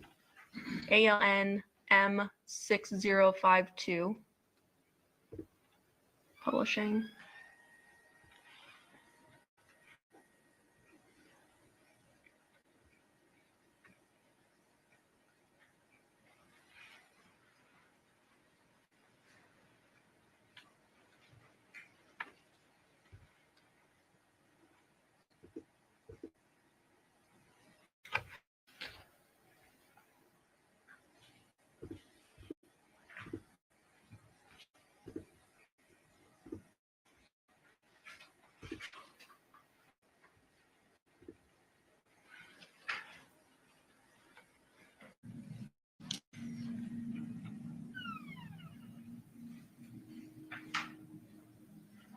And I want to pause it there at 7 seconds. What did we see in this video?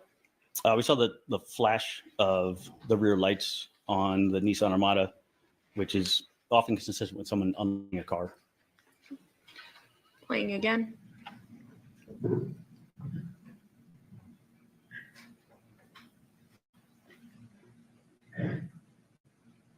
And what did we see there? The driver's side door of the vehicle was opened. Playing at 18. And there? Another flash of the lights. Did we also hear something? And we did hear something. What appeared? Possibly a locking or unlocking of the doors.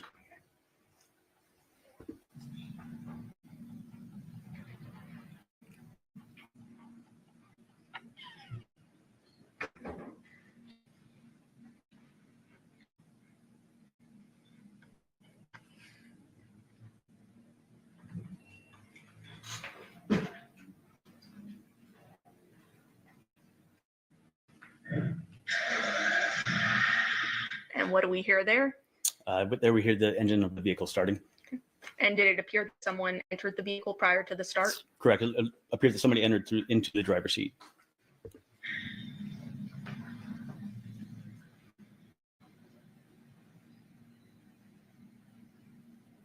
And what did we see there? There we saw the vehicle, the Nissan Armada, slowly pull forward. The brake lights seemed to be activated, which made it appear that the vehicle was just pulling forward and was going to stop just out of the view of the camera. And what home was it going in front of? The direction that it was going, since it was pulling straight like that, it would be directly in front of 2698 Paladura, and it would be nose to nose with the 2020 Chevy truck that had already parked along the very front of the house. And that was the home of the murder, correct? That is correct. And the time frame for that, through your investigation, you were able to look at different information in this case to determine timeframes, correct? Correct. And we know that the Nissan had been activated prior to 11 p.m. Is that right? We just watched. Yes. The timestamp on that one was actually 23:05:46 seconds, and that was from the home. They had the video. That was from her cellular device. And So that would be timestamp on it. 11:05 p.m. for us laymen. Correct. Yes. Yes. Okay. Thank you.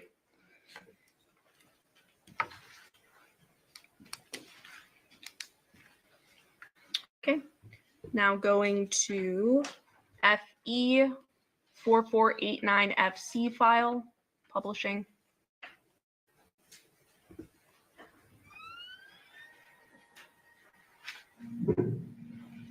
Thank you.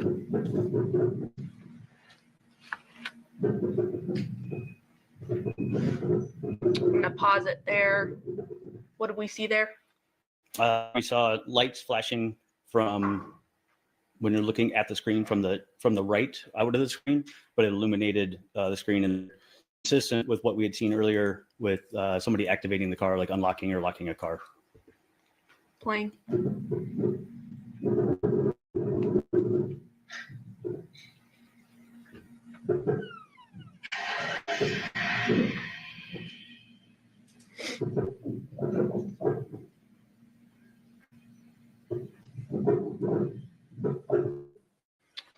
And what did we see in that video? In that video, you see, after hearing the engine start of a vehicle, you then see a vehicle back into view, and it appears to be the same Nissan Armada that we'd seen earlier. Okay. And based on you looking at the resident's cellular phone, did that appear to have occurred at 2:04 in the morning? Correct.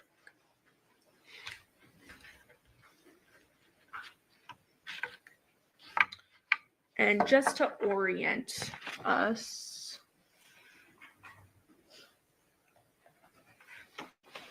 publishing states 9. Are you able to use that mouse and hover over the address of that surveillance video we just watched? Yes. So the pointer of the mouse is over 2696, which is where that surveillance was from. Okay, so it would be right next door to the flag or the pin there, which would be the murder, the house of the murder, correct? Correct.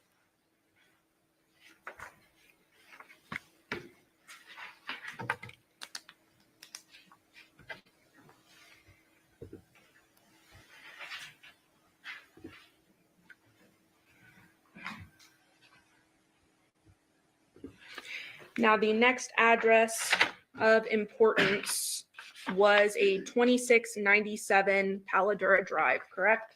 Correct.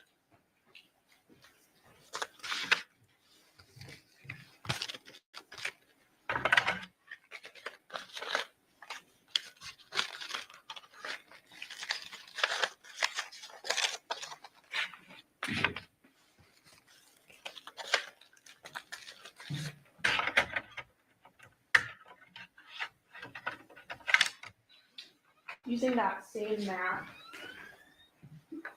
states 9 publishing, can you orient us where this address is with mouse? Yes. So 2697 is going to be across the street on the corner, right here at the corner of Paladura and Caroline Laurel Street.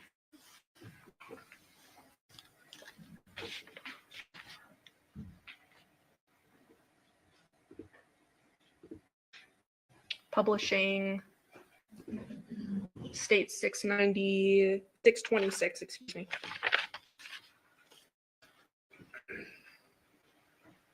We see a video file there, correct, sir? Yes.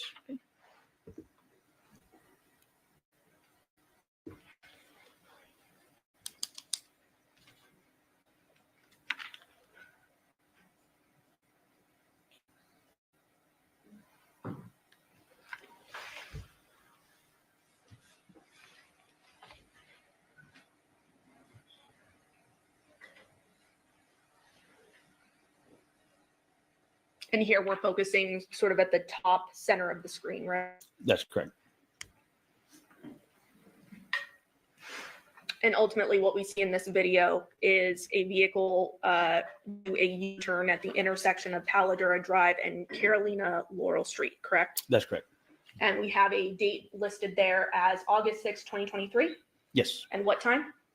0819, and it had gone up to 17, but started at 081838.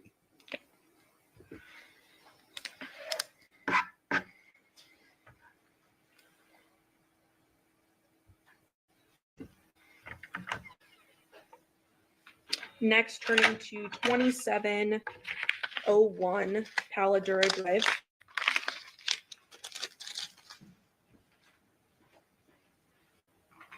Can you please orient us at state line? I believe it's going to be this house right here. So it's 2701 is going to be across the street and just like one house to the west. So not directly across the street from the residence, from our residence of where the homicide occurred. Sort of catty corner. Correct. 2701.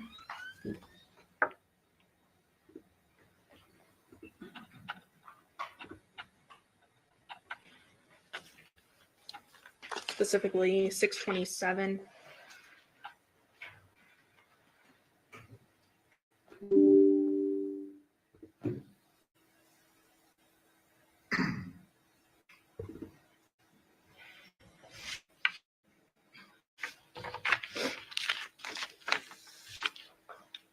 Now, was there something unique about this particular camera? Was it motion activated? Was it always on? Something else? No, this camera was motion activated. It was motion activated by what appeared to be by the residents moving around in their driveway or in front of their residence. Have some long file names here, correct? Yes.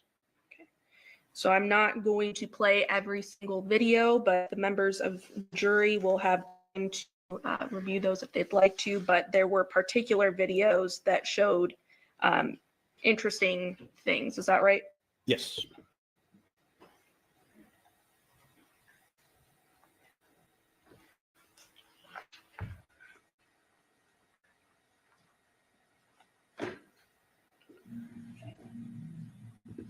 And this is specifically the file 2AA341707, BE3055, BCD0241, C3B0F77BD0. Lots of letters and numbers, correct? Yes. All right, so in the top right-hand corner of this file, what do we see there? Besides the timestamp, you also see across the street to the residence 2698 Paladura, where the murder had occurred. Okay.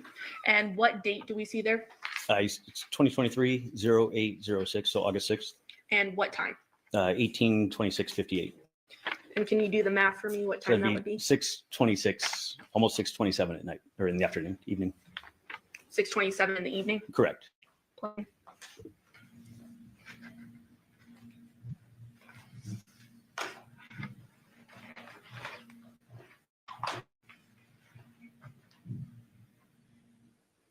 And specifically with the 2698 address, what did we see the individual doing that was in the screen? It appeared that there was a male that was loading items or arranging items in the trailer that was parked in the driveway.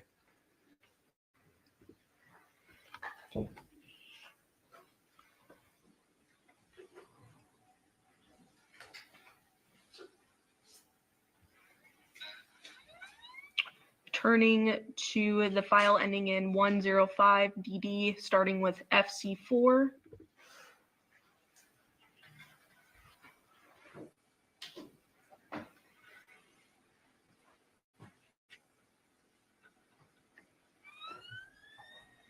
I'm going to pause it there. Do we see a date and time stamp? And can you please read it? Yes, we do. It's 2023-0806, and then the timestamp is 21/11/47, which would be 9/11/47 p.m. And it, Which exhibit? I'm so sorry to interrupt you. Which exhibit is this one? this is the same exhibit, 627. File starts with FC4, ends with 105 DD. 05 DD. Correct. Thank you very much. No problem. So I'm gonna go ahead and play this video. And we're specifically looking of evidentiary value at the top right-hand corner, correct? That's correct. And why is that? That's the home of where the murder took place, correct? It is the home of where the murder occurred. The garage door is closed, and the truck that had been backed up with the trailer in the driveway is no longer there. Okay. Now turning to file starting with FDD, ending in 79B5.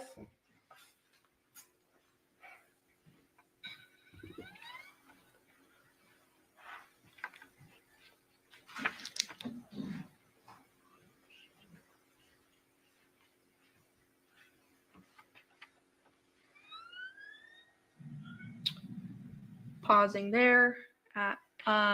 What do we see there as the date and time?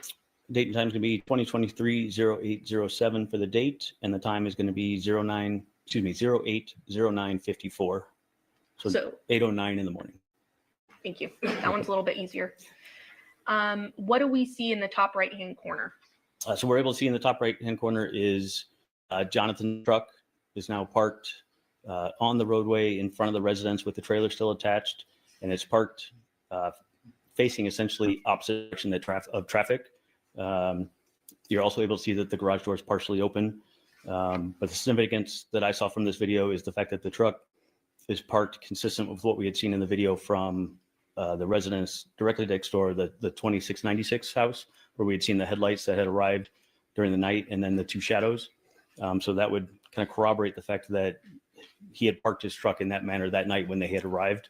And that's how we also did it when we arrived. So essentially the Nissan Armada and that truck would have been nose to nose at that previous video that we saw. Correct. During the night. Correct. And it's still in that same position in the morning. Yes.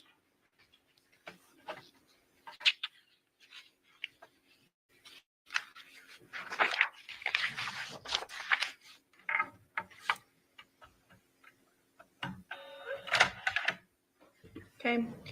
Did you also canvass for video at a Chevron? Yes. And you obtained video from that location at 201 North Pecos Road. Is that right? Yes. Why was that important? I was learned that they had stopped at that Chevron after, actually I should say, as they were returning from 5510 Porcupine Rim, they had stopped at that Chevron prior to getting back to the Paladura house.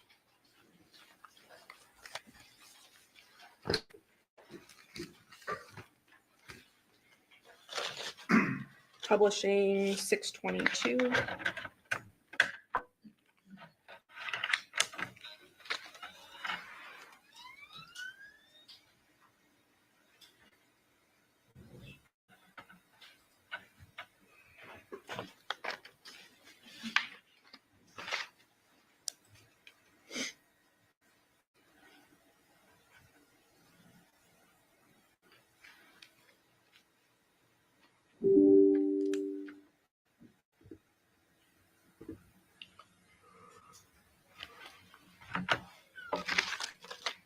There were two gas stations that we obtained surveillance video from, correct?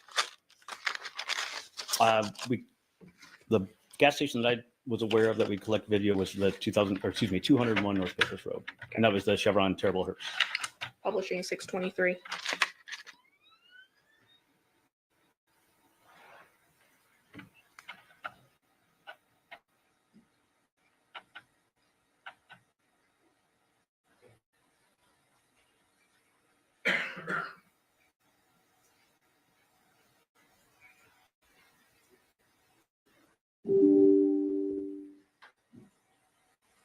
Opening the file, camera 7.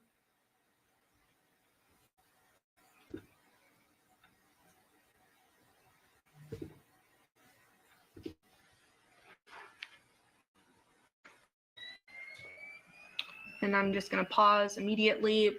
In the bottom left-hand corner, do we see a date and time there? And if we do, please read it into the record. The date is 08/06/2023, and the time is 22/04/01, which would be 10:04 at night.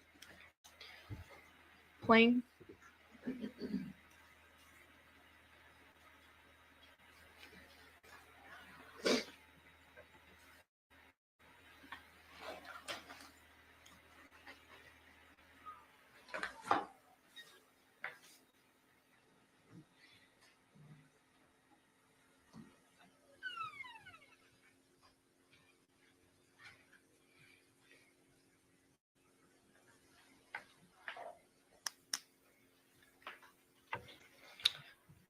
And pausing it there at 22:04, what did we see come into the screen?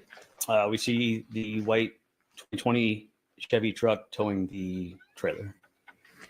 And that would be Jonathon Willette's truck and trailer, correct? That's correct.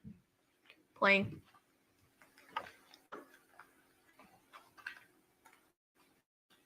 And do we see anything else of evidentiary value in this camera angle? No. Now you obtained another camera angle, correct? Correct. Publishing camera 9.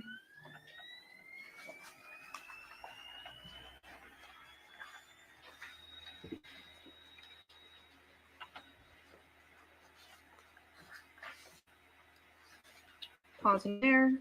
Can you please read the date and time stamp into the record there? Date is 08/06/2023, and the time is 22/04/02, 10:04 at night. And can you describe the angle of this camera? This camera is looking what would be east, so it's looking into the parking lot area and the gas pump area of the Chevron Terrible's gas station. It's on the south side of the building. Playing.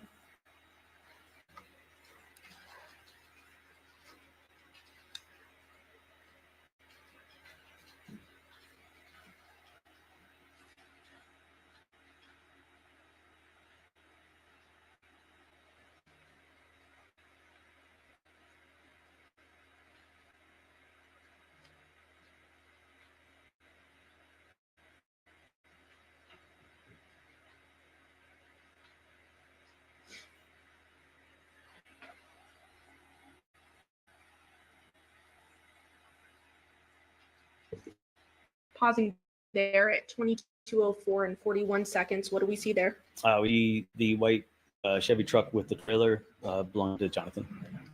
Say that again. I'm sorry. Belonging to Jonathon.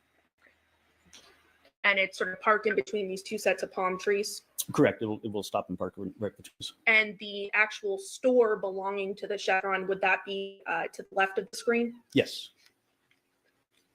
Playing.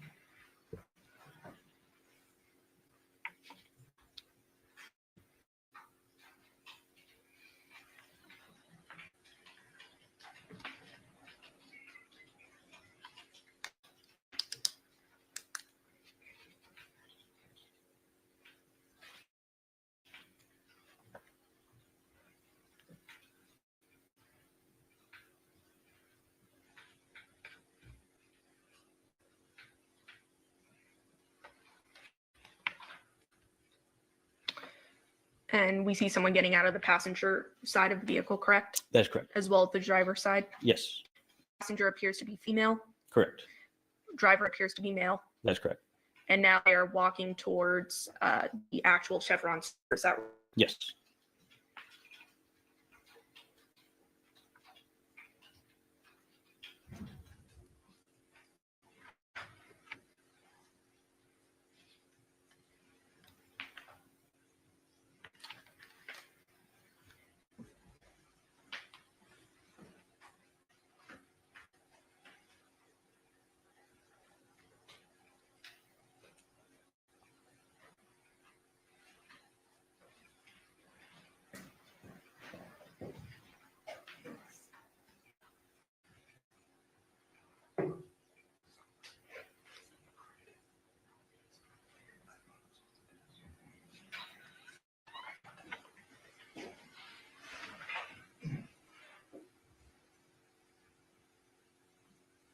And they are still appear to be out of frame, correct? That's correct.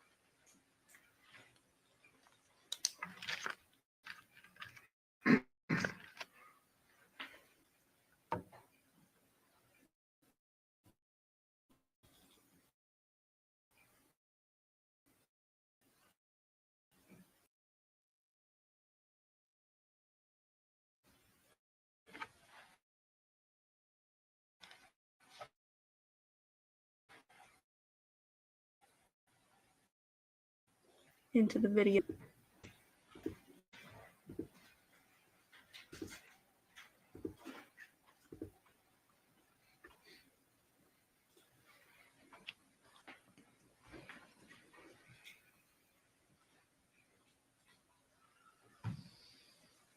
So stopping it at 22:10, according to the timestamp on the video, we now see that female and male walking back towards Jonathan's vehicle, correct? Yes, we do.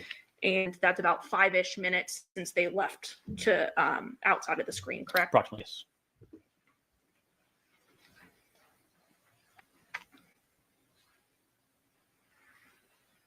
Male gets in driver's side, Yes. female gets in passenger side. Correct.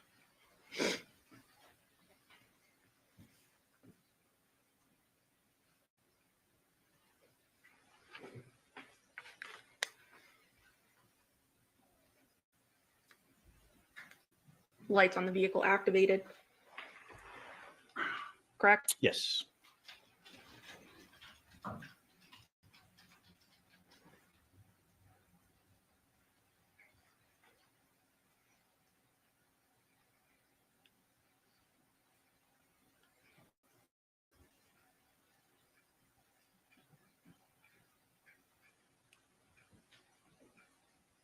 And at about 22:11:06, the vehicle with the trailer then pulls away. Is that right?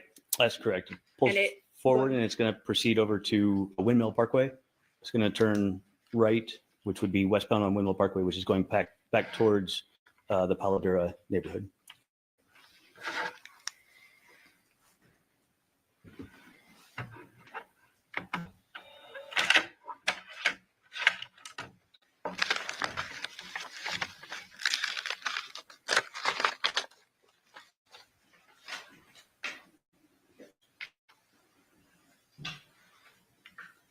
Turning your attention now to 2699 Van Palm Court. That was near the Paladura address. Is that right? Correct. It's a house just to the south. Or excuse me, not a house, a street to the south of Paladura. Are you able to Cul-de-sac street. use that mouse and orient us, please? Yes.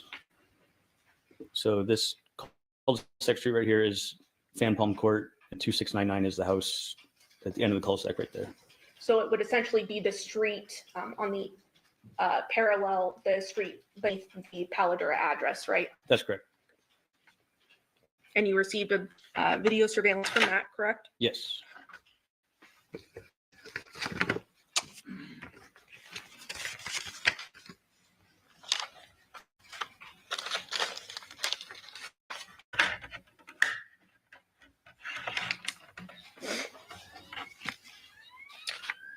Publishing 628.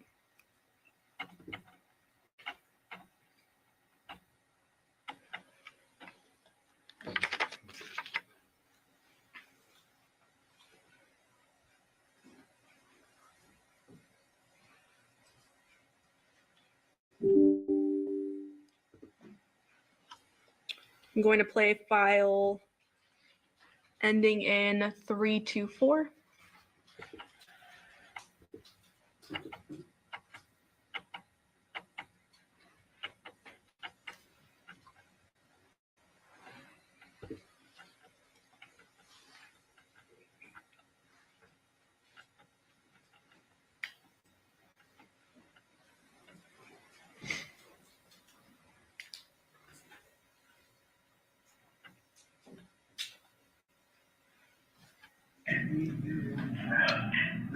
Pausing the video. Can you please read the date and timestamp into the record at the beginning of the video? Yes. Date is 08/06/2023, and the timestamp is 20/13/21 or 8:13 at night. And can you orient us on this video, which street is which? Yes. Directly in front of this where the cul-de-sac ends, this is actually Fan Palm Court, and it's looking out at Charter Oak Street, which is a street that leads from in and out of the neighborhood, but from Paladura over to Windmill. Playing.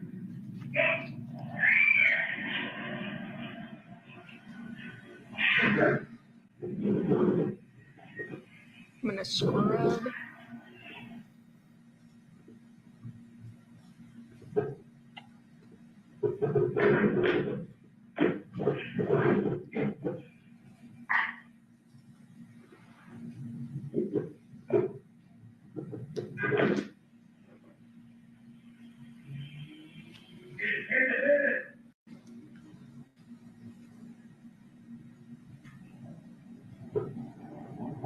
I'm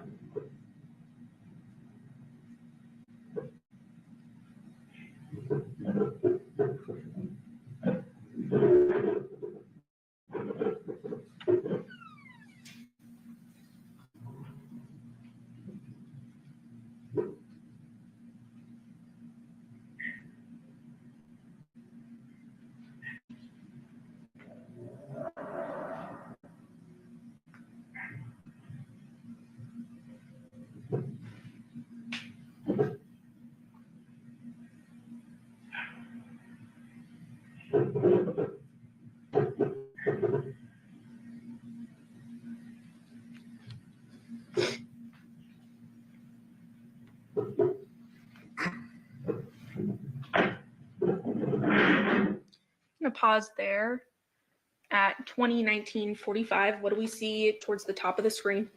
Towards the top of the screen on Charter Oaks, you're able to see Jonathan's 2020 white Chevy truck towing the trailer, and they're proceeding southbound on Charter Oaks towards Windmill. And that would be the exit or the entrance of the Paladura neighborhood. Correct.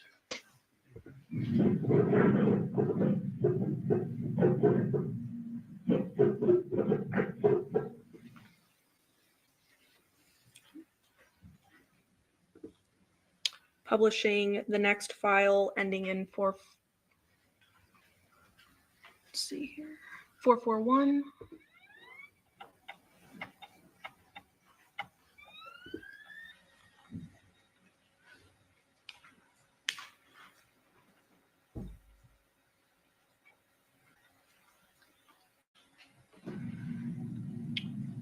Beginning of the video, date and timestamp. Could you read that into the record, please? Date 08/06/2023 with a timestamp of 22/04/38, which is 10:04 at night.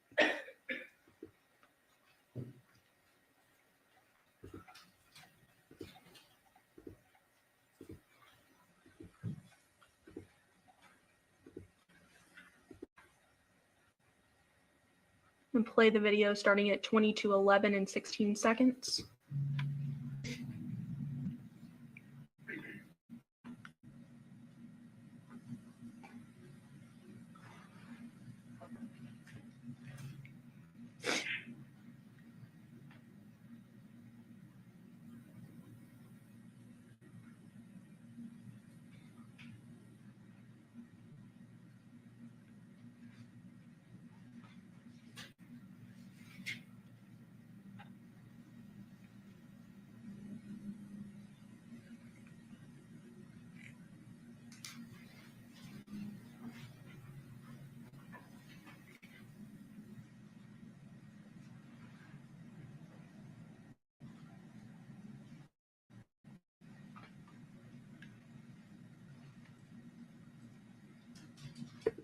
Stopping at 22:12 and 7 seconds. What do we see there at the top of the screen? We now see Jonathan's Chevy truck with the trailer.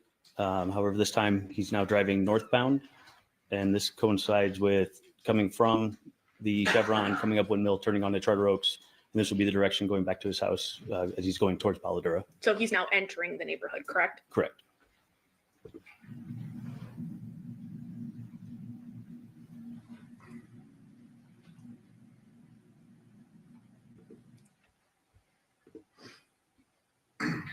Publishing file ending in 128.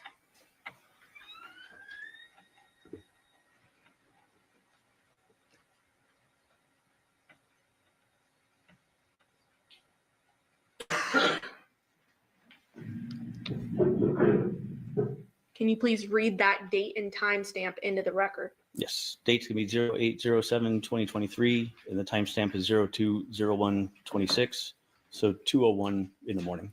So several hours later, but same camera view, correct? That's correct. Now into the early morning hours of August 7th on.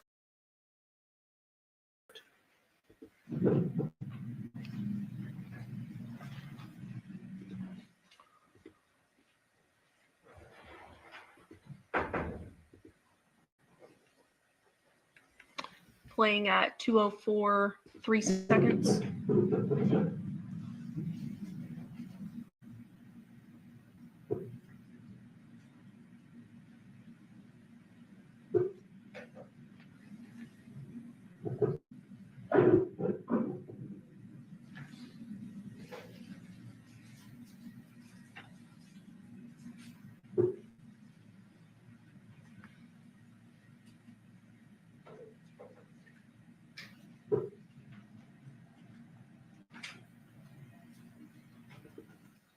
stopping there at 2:04 and 36 seconds. What did we see there? You see a vehicle that's on Charter Oaks, appears to be the Nissan Armada, and it's traveling southbound, which will be coming from the Paladura street and address and going towards Windmill. Towards the exit of the community, correct? Correct. Did you say correct? Yes. Okay, thank you.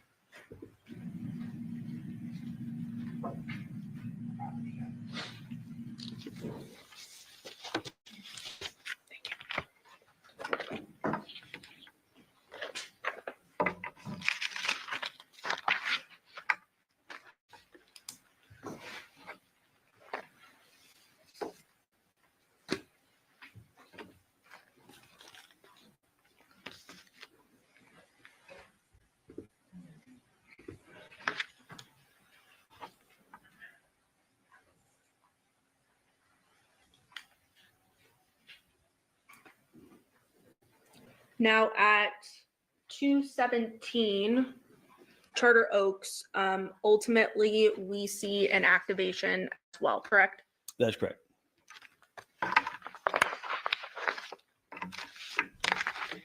And what does that activation show at 2:04 in the morning? It shows a vehicle that's passing by, turning from Paladura onto Charter Oaks. The house right here is able to hit its attention, and it appears to be the Nissan Armada as it's leaving Paladura and turning onto Charter Oaks.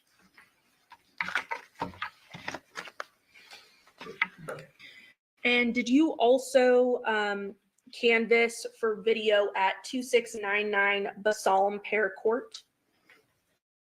Okay, can you orient us where that is? Yes. So Basalm Pear Court is the street to the north of Paladura. Here's Paladura, and it's the street right here that also ends in a cul-de-sac at the end. 2699 was actually directly behind the house where the murder occurred. And were you able to locate any surveillance video from that? Yes, the resident there was able to provide activations from their surveillance system. What was that, sir? Yes, the resident there was able to provide activations from their surveillance system that they had. Anything of evidentiary note? Evidentiary note, no. There was activity, some of the residents coming and going, walking their dog, and a little bit of activity on the street, but nothing that was suspicious in nature. And then how about 2706 Basalm Pear, that same street? Yes. And Can you orient us, please? Yes, that would actually be up here at the very end of the cul-de-sac. So they border, their sidewall actually bordered Charter Oaks. Anything of evidentiary value from that? No, only thing, they did provide video. The only thing that we did see on that was actually the residents themselves just at their home. So same as the other there? Correct. Nothing suspicious, no one jumping walls, anything of that nature? That is correct.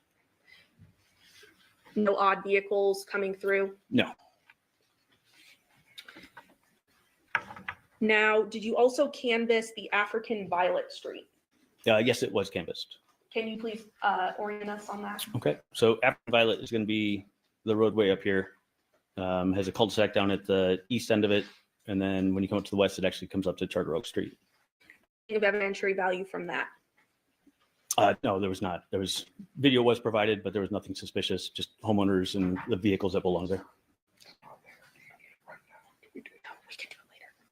Now, nothing suspicious in that surveillance either, correct? That's correct. You knew the important vehicles of this case, the Nissan Armada, the Honda, as well as the work van, and then Jonathon's truck, right? That's correct. Also, in addition, while viewing all this video surveillance, when I say nothing suspicious was observed, looking for anybody that might possibly been essentially speaking in the neighborhood or looking like they're not sure if they're supposed to be there, as well as vehicles that are driving erratically that may like trying to be flee scene or not familiar with the neighborhood that they're in. And so after reviewing these videos related to the murder home scene itself, you're able to eliminate anyone from jumping the wall or anything of that nature in the videos, correct? That's correct. Now I want to flip back to that Chevron. There was video surveillance taken from inside that Chevron, correct? That's correct. And at this time, I believe between stipulation of the parties, the state would move to admit 623A, 623B, and 623C, showing the stills from that surveillance video. Yes, we have no objection to this. However, the entire video has been marked and admitted. The entire video has been admitted? Yes, yes. The video from inside the store? We've only seen the video outside the store. Correct. Court's indulgence.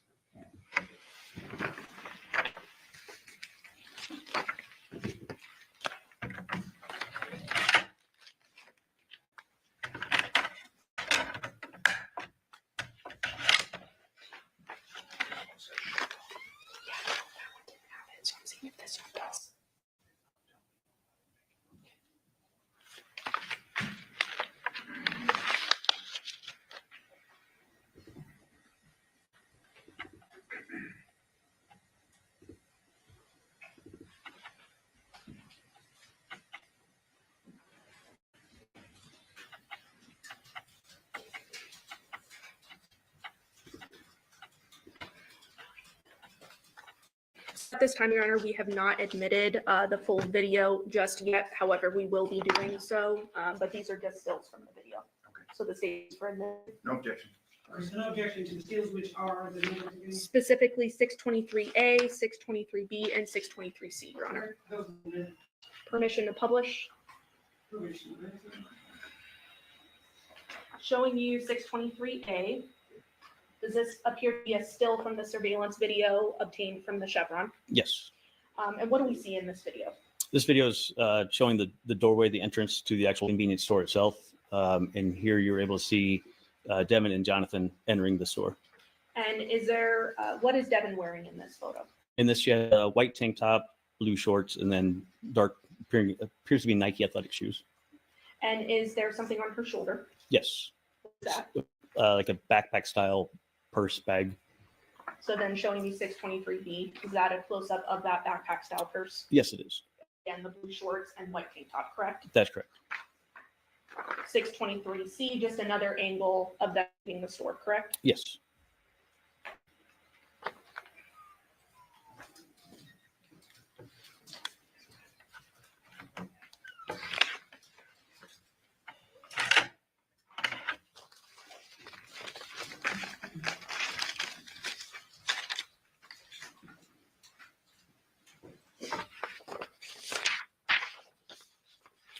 During the investigation, you had also learned that the Devyn Michaels had gone to a CVS store. Is that correct? Yes, it is. And so based on that, you obtained video surveillance from that location? Yes, it was obtained.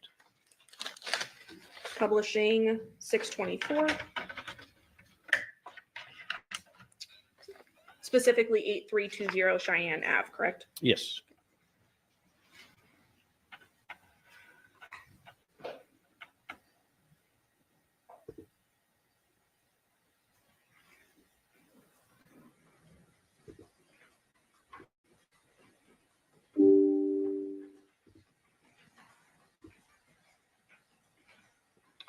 I'm going to put file drive through outside.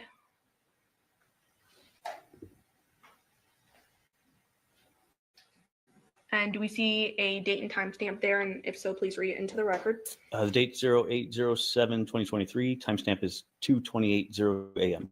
And that's when the vehicle is pulling into the drive-through. Is that correct? That's correct. And this is the drive-through to the pharmacy. Yes, it is. And what type of vehicle is that? It's a Nissan Armada. And this is the Nissan Armada belonging to Miss Michaels, correct? Yes, it is. Playing.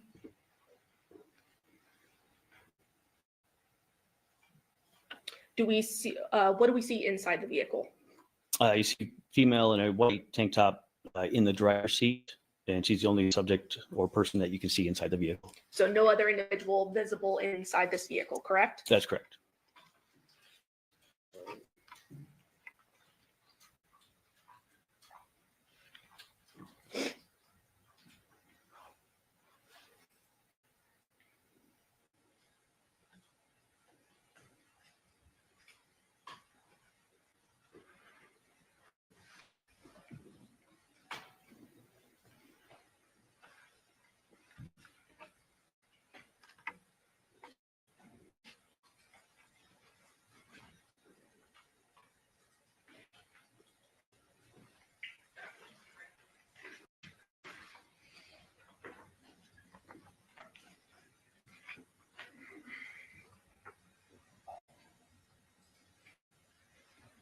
passing things back and forth, right? That's correct.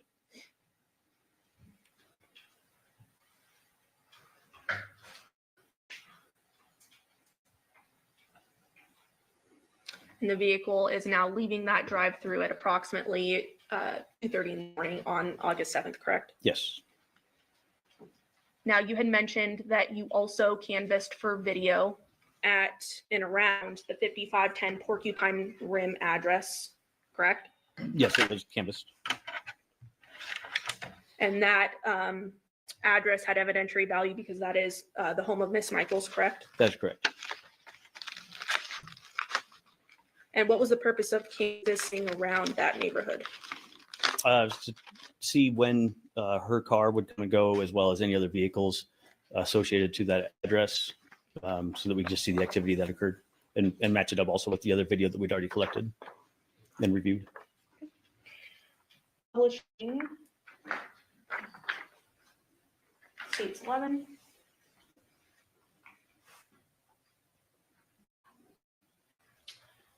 Do you recognize this map? Yes, this is the neighborhood with the Porcupine Rim address. And the Porcupine Rim address, the 5510, would be that red flag there, correct? That's correct. And did you collect, or I guess, did you canvass a 5530 Porcupine Rim address? Yes. Can you please orient us where that is? Believe from this map, it's going to be this house right here. So it's right at the, it's where the gray juniper turn happens to turn onto Porcupine Rim. Now, how many entrances and exits does this particular neighborhood have? This neighborhood only has one entrance and exit, and that's onto Ann Road. Can you please use the mouse Yes. to go over to that? So it's right here. And there's no other entrance, no other exit for vehicles, correct? For vehicles, that's correct. So 5530, you did meet with the homeowners there. They had some activations of note. Yes. And what were they?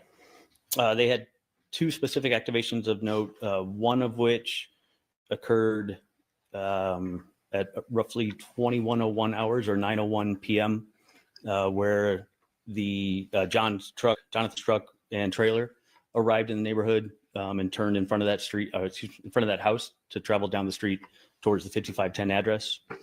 And then the second activation of note was at roughly 02:42 hours on the morning of the 7th. And that is when the Nissan Armada arrives in the neighborhood and turns from the Gray Juniper address, or excuse me, street onto the Porcupine Rim Street and proceeds towards 5510. Do you see the white work van between those operative hours coming and going from No. that address? No, I do How not. about that blue Honda belonging to Devier? No. Just Jonathan's vehicle and Devyn's, correct? During those hours, that's correct. Which time span did you look for videos from that address? From that address, the time span was, I believe it was 8 o'clock at night on the 6th until 6 in the morning on the 7th. And in that time frame, you only see note the Nissan Armada, as well as Devyn's Nissan Armada, as well as Jonathan's truck and trailer. Excuse me. That's correct. No white work van, no blue Honda. No. Did you then obtain video surveillance from the home of 6621 Gray Juniper? It was obtained, yes. Can you please orient us where that is? I believe it's going to be the house right here. So it's on Gray Juniper and it faces north, and it's able to view the access from Ann Road into the neighborhood. So it's able to view the only entrance and exit from that neighborhood. That's correct. That's correct.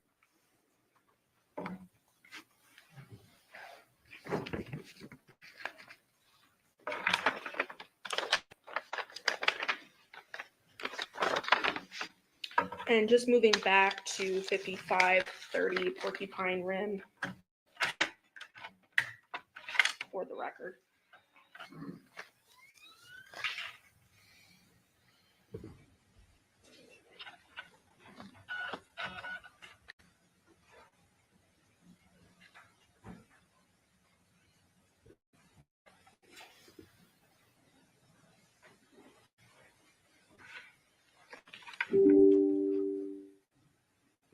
file 2101.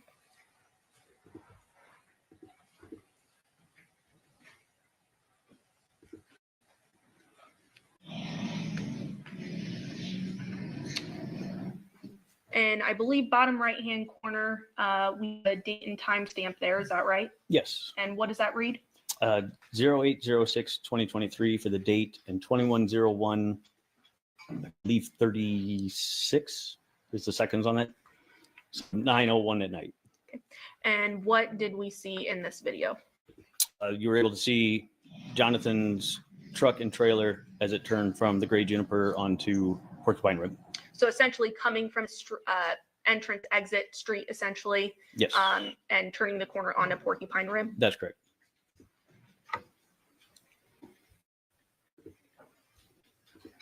Playing 0242 file.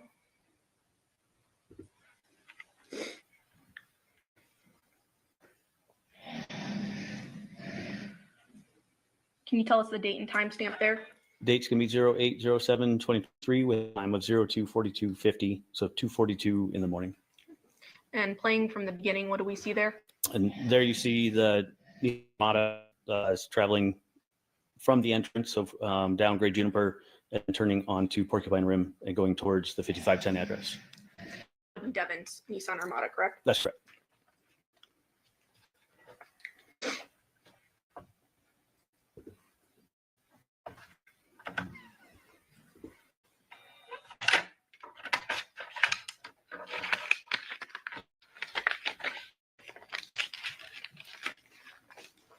And now going back to that 6621 Gray Juniper.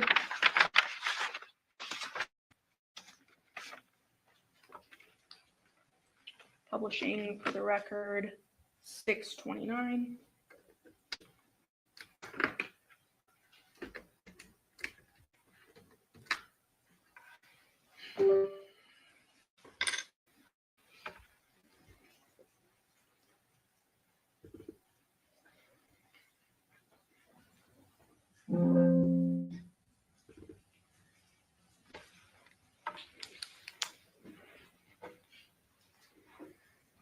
Now, this video is slow to real time. Is that right? That's correct. How many, is it about 3 minutes slow? It's 3 minutes slow. So the timestamp on the video itself, 3 minutes behind actual time. Okay. Playing the first file, 512.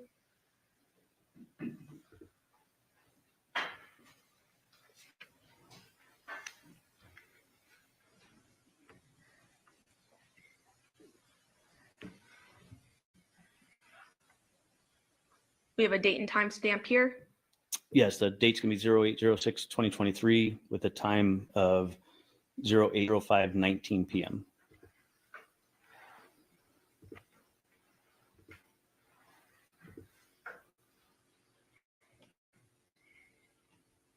Do we see Jonathan's truck enter the neighborhood here? So far, he entered the neighborhood at roughly 9 o'clock at night.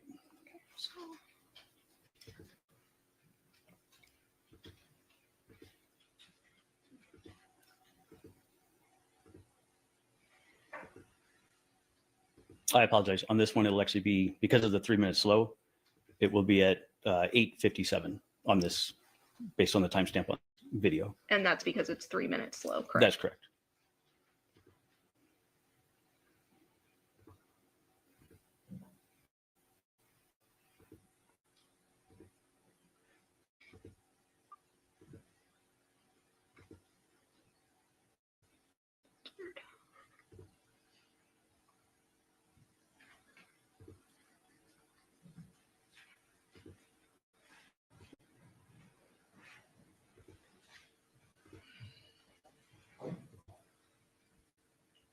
Playing at 8:56 seconds.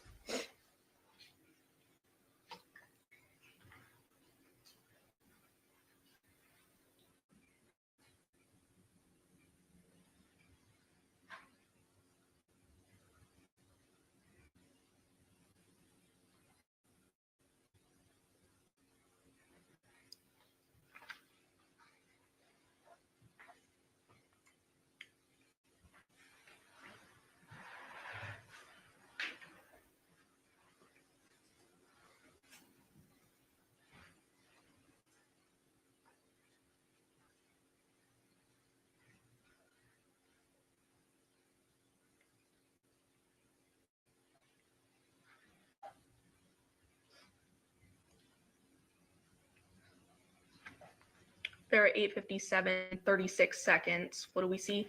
We see Jonathan's white Chevy truck with the trailer entering off of Ann Road into the neighborhood, and then it proceeds to turn down Gray Juniper towards Porcupine Rim.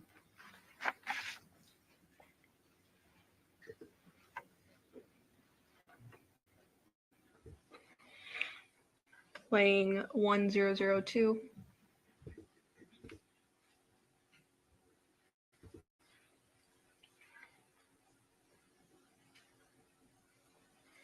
Ultimately, we see Jonathan's vehicle leaving, correct? That's correct. Do you recall about what time? On this one with the timestamp, it'll be at 09:29 on this time, because he actually exits at 09:32. Playing at 09:28.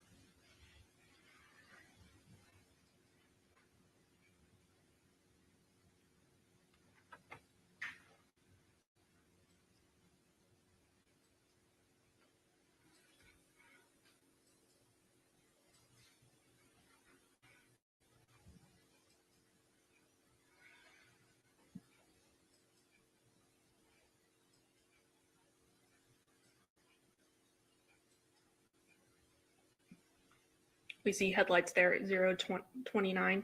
Yes. Sorry, 09:29. Yes. Then what do we see there? There we once again we see Jonathan's truck towing the trailer, and he's exiting the neighborhood, stopping at the stop sign at Ann Road.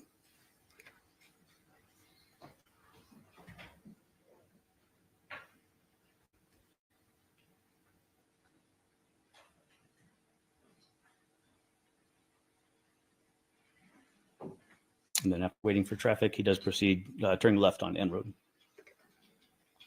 And goes out of screen, correct? Correct. Playing 3413.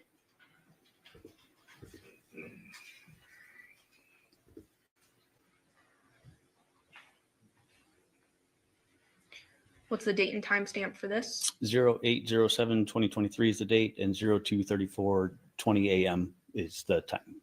So hours later, correct, from the That's previous correct. video? Correct.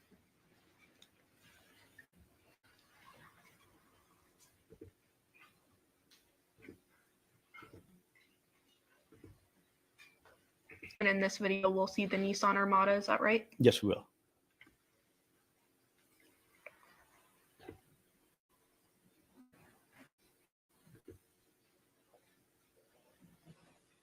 At 2:39, 28 seconds, is that Nissan Armada? Yes, it is. Just turned in off of Ann Road and is proceeding down Great Juniper towards Porcupine Rim. Playing 5338.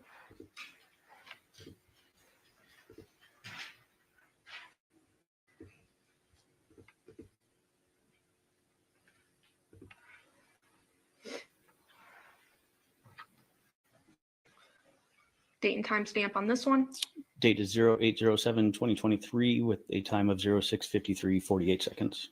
And in this video, we see Debbie Ayer's white work van leaving the neighborhood, correct? Yes, we will.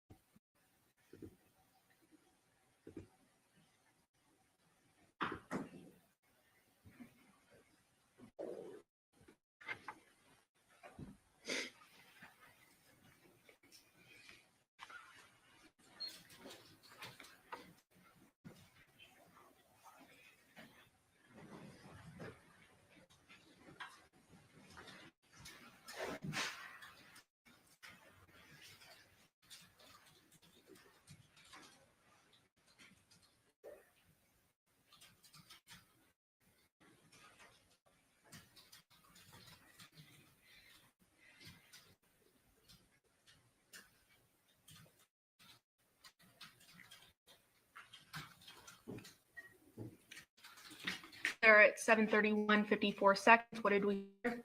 There we see the white work truck belonging to Debbie. What is it doing here? It's exiting the neighborhood. It's currently at the stop sign waiting to end.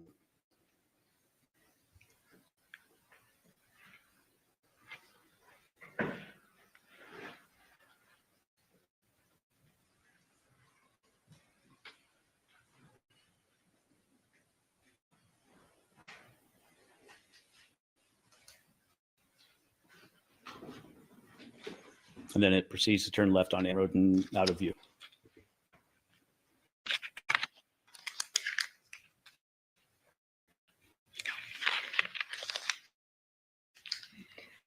Okay.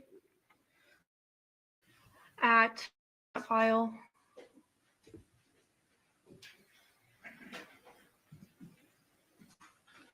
Specifically at, oh, date and time stamp again. Date on this one, 08/07/2023, and time is 07:58:40 hours AM. And in this, we will see the Devyn's Nissan Armada leaving at about 8 a.m., correct? Correct. And is that there? Yes. Her vehicle pulled up to this sign and turned left onto Ann Road. Then at 8:02:50, we see her Nissan Armada return, correct? Yes, we do. So about 2 minutes later, it's coming back into the neighborhood, correct? Approximately, yes.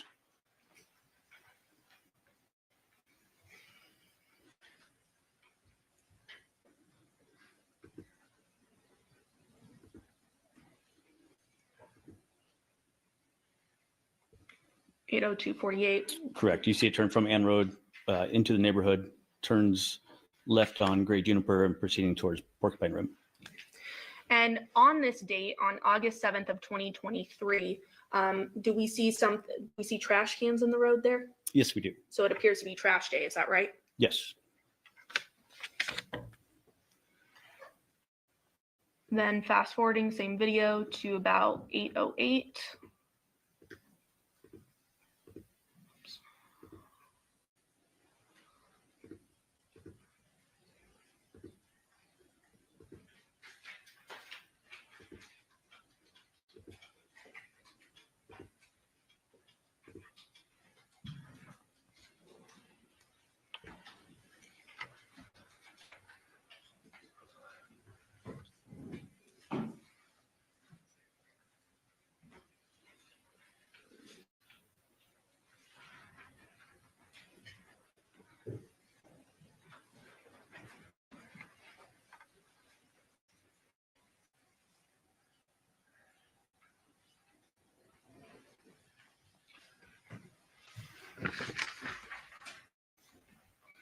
At 8:08, what do we see there?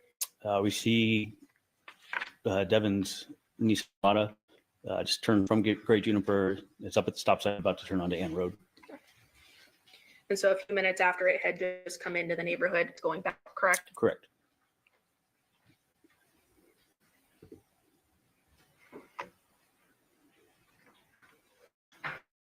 Now, did you also canvass a 6505 Taylor Creek? Yes, that was also, video was obtained from there as well.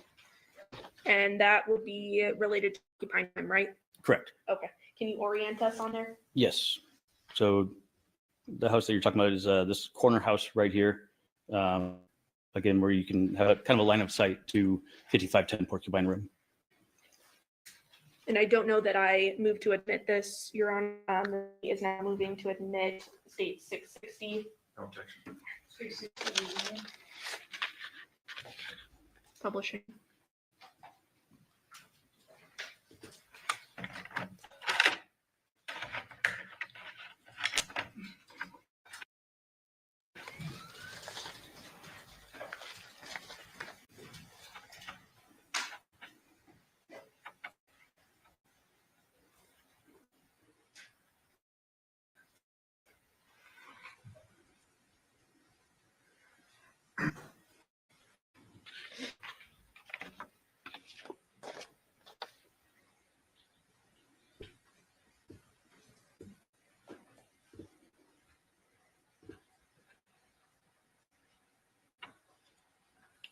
Playing 5-2.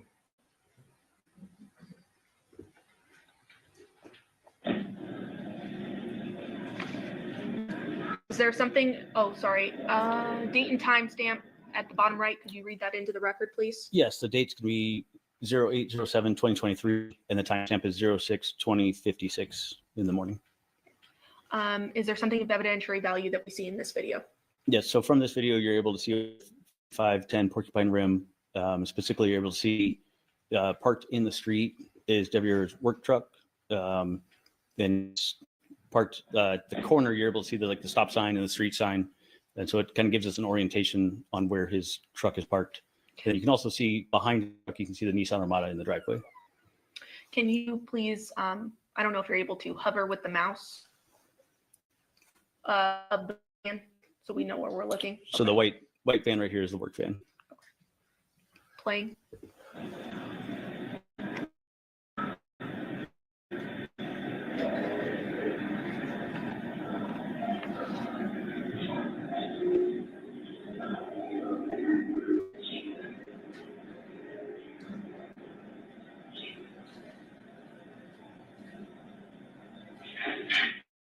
Again, trash day. Yes.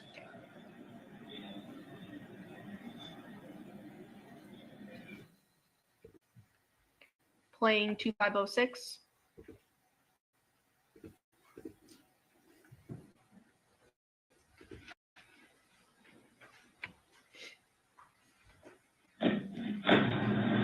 Date and timestamp. Date is 08/07/3, timestamp is 06/21/27 in the morning. Is this the same? It's essentially immediately after. Okay. It's just a continuation of the one we watched before.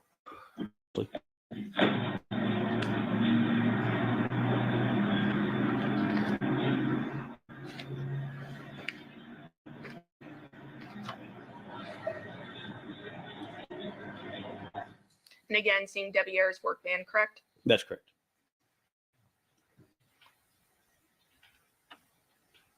.0738, is this a video as well? Yes, it is.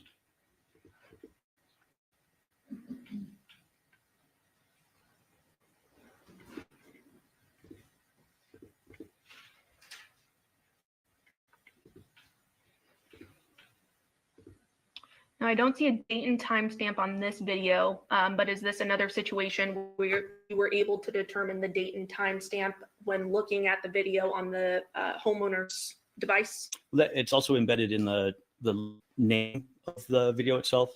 So with the name of the video being 2023-0806, that notates the date of the actual video. And then the 09/07/38 notates the time. So it'd be 09/07/38, 38 p.m. Okay, and what you're referring to is sort of in that top left-hand corner? Correct. So 9:07 p.m. On August 6, 2023. Correct. Playing. Sort of quick there. Yes, it is. So what do we ultimately see in this video? Also, you're able to see that Jonathan's work truck has backed into, Jonathan's truck, the Chevy, has backed into the driveway 5510 with a trailer attached. And then it also shows Devier's work truck parked in the street, and work truck essentially appears to be in the same location that it's observed in the morning videos. So it doesn't appear to have moved That's from correct. its location in the morning versus this evening video, correct? That's correct.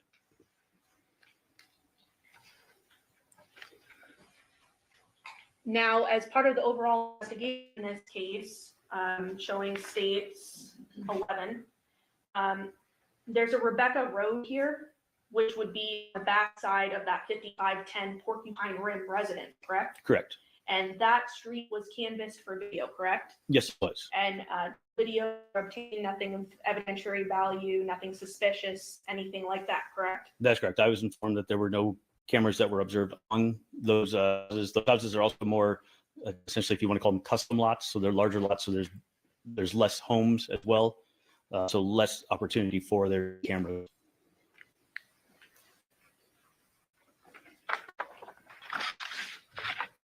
So at no point the night, August 6, 2023, do we see Devier's vehicles plural, seen coming or going from the residence, correct? That's correct. And we only see his work van ultimately leave at 7:30 in the morning, correct? That's correct. It's 7 in the morning. Thank you for correcting me.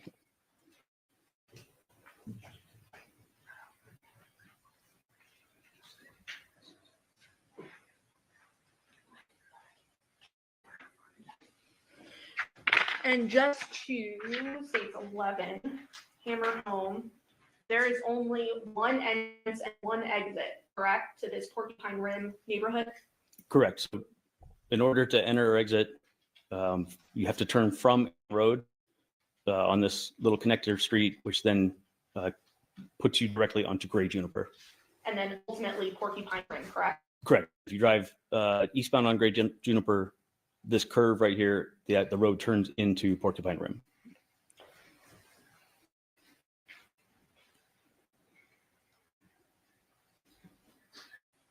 And so this 6621 Gray Juniper app is a full-time video camera. It's not an activation camera, right? This kept correct. Witness, Your Honor.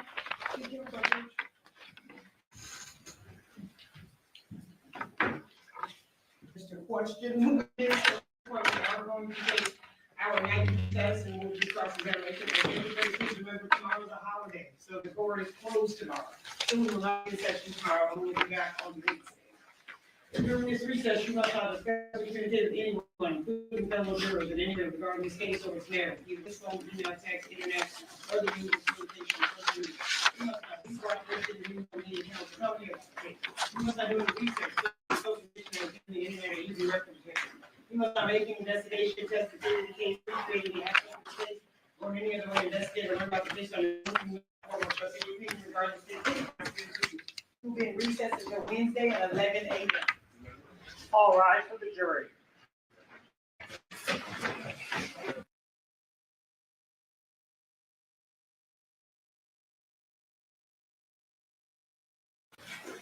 Proof beyond a reasonable doubt is the highest standard in the American justice system. It shows an adoption of a belief that we took from the old common law from England. They told you these stories didn't exist. We're here to prove they do. Real footage, real crimes. No filter. For more true crime from the South, be sure to like and subscribe to our channel at Southern Sin. You can also support more episodes by becoming a member of the Southern Sin channel, where you'll get early, exclusive access to crimes that mainstream media won't show you. Tune in for all new episodes every True Crime Tuesday at 9 p.m.